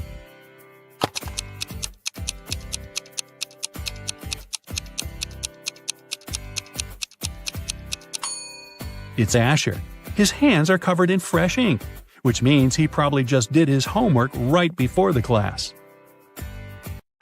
Mr. Reed came back home at night after another long shift. His wife was still up. He kissed her and went to bed. Mrs. Reed had been suspecting that her husband was cheating on her for a while already, and this time she wanted to know for sure. She decided to check his pockets. The next day, she told her husband that she knew he was cheating on her. Why?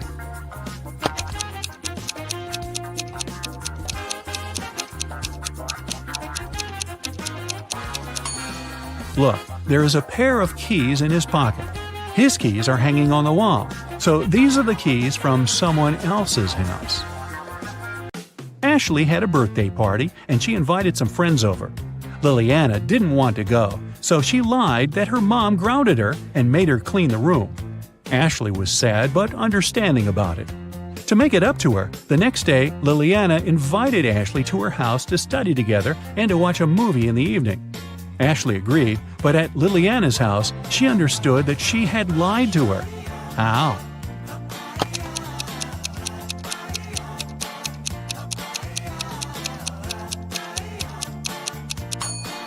Liliana's room is still messy. If she had cleaned it the previous day, it'd be neat. A famous rich writer was living alone in a mansion and never went outside. The only people she ever saw were her cook, her gardener, and a cleaning man. One morning, before breakfast, the cleaning man found her poisoned in her room and called the police. The three of them were suspects. The cook was watching a cooking blog on YouTube. The cleaning man said he just came to start the job when he found the lady. The gardener was in the garden planting some flowers. Who poisoned the lady?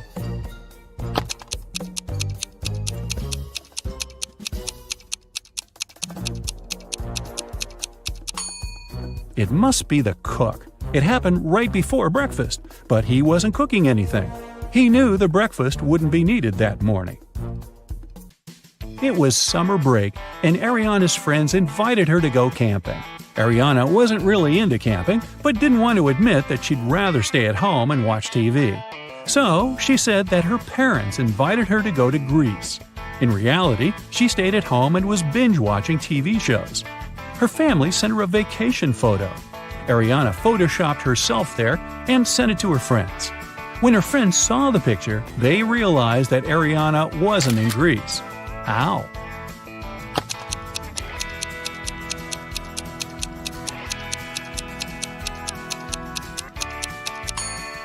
Ariana photoshopped herself, but her friends noticed that everyone in the picture except for her cast a shadow. Hallie works at a gas station in a city suburb. It was calm and quiet there. One day, she only had 3 customers. The first one got something to drink. The second one got some chocolate bars. And the third one just paid for gas. One of them was a criminal, and Hallie reported him to the police. Who was the criminal, and how did she understand it?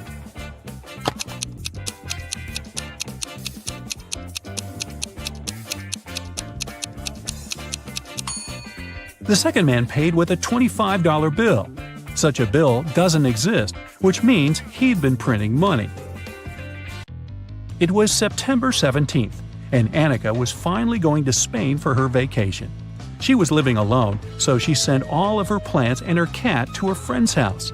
On September 27th, she came back home. Once she walked in, she realized that someone was in her house while she was away. How did Annika understand it?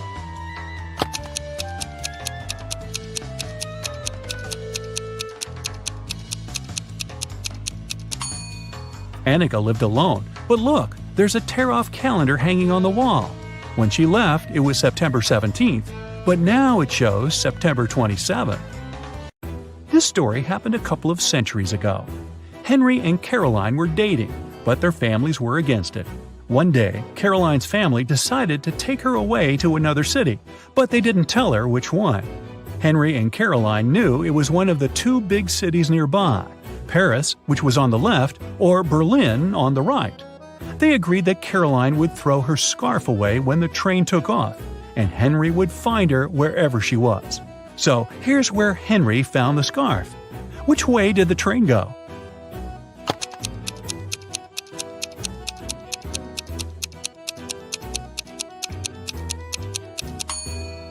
If you throw something from a moving train, it flies in the opposite direction. Henry found the scarf on the right part of the train station, which means the train headed left to Paris. Spoiler, a couple of months later he found Caroline there, and they lived happily ever after. Who is wanted?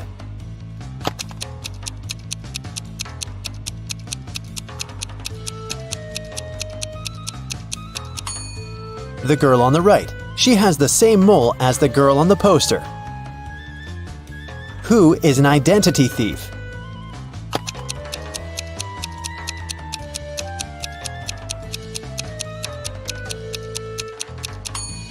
It's the man on the right. His real ID is sticking out of his backpack, which means he must be showing a fake ID. Who is an imposter?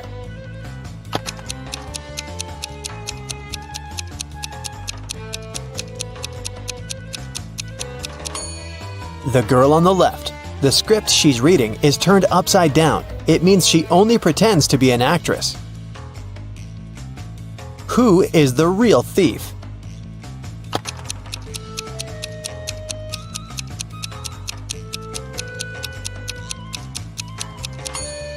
Both of these men are thieves. While one man is distracting the girl, the other is preparing to steal her phone.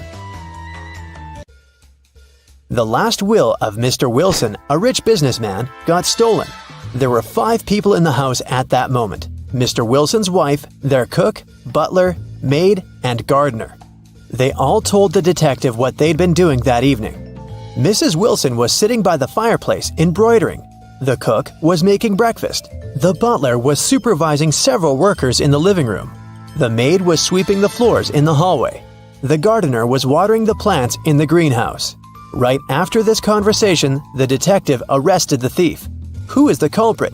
And how'd the detective figure it out?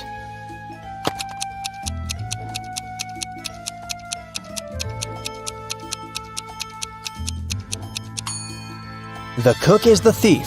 He said he'd been preparing breakfast, but the crime happened in the evening. Lily owned a flower store. One day, she got a call from the police. They told her that her shop had been robbed. When she arrived, shards of glass were on the ground near the store, and the pots and plants inside were broken. The police questioned 3 suspects. Jacob, Lily's ex, said, "I was in a hurry and didn't notice that the windows were broken when I was passing by the store. I only realized what had happened when the police called me." Camille, Lily's friend, said, Lily asked me to help her with something in the store. When I arrived, everything had already been broken. I called the police immediately. Matt, Lily's ex-coworker, said, "I was walking nearby and I saw someone breaking a window and sneaking into the shop. I left my phone at home, so I ran to the police station." Can you guess who's lying?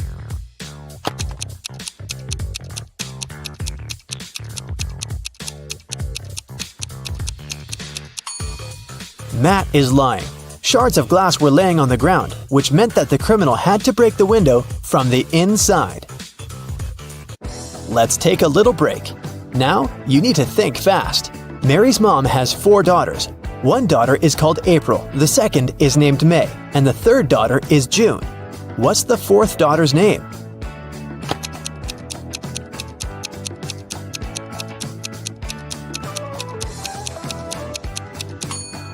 It's Mary, of course. Who doesn't belong to this list? Napoleon Bonaparte, Queen Elizabeth, William Shakespeare, Sherlock Holmes, Aristotle, Christopher Columbus, Donald Trump.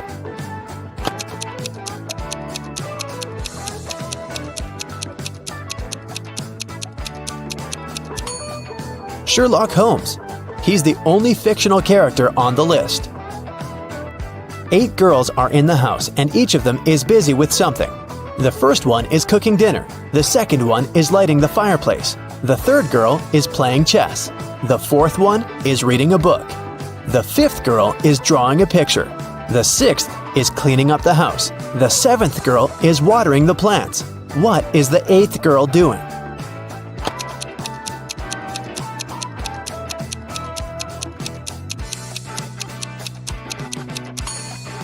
She's playing chess with the third girl. One woman turned 40 in 1850, but in 1860 she was 30 years old. How could this happen?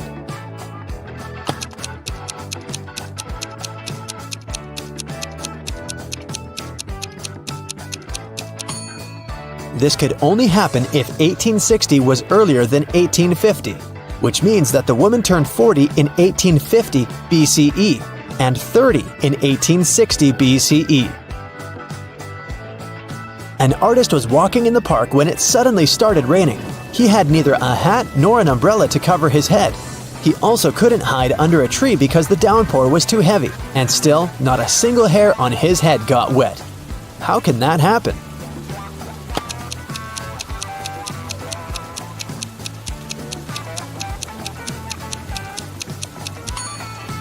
The artist was bald. Now let's get back to our detective riddles. Robert won $1 million in the lottery. He decided not to tell anyone about this, including his wife. At home, he put his money in a safe hidden behind a painting. The next day, the money disappeared. The police invited all the suspects for questioning. Emily, Robert's wife, said, "In the morning, I went to my husband's home to clean up there. The safe was open and there was nothing inside." James, Robert's business partner, said, "Poor Robert, he always wanted to win a lottery. I stayed at home all day and yesterday and watched TV." And Mark, Robert's friend, said, "I was at the gym last night, then I went home. I can't imagine why anyone would do this." The police arrested the thief. Can you guess who it was?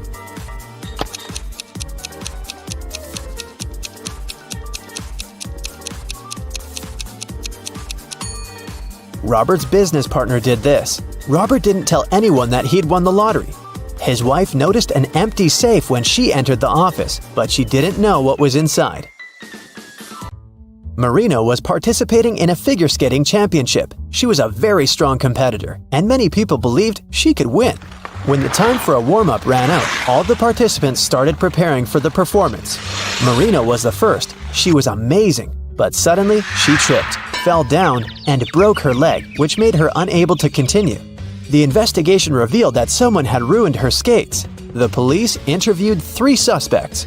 Anna said, "I didn't do anything, but I saw Jacqueline and Kate walking into the locker room before Marina's performance. They're the ones who ruined her skates." Jacqueline said, "Yes, I indeed went into the locker room to take my things, but I didn't see Kate there." And Kate said, "Yeah, that's because I've been practicing in the gym until it was my turn. Besides, Anna is lying. I saw her in the locker room." Can you guess who's lying?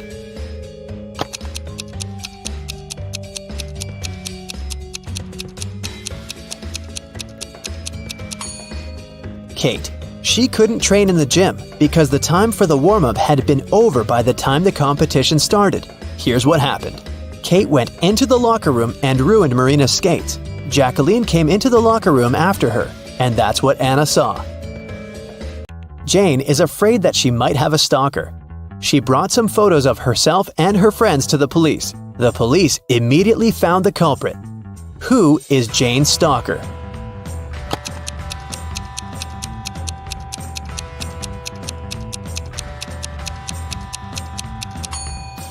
Jane's friend Mike. He's the only one who is present in all the photos, and sometimes he even tries to conceal his identity. The investigation didn't have enough evidence to prove the suspect was guilty. Detective Reed decided to investigate their house, hoping to find some clues, and he actually did find something. He discovered a secret room. However, it had a combination lock and the word "idea" written above it.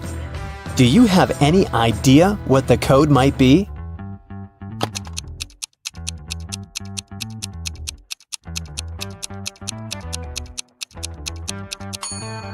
"9451. The code is the number of each of the letters in the alphabet.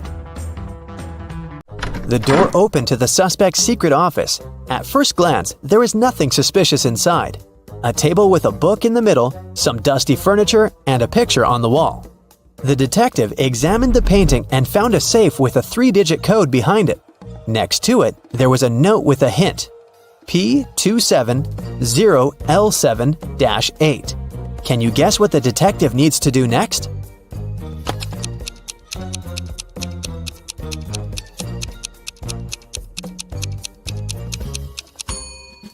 The detective realized that the note meant page 270, lines 7 to 8.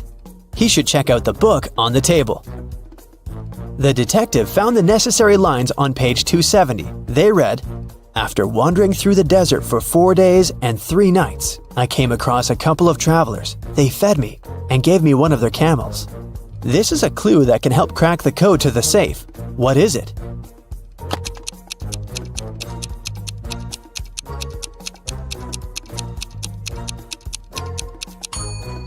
$7.21. 4 days and 3 nights make 7. A couple of travelers is 2. And don't forget about 1 camel. The detective opened the safe and found the evidence that proved that the suspect was guilty. In the middle of the night, someone stole a unique artifact from a museum. The museum guard claimed it had been a robber. Detective Ridd arrived at the crime scene immediately and questioned the guard. The man said, I was walking around the museum. Suddenly I saw a dark shadow. I called out to them, but they didn't respond. But Detective Ridd noticed that something was wrong with this story. Can you guess what it is?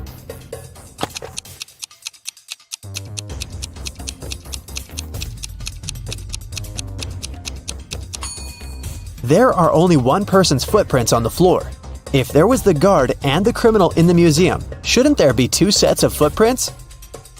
Detective Ridd asked the guard what he did next. The man said, I ran after the thief and saw them break the glass door and steal the artifact. The alarm didn't go off, as they had probably turned it off. Is the guard telling the truth?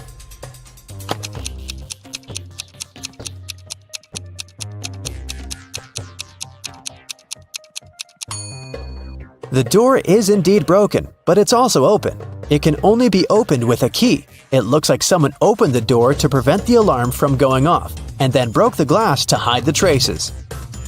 The detective asked the man what had happened next. The guard said, I ran up to the criminal and tried to stop them, but they sprayed something in my eyes, and I lost consciousness. When I woke up, I immediately called the police. Is he telling the truth?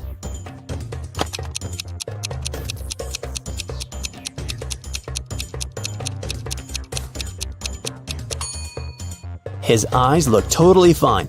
The robbery happened just a few hours ago. If the guard was telling the truth, his eyes would at least look red. He must be lying. The guard turned out to be the thief and was arrested. Autumn is an archaeologist exploring an ancient cave. After a month down there, she found a hidden place with 3 chests.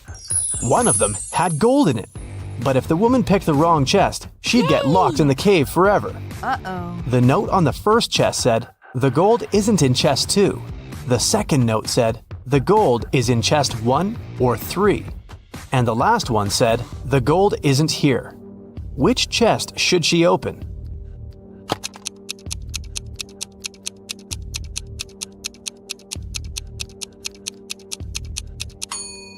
If the gold isn't in the second chest, it must be in the first or the third one. But the note on the third chest claims the gold isn't there, so it must be in the first chest. Ben works at a VIP club. His job is to not let any young or suspicious people in. Every day, some visitors with fake IDs try to sneak in, and Ben has to detect which documents are fake. Here are some IDs. Your task is to help Ben decide if people they belong to can enter. Here, look at this one. What will you say?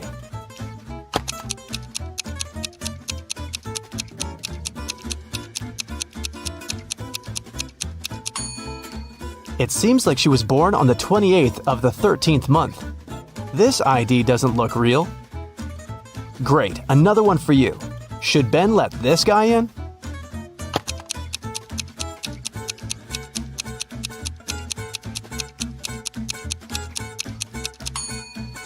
This person is supposed to be 46 years old, But in this photo, he looks like a teenager. I think Ben shouldn't let him in.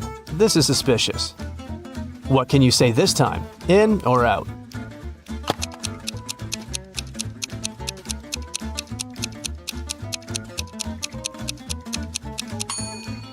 This ID seems real. I think it's safe to let her in. Another person, another decision. Does anything bother you here?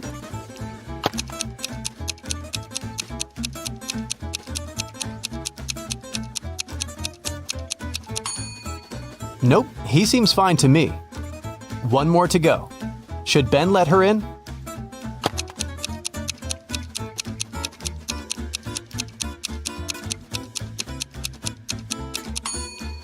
Look at her address. Canada, USA?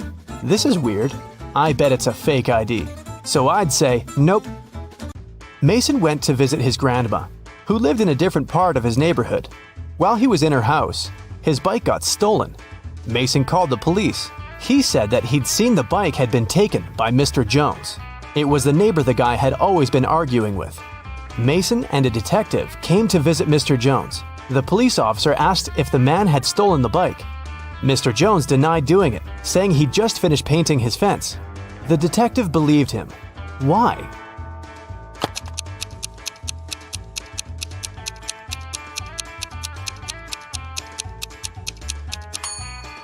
His story seems true. There's fresh paint on the grass by the fence, which proves that Mr. Jones indeed painted it just recently. When Quinn returned home after walking her dog, she found out someone had stolen her favorite bracelet from her room. Oh no! Her sister, Belle, also liked it. So Quinn went to find her and ask if she had taken the accessory. The girl ran into Belle as she was leaving the bathroom. Belle denied taking the bracelet, saying that she'd been in the shower this whole time. She didn't even have time to enter her sister's room. Quinn sneaked a peek into the bathroom and realized Belle was lying about taking a shower. How did she understand it?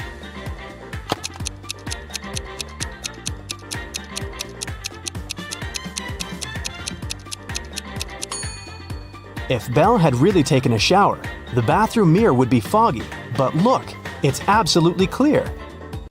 The city's richest lady, Mrs. Anderson, came to watch a football game. She was sitting on the best seat in the first row. In the middle of the game, she noticed that someone had stolen her diamond necklace.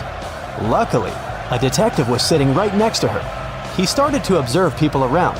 One person became his main suspect. And who do you suspect?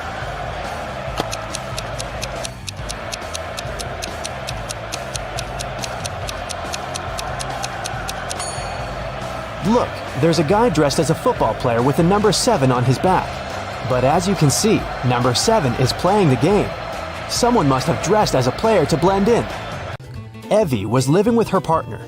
She didn't want to tell her parents about her relationship yet, so she kept it a secret.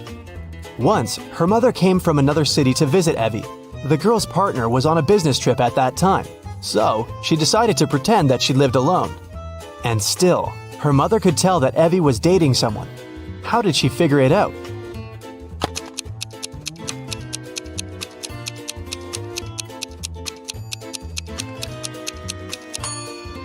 There are 2 toothbrushes in the bathroom. One of them is likely to belong to someone else. Alice and Dakota work in the city's animal shelter on the weekends. Alice walks the dog and Dakota feeds the cats. Who does something wrong?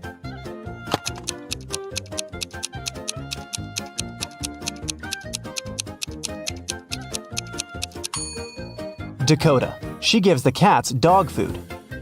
Sophie and Ever are having a picnic in the park. Sophie is talking to her brother on the phone, and Ever is eating berries from a bush.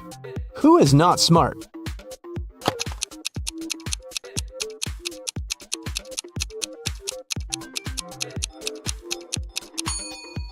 Ever. There is a warning sign saying the berries are poisonous. A family is working in the backyard. Atlas is mowing the lawn, and Cassidy is watering the flowers. Can you tell who is doing something wrong?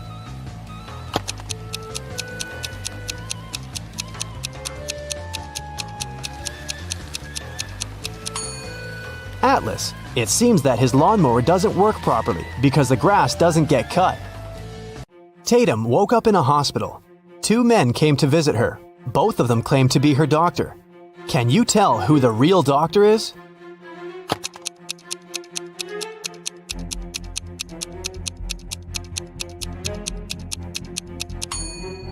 Look, this man's name tag says Olivia, which means the real doctor is on the right, and the one on the left must have stolen someone else's uniform. Two students, Elsa and Isla, are spending the afternoon in the park. Elsa is having lunch sitting on the grass, and Isla is reading on a bench. Who is less smart?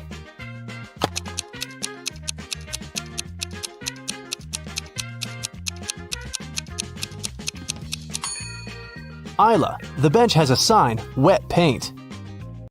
Mrs. Evans came to a cafe to have lunch and saw her daughter Scarlett sitting at one of the tables. She came up to her and asked the girl why she wasn't at school. Scarlett said that her last class had finished a bit earlier and that she came here just a couple of minutes ago to get an iced coffee. She promised to be gone in 5 minutes. Still, her mother didn't believe her and grounded Scarlett for missing school. Why?